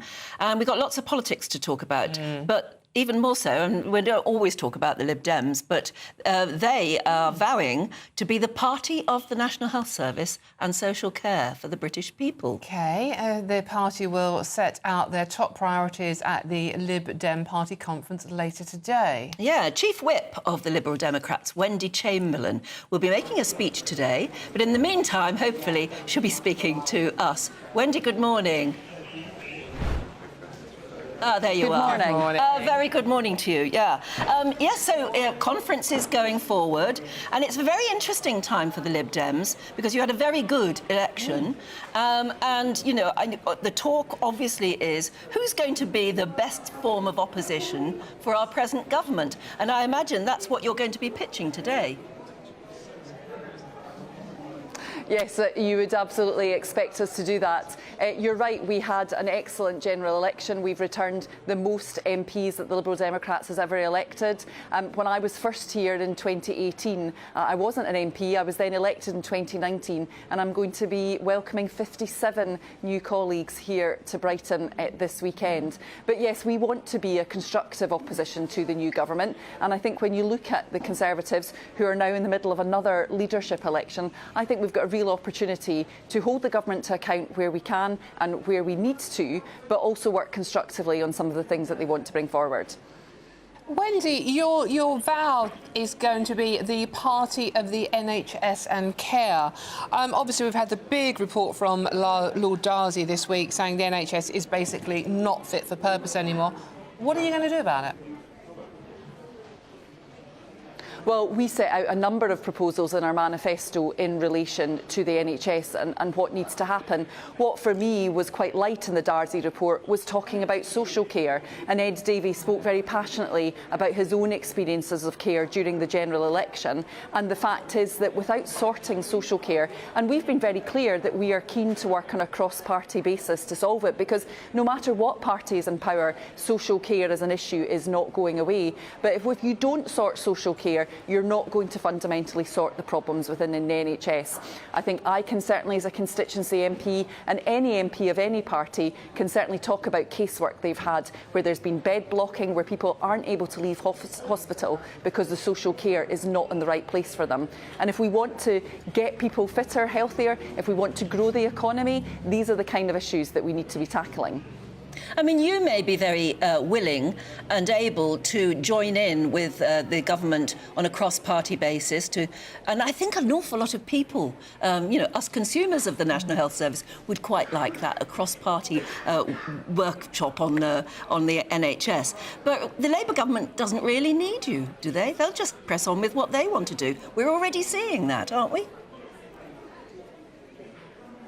Well, what I would say there is, yes, the government have won a large majority, but they've done so on the lowest vote share across the UK that we've ever seen. And so we have a lot of Labour MPs who are sitting on very small majorities. Keir Starmer has said that fixing the NHS is a 10-year job. He won't be able to do that unless he keeps other parties on side so that we can all do that work together. We have to ask you, Wendy, about the big topic that all of our viewers are getting very angry about, which is the winter fuel allowance. What do you make of what the government have done with that? Well, we opposed the winter fuel allowance cut. Indeed, in our manifesto, we said that it should be increased. So we supported the Conservative motion that took place in Parliament this week. And indeed, I spoke in that debate. It's the wrong cut at the wrong time. And indeed, I think there's a contradiction at the very heart of what the government says it wants to do. It says it has made the decision around winter fuel allowance in order to save money. But at the same time, if everybody that is entitled to pension credit took up that opportunity of claiming pension credit, those most vulnerable pensioners, then the savings would kind of dissipate. So it's the wrong policy at the wrong time. And as we see the energy price cap increasing for this winter, there's many vulnerable pensioners that will lose out. So I'm not surprised that you've heard from it from your viewers. Now, anyone listening to you at the moment can hear you speaking with a beautiful Scottish accent. I just wonder what you feel about Well, I mean, there's going to be a meeting today, isn't there? There's going to be a rally today, reminding everybody that a lot of Scots haven't forgotten their bid for independence. Do you think that there is any life in that at all, or whether the independence has just gone away completely? I mean, it is 10 years since the independence referendum. I remember it well because my husband and I were on different sides of that debate. But it's quite clear the SNP saw a huge loss in number of seats at the election. They now have only 9 MPs. We've replaced them as the third party at Westminster. And they are in government in Scotland. But it feels very much like the tail end of the Conservative government prior to the general election here. It's a tired government that is out of ideas. And actually, yes, there is still support for independence, but it's minority support. And what people actually want is the government, the Scottish Government and the SNP, to care about the issues and deliver on the issues that they care about. And those are the same across the UK: NHS, social care, the environment, and so as a result, I think the SNP should be focusing on that rather than independence. But I accept that people will want to mark a decade on. Wendy, final question on the NHS, because again it's a huge talking point. We've ploughed millions and millions and millions into it, more than we have for many years. Is your party's policy to give it more money or to reform it and maybe introduce a system like we have they have in Germany and Australia? I mean, I think it's quite clear from the Darcy report this week that reform does mean investment on infrastructure and on the services that they deliver, because at the moment the NHS is delivering poorer care with more money being poured into it. And that's increasingly true in Scotland, where we have a higher per head input of cash into the NHS. So I think we would want to see what the government want to bring forward, but I'll go back to what I said right at the very start. You don't reform the NHS without tackling social care. Well, it's great to hear from you today, and I hope you have a great conference. Thank you very much. Thank you. Thank you. You know what, Anne? I feel like I never get an answer a lot of the time from politicians. I just want someone just to answer a question straight and just say, it's a bit of a mess, isn't it? Well, it is a bit of a mess, isn't it? I think say everybody... that. No. Well, when you're in government, you can't say it. No. She could. Well, they can for a few weeks, which is what they're doing at the moment. But it was all their fault. fault. They blame it on the other lot. Yeah, it was all their fault. How long You can can't they go on carry on doing saying that for long, can you? Just want politicians to be honest with us occasionally. Yep. I think we all do, don't we, really? OK, let's move on. We've got Aidan coming back, telling you more about your weekend sport. So don't go anywhere. You're watching GB News Breakfast with me and Dawn.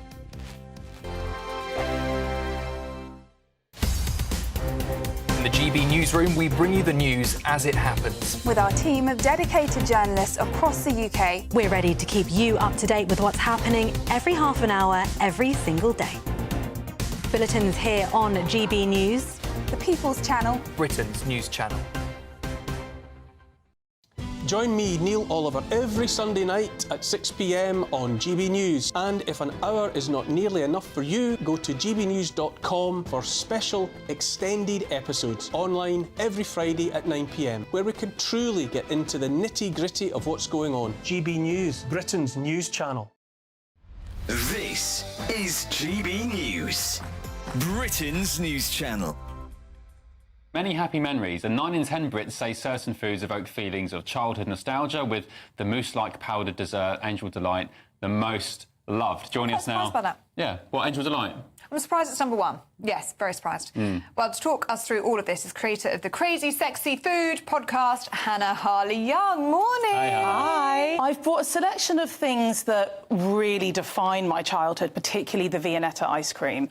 And I have brought you some butterscotch Angel Delight. Yay! I'm going to expose myself live on camera and say that I've never tried Angel Delight. Hannah? I know. I don't know what that says about me. I thought that was apple puree, actually. I'm so excited. Is it good? Here we Oh, go. my goodness. Did I make it okay? Oh, yeah. But to be fair, Hannah, it's not that hard to make. What is it, though? That's what's so funny about Angel Delight. It's chemicals. It's just chemicals in a bag. I mean, it's a load of additives, which, I mean, Probably very one bad thing that's also really interesting about all these nostalgic foods when you look at them is that a lot of things have been discontinued over the years. Oh, dear. So it makes you wonder, how did this one kind of get through the cracks? Angel Delight came out number one, didn't it? It did come out as number one. And also sort of in the top 5 was fish and chips, something I still eat today. Fish fingers, still a staple of my diet. Mr. Whippy, in that same survey, they said that 95% of people find that a taste from their childhood will take them back more than looking at a photo. And that's something that's really interesting for me, and it's the basis of everything that I do, and the reason really why I set up Crazy Sexy Food, or one of the reasons, should I say, was that I love this concept of memories of food. You know, I've interviewed hundreds of people over the past 5 years, and when I get to that question, you actually see their face relaxing, and there's something that it evokes emotion. GB News, the People's Channel. We're proud to be GB News, the People's Channel. And as you know, we always love to hear your views. Now, there's a new way of getting in touch with us at gbnews.com/yoursay. By commenting, you can be part of a live conversation and join our GB News community. You can even talk to me, Bev Turner, or any of the members of the GB News family.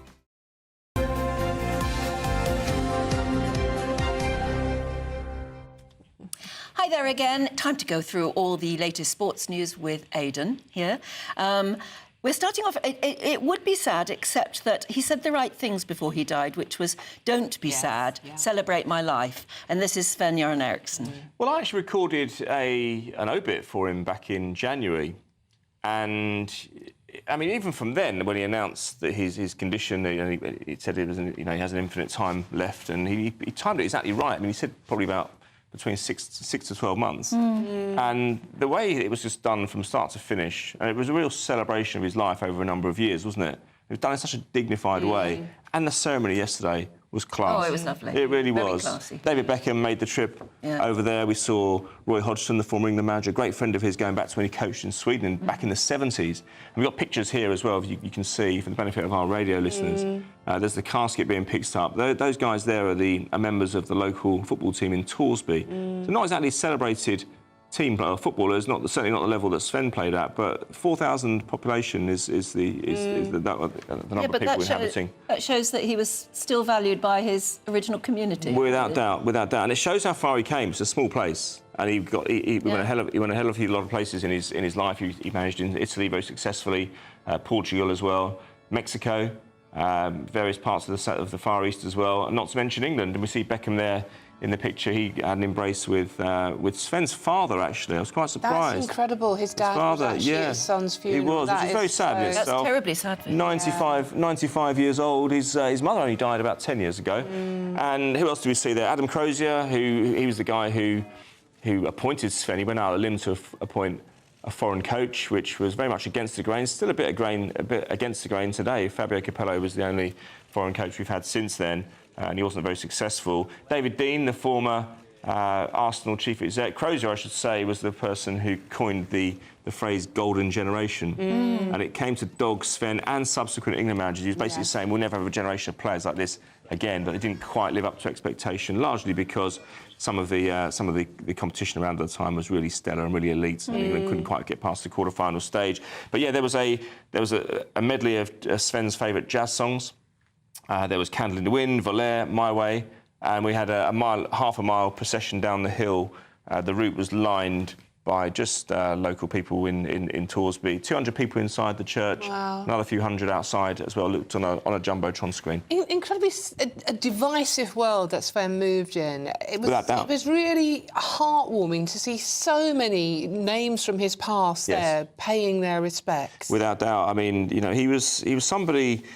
I don't think he divided opinion in the football sphere any more than anybody else. I mean, look, you could criticise his tactics at the time. He's very, he came to England as this foreign visionary, and yet he used English tactics that he learned back in Sweden. Yeah. And he was very gentlemanly. I mean, I told you the story early on about when he left Manchester City, bought everyone a voucher for a treatment at the hotel that he was staying. He didn't have to do that. It's 200 people. It's quite a lot of money. I'm not saying he didn't get a bulk discount. But, it's a very Swedish thing to do, though. Yeah, it is. They called it a Swedish massage, but it wasn't. It's probably hot stone or something, whatever was on offer that week. But nonetheless, great guy. He's number 2, Tord Grip, was there as well. Derek Verzakli, who was one of his trusted English-based backroom staff. And look, what a life he had. I mean, you know, success pretty much everywhere he went into management, well into his 70s. Same as Roy Hodgson, same as Bobby Robson, of course. And it says a lot that Nancy Delolio, she described him as the love of her life, was there paying her respects alongside his current partner. Exactly. And as I say, lots of luminaries there. The FA would have sent a deputation as well. And a life well lived, no doubt. Yeah, it was. OK, we'll leave it there. That's all. Our time is up, I'm afraid. Well, thanks, Aidan, very much. Still to come, we are facing, apparently, we Brits, an average wait of 4 months for a driving test. So that story and more coming up with newspapers.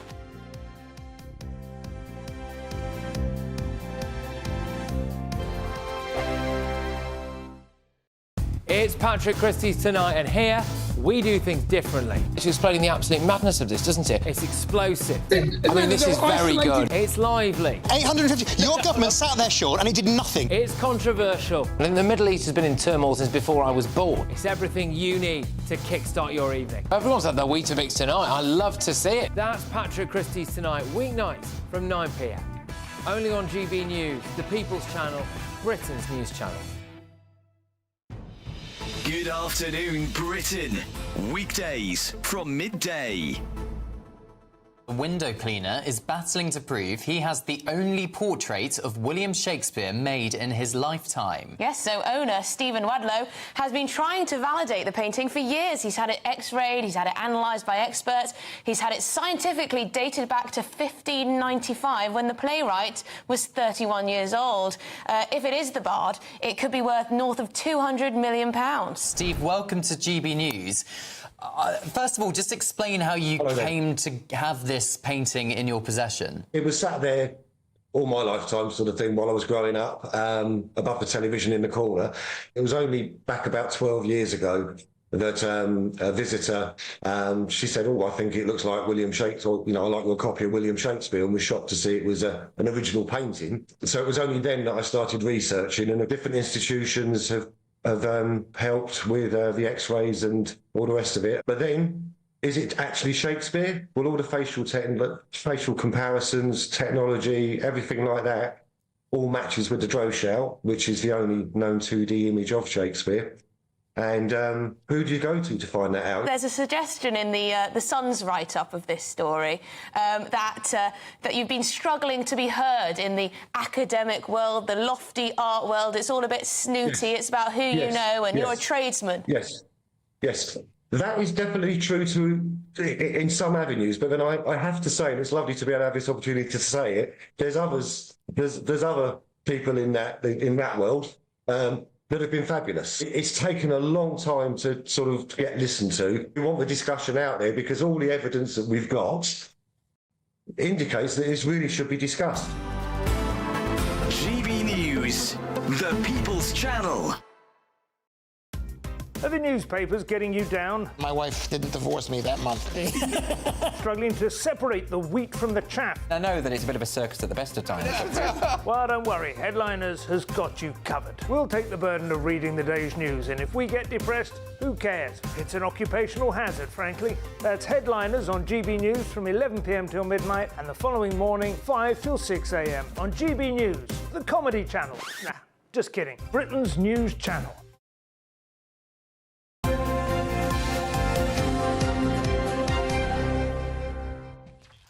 Welcome back. You're watching and listening to Breakfast with Dawn and Anne. I was just remarking what a brilliant name Dawn is for a breakfast programme. Yeah. It is, yeah, absolutely. And we are joined, aren't we, for our newspaper review. Yes. Let's have a look. You've got the list. I haven't. Yeah, we've got the lovely Stephanie Tecci and Kevin Schofield. And who should we start with? Should we start with the Daily Star? Let's have some fun this time round, shall we, Kevin? Yes. Ian Murray. Say it with a bit more confidence. Yes. Thank you. We're going to talk about Larry the Cat. Yes. The chief mouser to the Cabinet Office. Lovely Larry, a bit of a national treasure. Yes. Everyone likes Larry. Love Larry. It seems Ian Murray, or Ian Purry, as he's now being called, because he made some disobliging remarks about Larry that I can't repeat at this time of the day. He called him a little... Beep.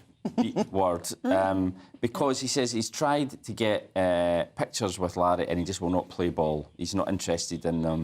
No, he's a very nonchalant cat. Yeah, he does. He's not impressed by anyone who walks in and out of the door. A lot of cats are like that. Yeah, they're a bit too cool, aren't they? They're not like dogs. They're like too cool for school. It's like I'm a cat. So I think Ian Murray's been trying a little, maybe too hard to take his picture taken with Larry, and Larry's having none of it. So he was given a speech at some event yesterday in Glasgow at which he remarked, kind of off the cuff, Larry is, and he's found himself, it was in the front page of the Star, it's in just about every paper this morning, so I think it's backfired. And the Star in particular, I've said he's Larry, the Down Street Mouser, has been labelled a little beep by some no-mark MP whose name we forget. Right, too. Kind of backfired. Well, you can see on your screen now Larry's being lined down, being stroked there. It looks like quite a nice cat. Well, we're a nation of cat lovers, and I think Larry is just iconic. And I can't imagine all the trauma he's gone through living at, like, number 10. Well, all that he's seen behind the scenes. And he's about to go through some more because Keir Starmer's got a kitten. A Siberian one. Now, yeah. Siberian white kitten. So yeah, he's now on top of everyone else. He's got another cat to deal with on his turf. So no wonder he's grumpy. Call me cynical, but Larry seems to have been around for a very long time. Is it the same Larry? It better be the same Larry. Well, Can you imagine? Like James Bond, it just keeps exactly. It just seems to have been around for a body double. I've never thought of that. Cat double. It's started a fresh conspiracy theory there. If he's still around in 20 years' time, then we know. We'll know. Yeah. Well, some politician's going to put it in their memoir one day about Larry, the truth about Larry. If cats could write books, that one's got a few stories.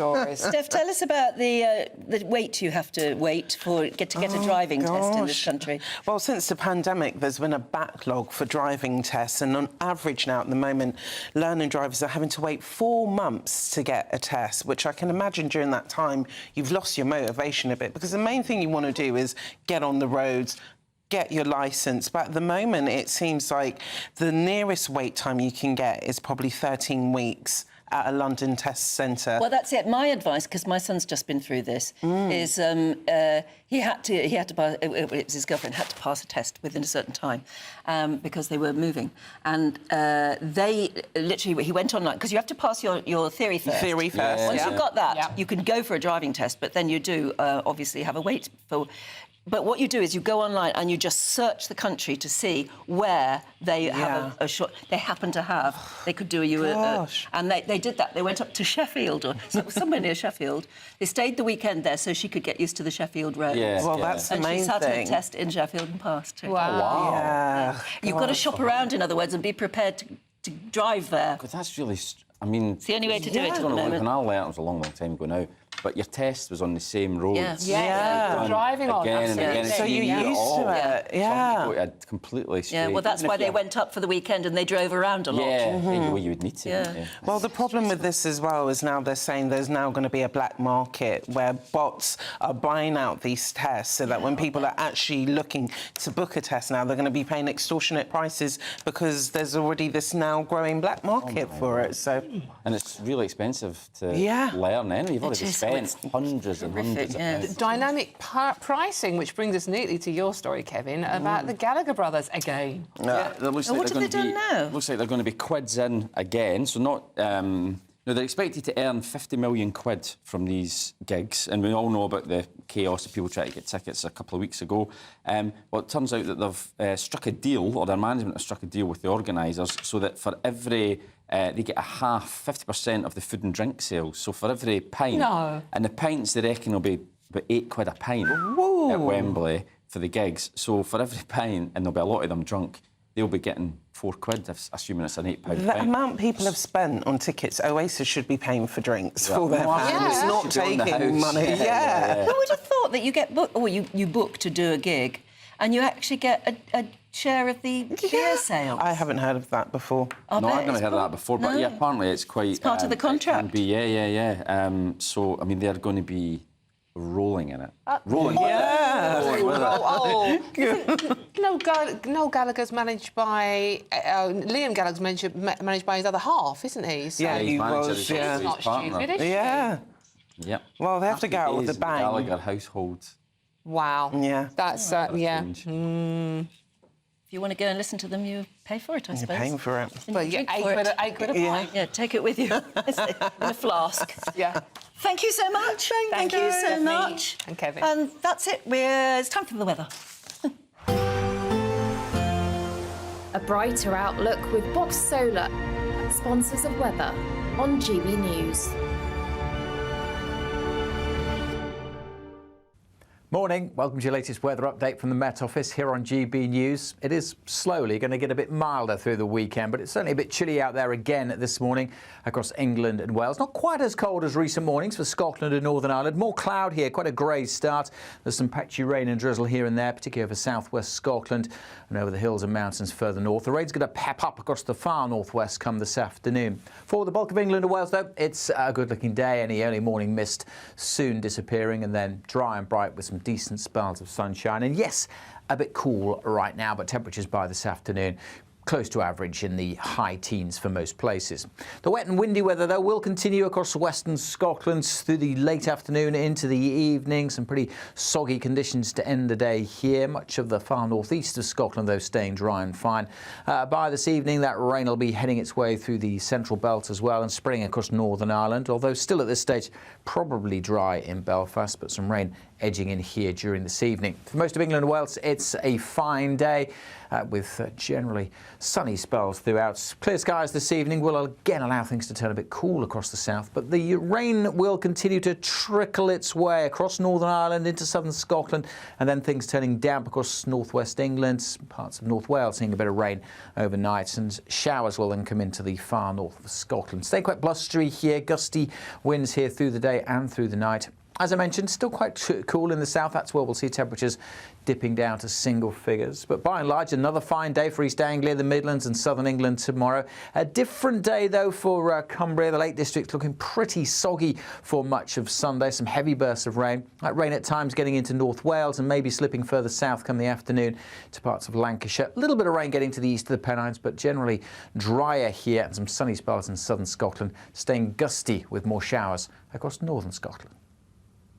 Looks like things are heating up. Boxed boilers, sponsors of weather on GB News.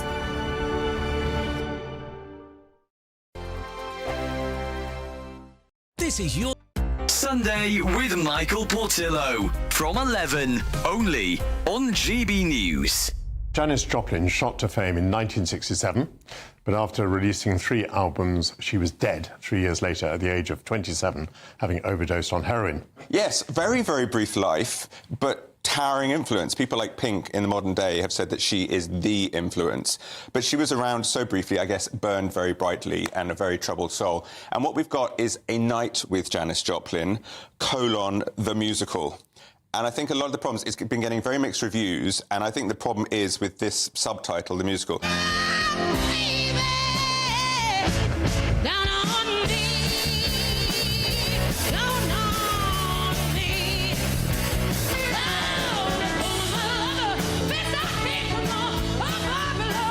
That does it no justice at all. Really? It's staggering, stunning in an audience. So what we have is A Night with. It's as if she's in concert. She's sitting on the stage, she's swinging from a bottle, and she's singing and giving us little memories, thoughts on life. I think I see where you're going, because some critics have said it's a fantastic individual performance that sits in an empty vessel of a show. Yeah. And you're saying that that's because the expectations of what the show is have been wrong. Yes, I agree. And I do think that it's obviously a very loving show. There's very little reference to drugs. There's a bit of a throwaway comment. So we don't really look at the demons. What we do is we explore womanhood very powerfully, but also the blues. How long do we have to see this? This one it's on until September the 28th. It's on at the Peacock, which is just down by Aldwych in London. Quite a small auditorium, actually. No, it's a big auditorium. So the Peacock is it's a bit of a barn of a room. And again, I would say this show might be better in a slightly smaller venue, but I cannot recommend the performances highly enough. GB News, the People's Channel.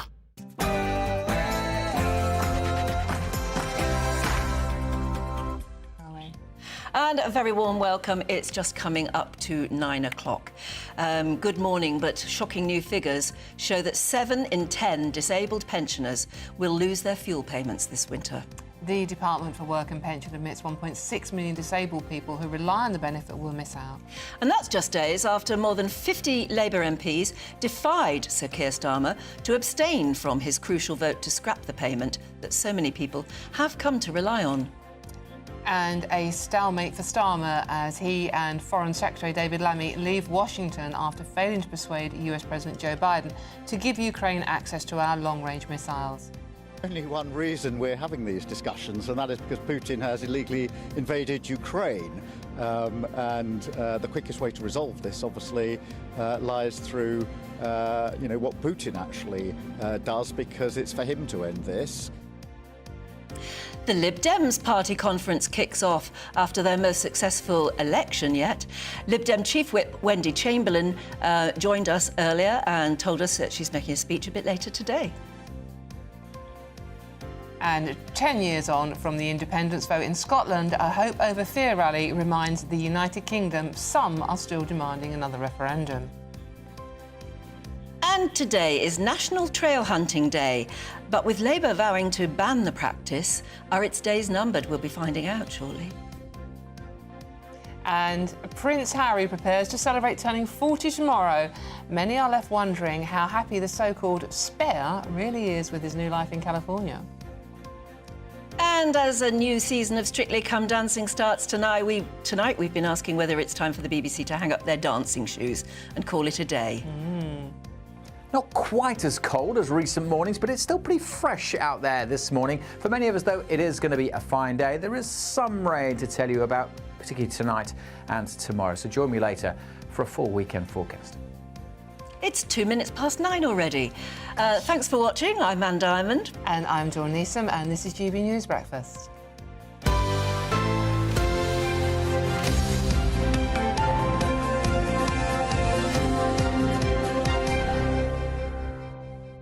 Shall we get straight into politics? Because there's a lot of it around today. There is a lot of it to talk, and a lot of you are getting in touch as well. We promise we will read as many out as we can. gbnews.com/your say if you want to get in touch. Certainly about the winter fuel payments. Well, yes, that's the main story today. Certainly the one that you're most upset about. Yes. And it's about damning documents that have revealed that 7 out of 10 disabled pensioners are going to lose their winter fuel payments this year. The Department of Work and Pensions has admitted roughly 1.6 million disabled pensioners will miss out on those payments this winter. And that's along with almost 5 million elderly people who live alone. And then to top it all, Downing Street has confirmed that it actually carried out no impact assessment before making the decision, with medical experts warning that people will die this winter as a result of the cold. This all comes as Keir Starmer leaves the US in a stalemate with the US president after failing to persuade Joe Biden to give Ukraine access to our long-range missiles. Now, we're joined now by former Home Office Minister for the Conservatives, Kevin Foster. We've got lots to talk about. Can I bring up, though, first of all, the front page of the Daily Telegraph, which is sort of almost serialising this new book that's come out, being written by Sir Graham Brady, who is now Lord Brady, who was chairman of the 1922 committee. The secrets of how 5 Tory PMs were felled. And quite astonishingly, actually, I mean, as somebody who was head of the 1922 committee forever, as far as I can remember, and he knows all the machinations that go on behind the scenes. He is basically the kingmaker, and that's what he's called his book. He's sort of telling secrets. Are you shocked?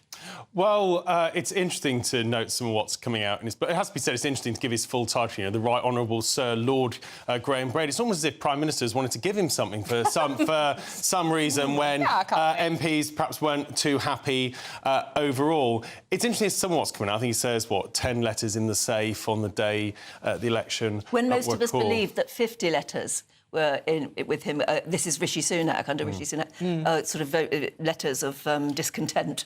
Yeah, I think a lot of it was you have to separate. I was, and any former colleague listeners will know, I was no fan of Mr. Sunak's, but I hadn't put a letter in. I think there's a real debate, though, about how this process works. I think it's something the party does need to look at, is the fact that, it sets up a great opportunity if you don't get the job you wanted to start plotting and all the machinations against the existing leader. The threshold at 15% is very low. And also it's sort of a guaranteed media round for that moment of theatre where someone walks in with their letter addressed to the chair of the 1922. It's something that, and knowing Bob Blackman, the current chairman, very well, I think it's something the party does need to reflect on. Is this the right process? Because it has brought about a lot of instability. Obviously, I presume it started in 1922, and that's why it is so called. It actually started in 1923, of all things, and it relates to the fall of the government in 1922. So it's a bit of a weird one. And for me personally, if I was waving my own magic wand, I would create it into a parliamentary Conservative party or a Conservative group like we have on everything else. It is in need. But that's it. These are the men in suits who run the Tory party, basically. Well, these are the people who are famous for being the ones that normally the chair of the 1922 is in private, gives advice to the party leader, and is famously the person who sort of taps a leader on the shoulder and says, look, I think it's time for you to move on. And sorry, no, I'm fascinated by this. If you are Penny Mordaunt, for instance, and her name comes up in it, and she thinks that the present Prime Minister is no good and I want to actually throw my hat into the ring, does she go to the chair of the 1922 committee and say, please consider me, I want the job? Is that what you do? In theory you could, but I would be very surprised if someone did it that bluntly or that directly. If someone had real concerns about the direction of the party and the leadership, then the 1922 chair is the person, as a Conservative MP, you would go and speak to, alongside, for example, speaking to the party whips as well. A number of conversations with the former chief whip, who actually, to be fair to him, was quite an open person to hearing what members genuinely thought. But, yeah, if someone was looking to be the party leader, they may sound out the chair of the 22, find out what other MPs may be thinking. For example, they may be told quite firmly, look, You don't stand a chance, mate. You don't stand a chance. People are happy with the current leader. There's very few letters in, and a leadership bid or even rumoured one would not be welcomed. And alongside all of this, you know, there's party members out there who every weekend are out delivering leaflets, knocking doors, who the last thing they want is Conservative MPs arguing around with each other, particularly as we saw when all the things with Boris. A lot of members were deeply dissatisfied with all that going on. And they felt that, well, you know, I'm out there working hard, and meanwhile, all the benefit of that's been wiped out by one MP doing a round, having a go. Then this is what we keep coming back to. I mean, it is the hard work, regardless of what side you're on politically. It's it's the hard-working people on the ground, knocking on the doors, trying to raise support, and all this infighting and disorganisation that has led the Conservative Party to where they are now must be absolutely devastating for the ordinary people on the ground doing the hard work. But does this mean? I mean, it's a fascinating book, no taking that away.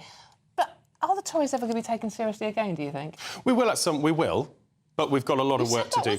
Some level of confidence. We will. We will. But there's things we need to do first. You know, we need to work out, one, how we operate at Westminster as a parliamentary party, and it cannot be that just people who are unhappy that they didn't get the job they wanted can start machinations and mucking about. Second, we need to have a really strong think about what are we here for? You know, what are we actually... When you put a blue rosette on, what are the policies you're going out and arguing for? What is the vision you want to set out to the country? And then third, you know, we actually need to make sure we have a team there that people say, yeah, that's a credible team, ready to deliver. Clearly, back in July, you know, we didn't look credible. We looked a shambles in how we operated. We didn't have a vision that we could particularly articulate. And adding on then the fact that we spent most of the previous 2 years seeing people arguing around with each other at Westminster, and with a chunk of that being very much motivated by the fact that people hadn't got the job they wanted. But this isn't going to help you. You're just in the process of selecting a new leader. And frankly, Graham Brady, delicious though it might be to read about it, isn't helping the party here, is he? Well, it's probably not particularly and also the whole process, the previous chairs in the 1922, people like Marcus Fox, were people who you knew about, but they were very, very tight-lipped in public. The whole point of it was almost like a confessional in the Catholic Church, that the leader and the 22 chairmen talking and discussing and knowing that they wouldn't find what they both said coming out into the media. Graham was perhaps a little bit different, a bit more high profile, perhaps some would argue because of what was going on around the 1922 at that time. This is but really it's not going helpful. to stir things. But it'll a bit, but yeah, let's be honest, we're at least 4.5 years away from a general election. We might well win, probably 4 years away from any general election. So, these things at the moment are interesting, but they're not going to define the future. The Lib Dems, in a brilliant interview with Chopper on a political podcast, have said they will never, ever work with reform as with regard to proportional representation. Can you see a time that the Conservative Party will work with reform to get the Labour government out? Well, look, we need to deal with the issues that drove people to vote reform. I don't see us doing formal pacts and deals, and one of the reasons I don't like those is it treats voters like bargaining chips. You know, people's votes are not chips for example, our next leader and Nigel to sit around a table and sort of say, well, tell you what, you have these chips and if I can have those. That is not how people vote, and some voters would react very, very badly to that if that's how they felt they were being treated. But it doesn't mean we don't need to deal with the issues that drove people to vote reform. You know, that lack of vision, lack of competence. You know, people feeling frustrated. They want to see the benefits of levelling up. They don't want to see things like, you know, people in West Cumbria today waking up. You know, the idea of regeneration, the new mine coming back. You know, that's now not going to happen. But, you know, we're going to buy metallurgic coal if we need it from other countries. It's not like metallurgic coal isn't used to produce steel. In fact, we're now going to buy steel from places like China or more, which is hardly a net zero champion. So we need to really get in and tackle those issues, rather than think like it's some sort of Westminster parlour game where we can get in a room with Richard Tice and Nigel and decide how millions of people are going to vote in particular areas. That's not how But that's how you win work. elections, Kevin, and you didn't say no. Well, we should always talk and look to try and get people on board, but I would say no, I cannot see us having a sort of formalised pact style arrangement. Who's your next leader?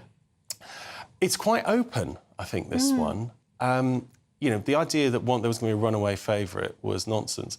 I think for me, Robert Jenrick's got a very good analysis on immigration and where it went wrong. Kemi's got got her pitch, and James Cleverly was worked as Home Secretary and perhaps quite got round the party as chairman before the election before Have you made the up your last. mind yet?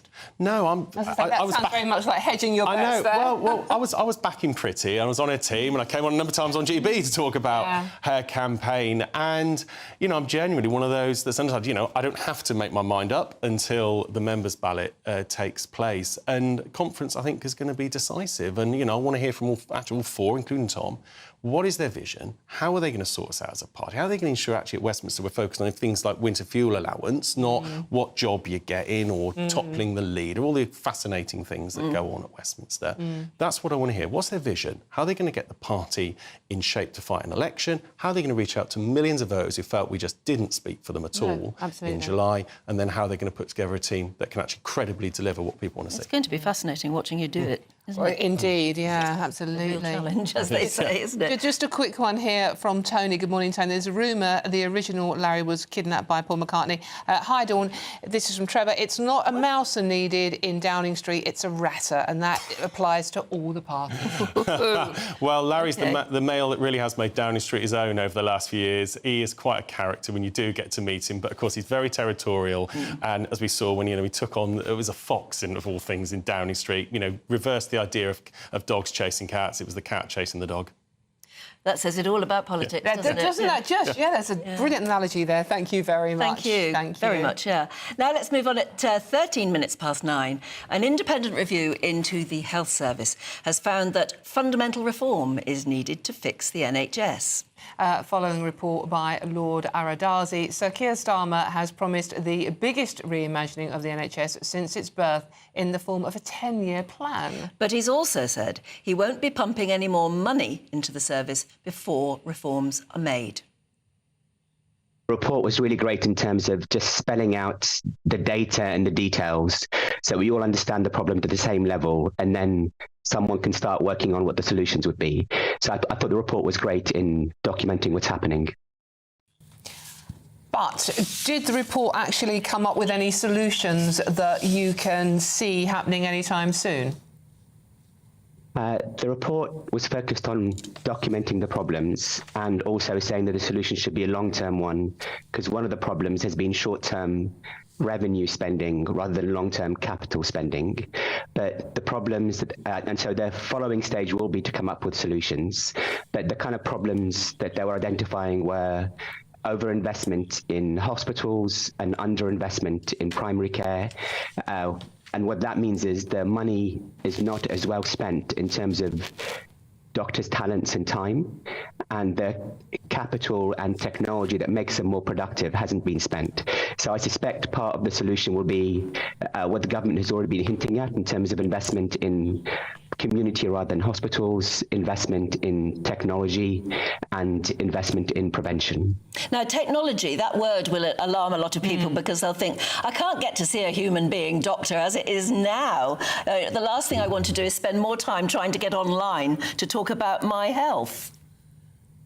So technology is lots of things. If you need an operation, what matters to you isn't booking your appointment easily or seeing your test results after the appointment. It's getting to see the surgeon.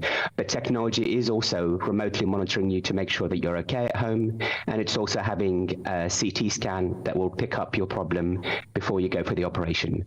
So it's really all about things that make the healthcare system more productive and things that allow the people at home to look after themselves whenever it's possible. It makes just everyone more productive.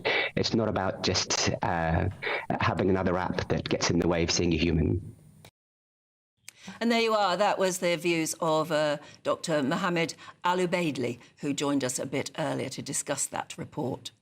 Right now, exactly 9:15, let's have a look at some other stories coming into the newsroom this morning.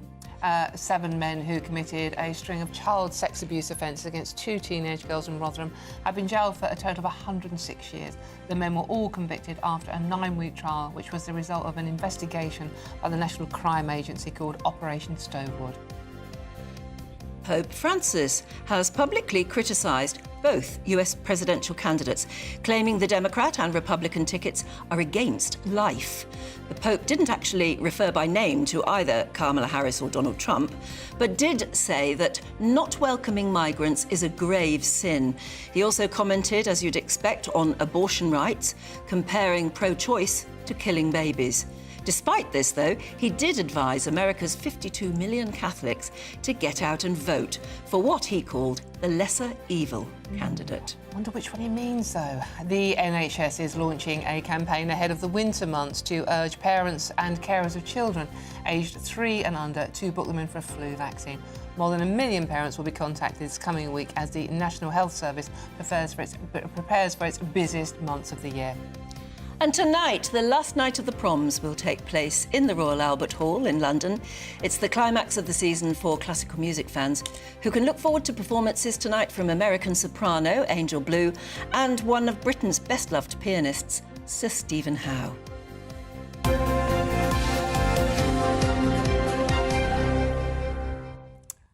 But shall we? It's the weekend, so should we find out what the weather's doing? What do you reckon?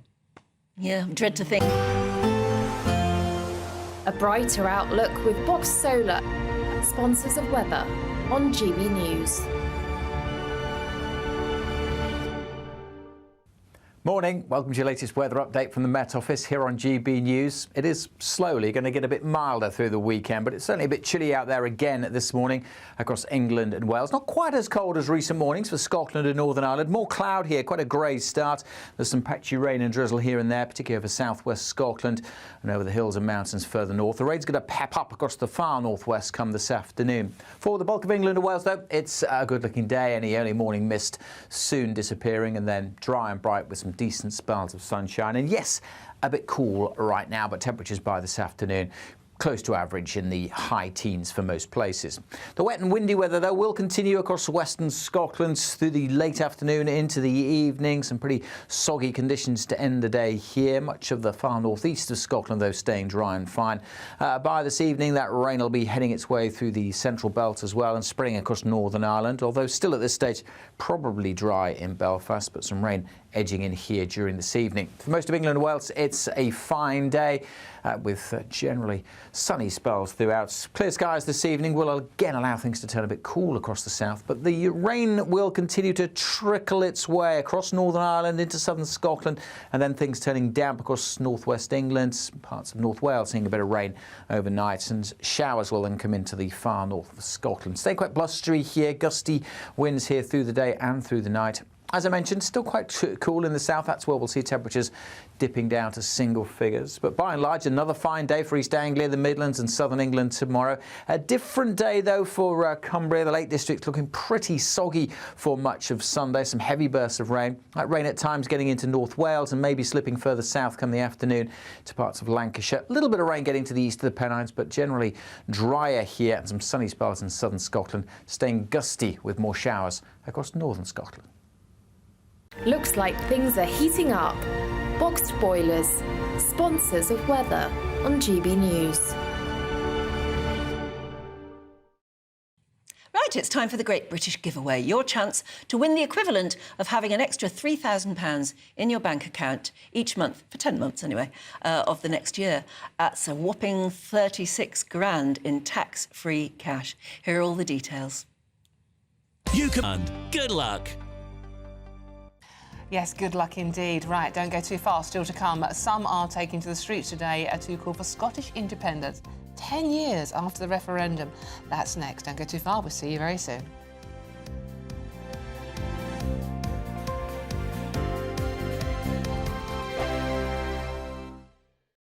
Mark Dolan tonight is your weekend dose of news, debate and entertainment. This sounds like a wild conspiracy theory. Don't miss My Big Opinion. Mark meets at My Take at 10. Democracy is a funny old thing. And we don't do boring. Not on my watch. I just won't have it. Let's go and get another glass of that bubbly. You've earned it. That's Mark Dolan tonight, Saturday and Sunday, 9 to 11, only on GB News, the People's Channel, Britain's news channel. This is GB News, Britain's news channel. This Bank Holiday Monday, we'll be celebrating National Dog Day by uncovering how many pet owners would rather spend the bank holiday with their pet over their partner. In fact, new research has uncovered the 5 key personas that make up Generation Pet. That's a new wave of post-pandemic pet owners, with 58% saying they worry about their pet being diagnosed with a serious illness. Well, joining us now to tell us more about how we should be caring for our pampered pooches is Dr. Edwina Gildia. Some of the interesting facts coming through that is that 80% of us think that pet as part of the family. The new pet owners who have come on board during the pandemic, there's a lot to learn with being a new pet owner. Interesting facts, as you mentioned, a third of pet owners are preferring to spend time with their pet this weekend over their partner. 60% of pet owners, and dog owners specifically calling them out, say that their dog improves their mental health, and 55% noting that improves their physical health by getting out and about. It's also about showing that love and appreciation for these animals which don't ask anything of us but love. That was another point that came through this research that we did at Zoetis UK, is that they bring a purpose to life. And I think that's another thing to call out. It's so important for ourselves, for society to have that purpose. But with that comes responsibility. And that's ensuring that we do support their health, and we know how to do that as well. If you'd rather spend your bank holiday with your dog than your partner, maybe we've got too much of an over-reliance on our pets? I think it depends on what way you look at it. For some people, it may be a connection. I think it's a positive thing that we have, and we should celebrate it. GB News, the People's Channel.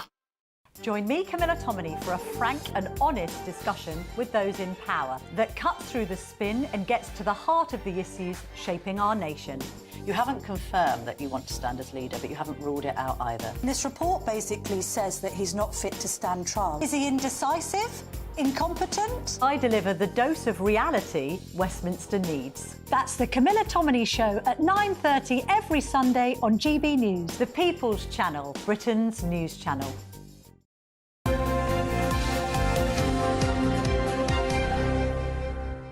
Good morning. If you've just joined us, 9:24. You're watching and listening to Breakfast with Dawn and Anne this morning. Yes, hope you're having a wonderful weekend out there. And now, this coming week will mark 10 years since the last Scottish independence referendum. But despite 55% of Scots voting to remain in the United Kingdom, remember that, there is still some fighting for another referendum, with an independence rally taking place today. Joining us now is GB News Scotland reporter Tony Maguire. Tony, good morning. Lovely to see you this morning. OK, are we expecting a lot of people to turn out at this rally? I mean, it seems to be waning in interest. Is that the right reading of it? Yes, good morning to you both. That certainly is definitely one interpretation of how things have been. You know, here at GB News, we've been kind of following along with all the Scottish independence rallies that happened through the year. And certainly the last time I was here in George Square was around April, when Humza Yousaf came out and addressed the crowd to tell them on a beautifully blistering Scottish summer day that the sun always shines on the righteous.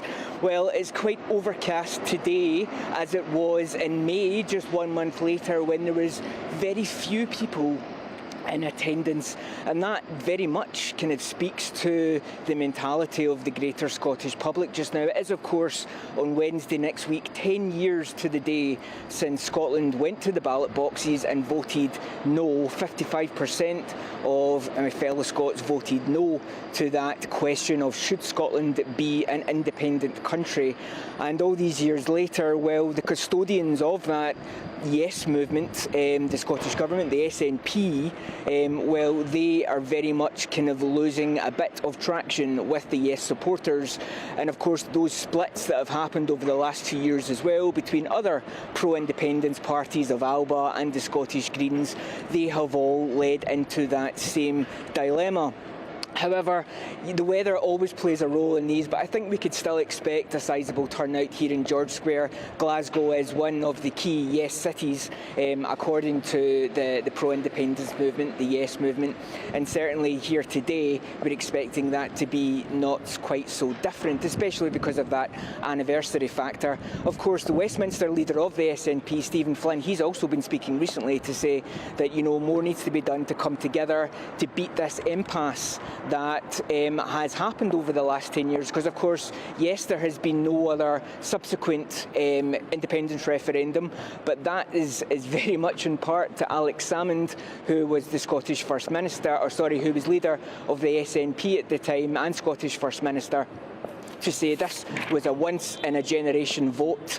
Well, that generation isn't quite done with yet, and of course consecutive Prime Ministers have said no. That hasn't stopped it being very much a 50-50 split generally across polling, but you know, even some recent polls have support all the way down below 40%. So today here in George Square, it'll be interesting to see how things unfold. This is a debate now that has rumbled on and really through various legal and political means has just hit brick wall after brick wall. However, there is quite a large proportion of the population who is still very keen to see an independent Scotland some point in their lifetime. Brilliant. That's Tony Maguire, GB News Scotland reporter, bringing us up to date on the Scottish Independence Rally today. 10 years. It seems like only yesterday, Gosh, actually, but it was also going to be the last time ever, wasn't it? But still, they call for another one. Once in a lifetime. Well, I guess 10 years could be kind of a lifetime. Sometimes it feels like it. It certainly does, the way politics are going at the moment in Scotland and in England and the rest of the UK. It's but it could be worse. We could be American. Well, yes, and isn't that fascinating? I mean, while I was away, I stayed up all night watching the debate. So did I. What did you make of it? I thought she was very impressive. Yes. And I just found her tactic very interesting. She came out, clearly she was going to deliberately make points that would make him really irritated. Yeah. And she got under his skin. Yeah, she really did. Yeah. And that's why, are you surprised that he said no more debates?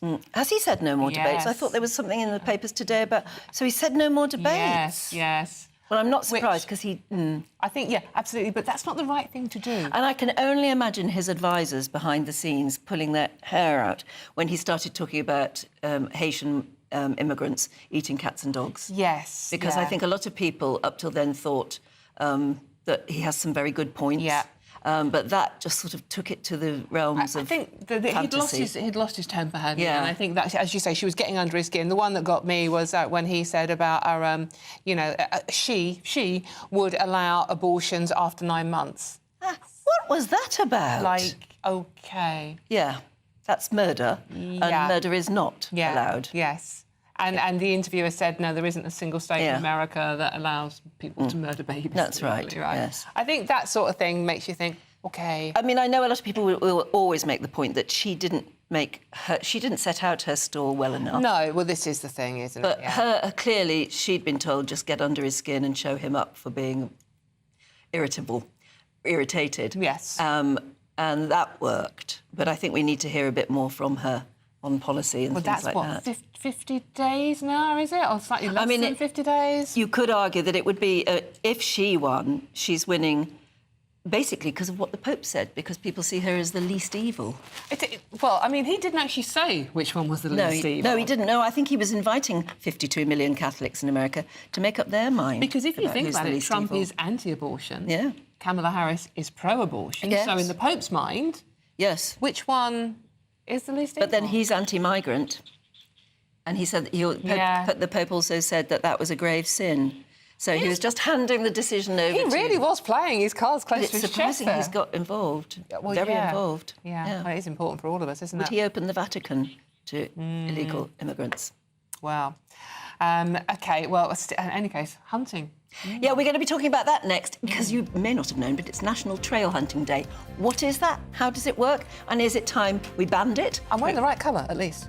Oh, yes, you are. Crimson blazer. You'll be on your stallion galloping out of here soon. It's enough about my weekend. Yeah, you're watching GB News at breakfast, just in case you didn't know, with Dawn and Anne. We'll be talking about National Trail Hunting Day in just a couple of moments. This is GB News, Britain's news channel. Did you know several Paralympic GB track and field athletes aim to go for gold this summer in Paris? So aside from pure talent, a British firm has incorporated, get this, space technology in the materials of running clothes to help athletes perform at their ultimate capacity. I'm not sure if I believe this, but we'll find out in a sec. Trailblazing scientists, engineers and designers at British firm Rheon Labs have taken an idea first used in a NASA project, and they've now developed it for over 15 years at Imperial College in London. First of all, please can you explain to us a bit more about how and what this incredible technology is? Yeah, well, as you mentioned, our founder, Dr. Dan Plans, spent many years developing these kind of dynamic materials. That means they behave in what's called non-Newtonic way. So they don't follow the rules. Effectively, they can change their behavior depending on kind of stress or stretch you apply to it. So what you get on an athlete level, if you imagine you have a garment, it's supercharged. It's such that the garment changes its support depending on your movement or your activity or the speed at which you run. So you're saying that it generates, what, more sort of kinetic energy, is that right? Not quite. It makes you effectively make more out of your own energy. Spot the athletes with the wavy curves and stripes, you'll see that. So that's superpolymer we have in combination with these stripes that are kind of built around the way your muscles moves. You said the difference between first and fourth place is a fraction of a percent. Yeah, that's the very main difference it makes. So even if you manage to kind of make more of your own energy and improve your performance by 1%, that's the difference between podium and non-podium. GB News, the People's Channel. Every Saturday, 10 till 12, we'll bring you all of the news that you need to know. We'll also remind you that there is so much to smile about. It's my favourite time of the week. I get to relax, enjoy some light-hearted stories, and let Ellie teach me about fashion too. That's Saturday Morning Live, every Saturday, 10 till 12. Only on GB News, Britain's news channel. We're proud to be GB News, the People's Channel. And as you know, we always love to hear your views. Now, there's a new way of getting in touch with us at gbnews.com/your-say. By commenting, you can be part of a live conversation and join our GB News community. You can even talk to me, Bev Turner, or any of the members of the GB News family. Join me, Nana Okoye, for an informative, interactive news programme with a difference. It's fun. No, he didn't say that, though. I'm so surprised. I think there's an element of truth to that. Join me from 3 p.m. every weekend, only on GB News, Britain's news channel.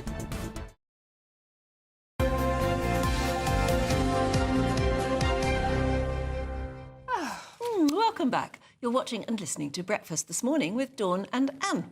Yes, and I'm not driving you mad, am I? No, not at all. No, you just, yeah. Well, not okay. No, I'm not. No. But having fun. Thank you for all the lovely messages, by the way. Well, yeah, really, we've had really some nice appreciate ones. it. Yeah. Don't start. We've had some nice ones. Today is National Trail Hunting Day. That's an annual event that showcases the best of hunting. OK, but with the new Labour government threatening to outlaw the practice, could be the last of its kind? Well, let's find out all about it, because a lot of people thought hunting was banned. I did, actually. And this is trail hunting, right? GB News' Yorkshire and Humber reporter, Anna Riley, is in Charm Park in Scarborough, where the hunt is getting underway later this morning. Anna, tell us all about it, because we're not sure what it is. No. Good morning. Well, it is an annual event, National Trail Hunting Day, and it's run by the British Hound Sports Association. I'm joined by two of their members this morning, Ross and Gareth. Ross, just introduce yourself for me, what you do, what you'll be doing today, and what this event is all about. Hi there, I'm Ross Crawford, I'm Master Huntsman of the Beedale, and this event has been put on to showcase what we do on a day-to-day basis on the hunting field. There are going to be a couple of trails laid and we're going to hunt them today, but the main aim of today is to obviously showcase what we do and protect our hounds, which are their bloodlines and breeding lines can be traced back over 400 years, and that I think is the most important thing, a way of life and protecting our hounds, and I hope you see and enjoy that today. And of course fox hunting's banned. The Labour government in its manifesto want to ban trail hunting, but what exactly is trail hunting? What will you be doing when you lay this trail today for the hounds to follow? So trail hunting, for me, it's easy because I've always hunted after the ban, but it's to mimic what used to be done before the ban. So a trail is laid, the huntsman doesn't know where the trail is being laid, and his job is to find that trail and hunt that trail with a pack of hounds. And that's the scent of the fox? Yes, an animal-based scent, yes. So what would you say to animal rights groups, Gareth, when they say this is still cruel and a fox is still found at the end of this trail? Well, that's just completely untrue. And unfortunately, we do get spurious allegations as such, but there are over 12,000 hunting days each year carried out, and it's just not the case. We have thousands, tens of thousands of people that take part in these events, and these people wouldn't take part in that event if that was actually the case. It's just untrue. So what exactly does happen then? Have foxes ever been found at the end of these trails? Not so much at the end of a trail. If the hounds are seen to be on a live quarry, then they're quite receptible, the hounds, and the huntsman's job is to just blow them back and go and retrieve the actual animal-based scent that we've actually laid somewhere in the trail that we've laid. So again, cases are very rare, but if they are, there's the whipper-ins and there's the huntsman, and they can just blow the hounds, control those, and go back to the actual trail that we're on. And what would it mean if the government did ban trail hunting? Well, it would mean a number of things. It would mean an end to the way of life for a lot of people, and also the main thing is, it's the hounds. There are over, I think the number is about 30,000 hounds in the country registered with packs. And what would they do? What would happen to those hounds? I mean, the end is so uncertain for those hounds, and they're a lovable thing, but they can't, they can't be a pet. They're a pack animal. They're in a pack, and it would just, I'm getting upset talking about it. It's tragic what would happen to those. The end is so unclear. Thank you, Ross and Gareth, and we're going to be here throughout the morning and this afternoon as this trail hunt gets underway. Yeah, it'll be lovely to see it. A hunt is one of those things that's wonderful to see. And then you have to remind yourself what it's about. It's incredibly divisive. Yeah. We were out and about in the West End yesterday. We saw they were maybe launching this, but all in their crimson suits and they were posing for pictures. Maybe it's something to do with this. But what time does it all start again, Anna? Starting at 11 till 1, then it'll be going on today. It'll be very colourful, there's no doubt about that. Yeah. Thanks very much indeed. Yeah, I mean, you may have a view on hunting, and I do. When I seriously think about it,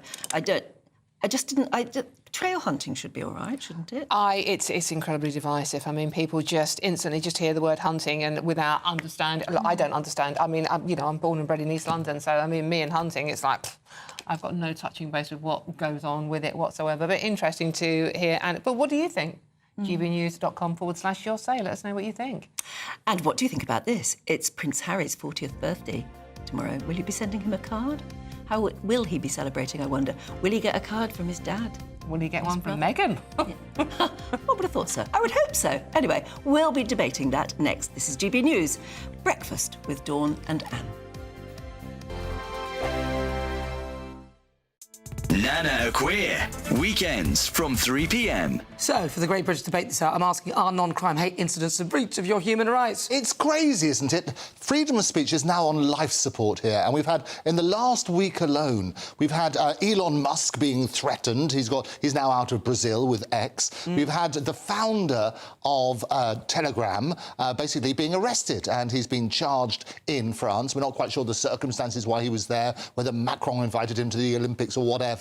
But he's been arrested under several charges. And we've had all sorts of people who've been speaking out are basically being shut down. So it has to be freedom of thought. It has to be freedom of expression. It's one of our fundamental rights under the Human Rights Act of 1998. Article 10 gives you the right to express your opinion and also to air that publicly. It's basically, I say something that somebody doesn't like, so probably one of my monologues. Then somebody can then inform the police that I've upset them in some way.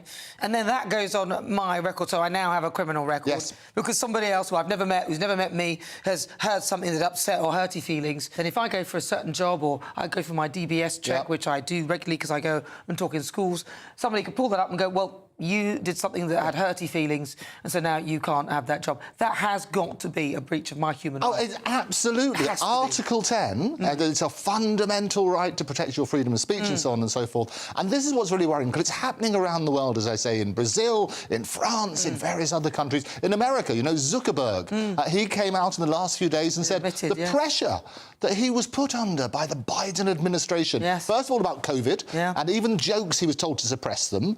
The other thing that he was saying about the Hunter Biden laptop. And he said he couldn't speak about that because they were telling him not to. And what he did, he had to fact check, and he turned around and said he regretted that, because the reality is you're working on that sort of basis. GB News, the People's Channel. Join me, Camilla Tominey, for a frank and honest discussion with those in power that cuts through the spin and gets to the heart of the issues shaping our nation. You haven't confirmed that you want to stand as leader, but you haven't ruled it out either. This report basically says that he's not fit to stand trial. Is he indecisive? Incompetent? I deliver the dose of reality Westminster needs. That's the Camilla Tominey Show at 9:30 every Sunday on GB News, the People's Channel, Britain's news channel.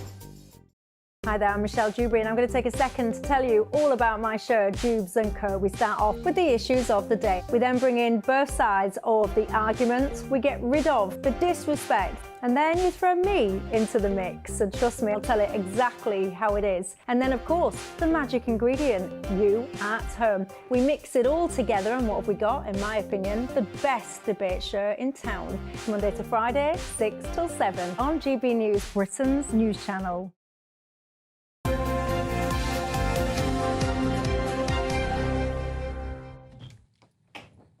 Welcome back. You're watching and listening to Breakfast with Dawn and Anne. Now, Prince Harry is 40 tomorrow. We have to talk about age and we were talking earlier about how old does that make you feel that Prince Harry is 40, because we all remember him as a little toddler, don't we? Oh, God, yeah. I interviewed his mum when he was literally a baby in arms.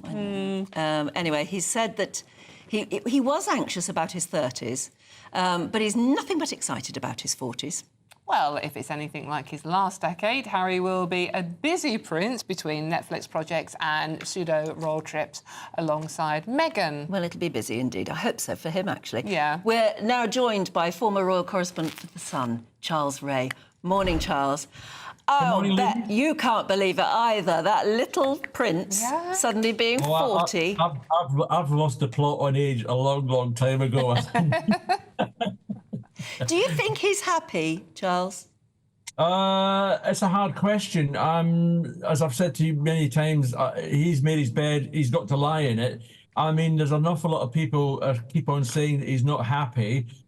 He doesn't look a happy man. Whether these rumours of him wanting to come back into the royal family are true, I'm not so sure. But it's interesting, though, and Dawn, that he issued an 84-word statement praising his two children, you know, the greatest things, as most parents would do, praising his children.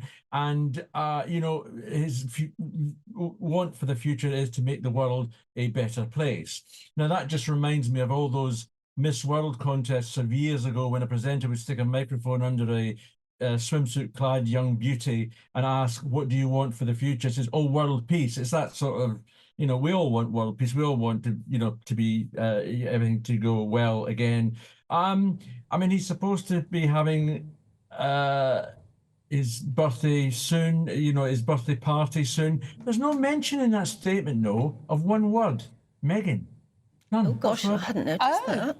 I hadn't noticed that. No, he's no praise for Meghan. And let's not forget, this is the guy who, every time he has an opportunity, a microphone's placed in front of him, he's gushing about Meghan. So he's, and of course, we're now going to get conspiracy theories saying, hey, he's not mentioned Meghan, that's it, the marriage is over, he's coming back next week. You know, that's the sort of conditions he's under now. But Charles, that's really interesting point. Neither Anne nor I had actually noticed that he hadn't mentioned Meghan. I mean, normally when we see them, they're sort of like hanging off each other, like, you know, as if their lives depended on it. I mean, as you say, we can interpret this in so many ways, but we have had a lot of stories recently about Meghan being difficult. They've got through, I think, 10 members of staff in the last few years. There's lots of stories about Meghan not being the easiest person to live with. Wow, no, you're right. She's not an easy person. I mean, we've got track records of when she was back in the palace and her conflicts with various members of staff and various members of high-ranking courtiers as well. Now, that's continued into her non-royal life. And, you know, we're talking about Harry going off with some mates on a Jolly Boys outing for the weekend. I'm not sure if it's this weekend or next week. It can't be this weekend because he's going to be with his wife. But those guys, she has alienated a vast majority of those friends of his.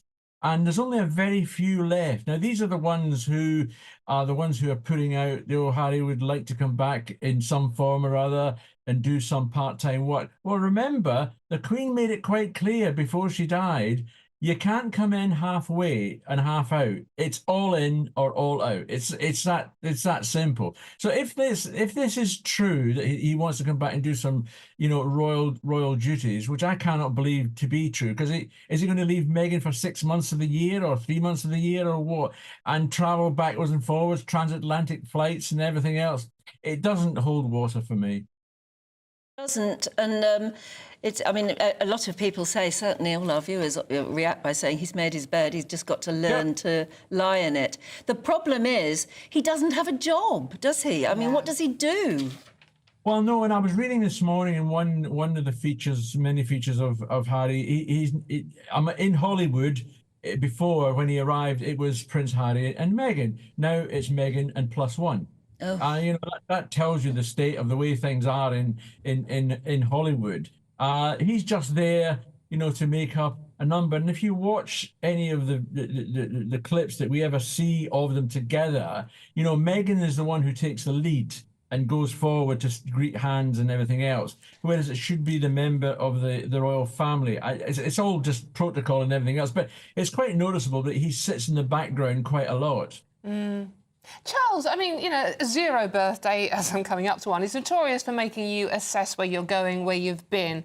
He served his country in Afghanistan. Yeah. He's been, a man at the front of, doing manly things. And now he appears to, certainly all our viewers, to be well and truly under the thumb.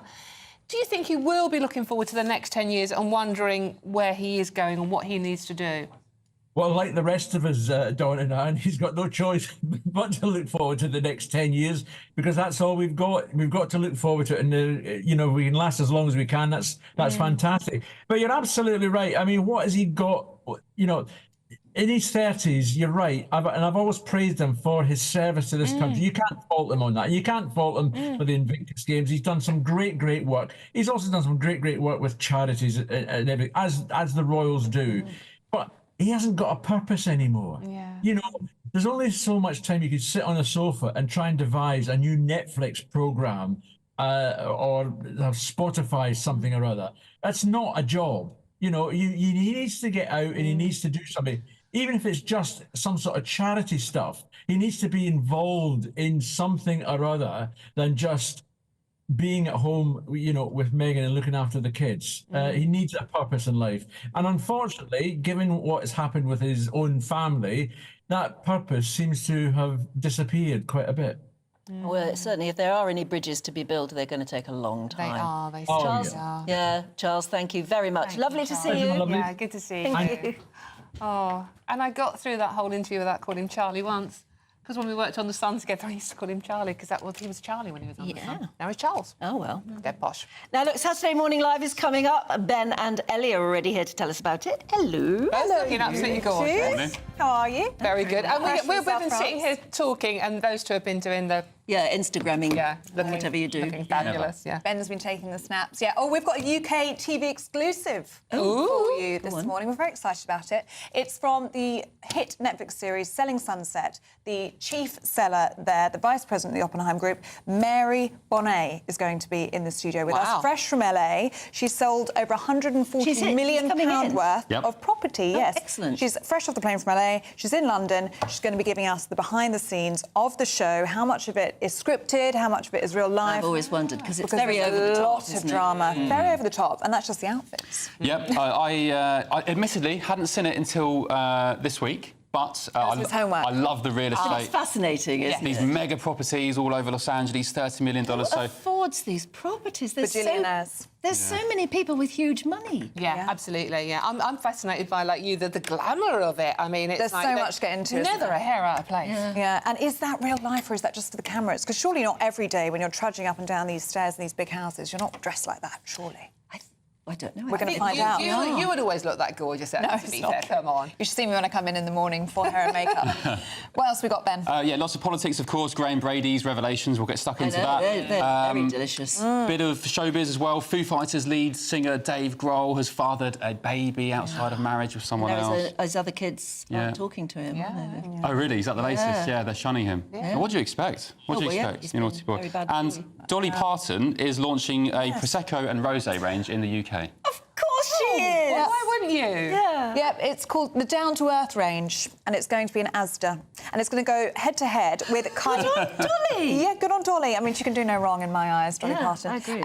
And it goes head to head with Kylie Minogue, who has a rosé, which is also in British supermarkets. So who's going to come out on top? And that's doing really well. Kylie's It range is has doing been really well. Mega successful, hasn't it? Yes. Cliff Richard has a wine, doesn't he? Yeah. Because I know he's got vineyards, but I mean, he has his own wine. He has his own wine. This is the latest. This is the thing to be doing. Lots of celebrities When you're do. rich and famous, you get a vineyard. There's clearly money to be made. Well, the UK, the south of England especially, is trumping a lot of French vineyards now, for sparkling wine especially. It's the same soil, you see, and now it's the same climate. Yeah. I've done a whole thing about this. But basically, the soil that is in, the Champagne region goes under the Channel and comes up again in Kent. Oh, is that right? Yeah, it's the same sort of soil. sweep. And now we're 1 degree warmer. It takes it into that category. We can't call it champagne. can't call it champagne, but they're the can same we? grapes. And the huge French wine houses like, Bollinger and Tattinger and all the rest of them, they're buying acres and acres and acres of Kent. Countryside. Yeah, there's a few near me in Sussex. Night Timber's just around the corner. Oh, that's lovely, A Night couple of Timber. others. Yeah. But it's And very expensive. perhaps that's the way and to if go. you taste it, it's beautiful. Yeah. It is lovely. No, English sparkling wine is stunning. Yeah, I'm so assuming you will be having We will a be taster. trying that. I mean, it would be rude not to, wouldn't it? Well, So yes. We'll be doing that. And we're also going to be getting into the big sleep report, because Brits aren't getting a lot of sleep, which I don't think is much of a surprise, especially on these shifts. How many hours do you get? 4 or 5 on average. Are you joking? It's very Maggie Thatcher. Yeah, but you're very... But, I mean, what we do is very anti-sleep. It is. But why aren't other Brits are struggling. Well, apparently it's actually also a part of it is the changing in seasons. Now that it's dropped and got a bit colder, people are really struggling to Yeah, get you sleep. don't know where you are. And our phones aren't helping, are they? And the blue light from our phones in the bedroom. And US politics update, of course, as well. Donald Trump, Kamala Harris, they're eating the cats, they're eating the dogs. Oh, and the Pope is saying you need to vote for the lesser of two evils. I know. Without saying which was which. Yeah, I know. It's an interesting world we live in now. Yeah. Lots to get through, yeah. Anyway, so you're back in a few minutes, and I'm back tomorrow. And we don't know when you're back. No, I'm back tomorrow as well, but I'm doing lunch tomorrow. I'm with you tomorrow, and see you then. OK. Have a good day. Thanks for whatever watching. You do. Have a lovely great day.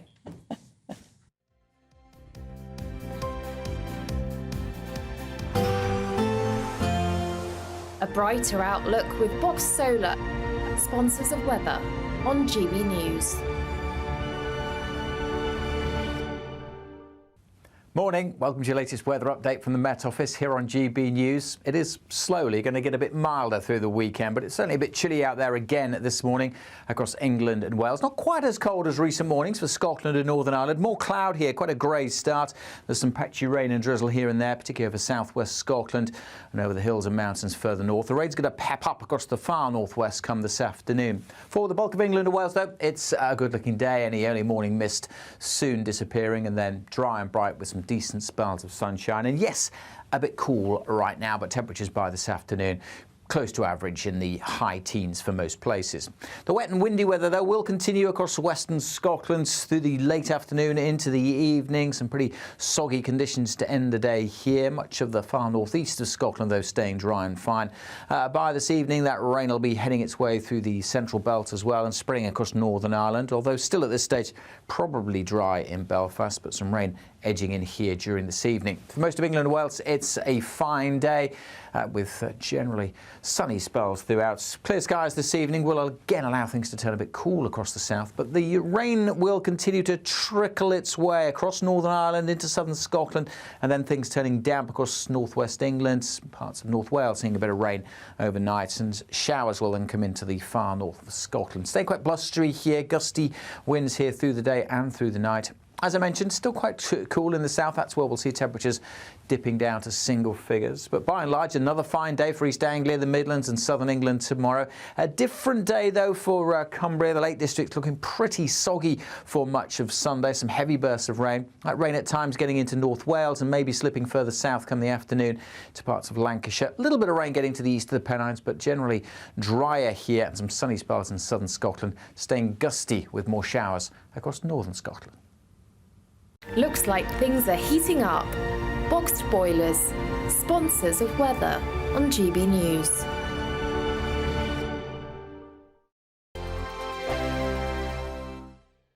You good luck.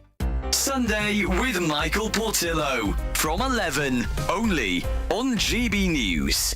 On Tuesday, the 3rd of September, at St Paul's Church in Wilton Place in London, a lucky few will sing highlights from Mozart's Don Giovanni in front of a paying audience with an orchestra and under the baton of Gary Matthewman, the conductor and artistic director of Brunswick Vocal Arts. Why is it important that young singers have this opportunity with an orchestra? There's a gauntlet, if you like, that I think lots of young singers have to run between finishing the relative comfort of their conservatoire education and becoming firmly established as professional singers. Lots of the ones who show real verve and real promise and work really hard end up for a little bit too long being trapped in a kind of cycle of being the understudy, but some of them are ready to kind of go that extra mile and reach that next milestone. And we as a charity thought, well, what a lovely thing it would be to handpick some of these best young singers, give them intensive coaching on the role that they're going to perform, give them the chance to work with professional players for the first time, and crucially, have the thing professionally filmed and recorded. Because the first question all young singers are asked when they meet somebody influential now is, well, what's your website? Or You have coached the singer, coaching the singer either towards a recital or towards their performance, their part in an opera. Tell me a little bit about that process. It's a case of asking them questions which make them bring a character to life, so that when an audience member witnesses this person singing, they don't just think, oh, that's a pretty noise. They think, oh, there's something going on here that I recognise. And especially in a context like this, which is related, I think, to when people sing recitals. Say they sing 20 songs in that one evening.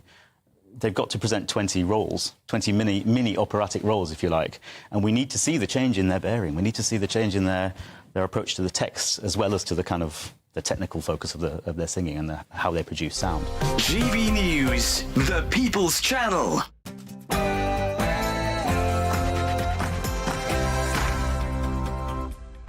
Good morning, I'm Ellie Costello alongside Ben Leo, and this is Saturday Morning Live. Very good morning to you. Happy weekend, and thank you for joining us this morning for what is promising to be an action-packed show.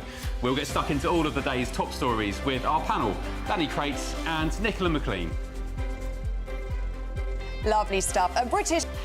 And we'll be joined by a former detective and the director of CrimeCon to share with us an upcoming true crime event in the UK and why the genre is gaining massive popularity over here.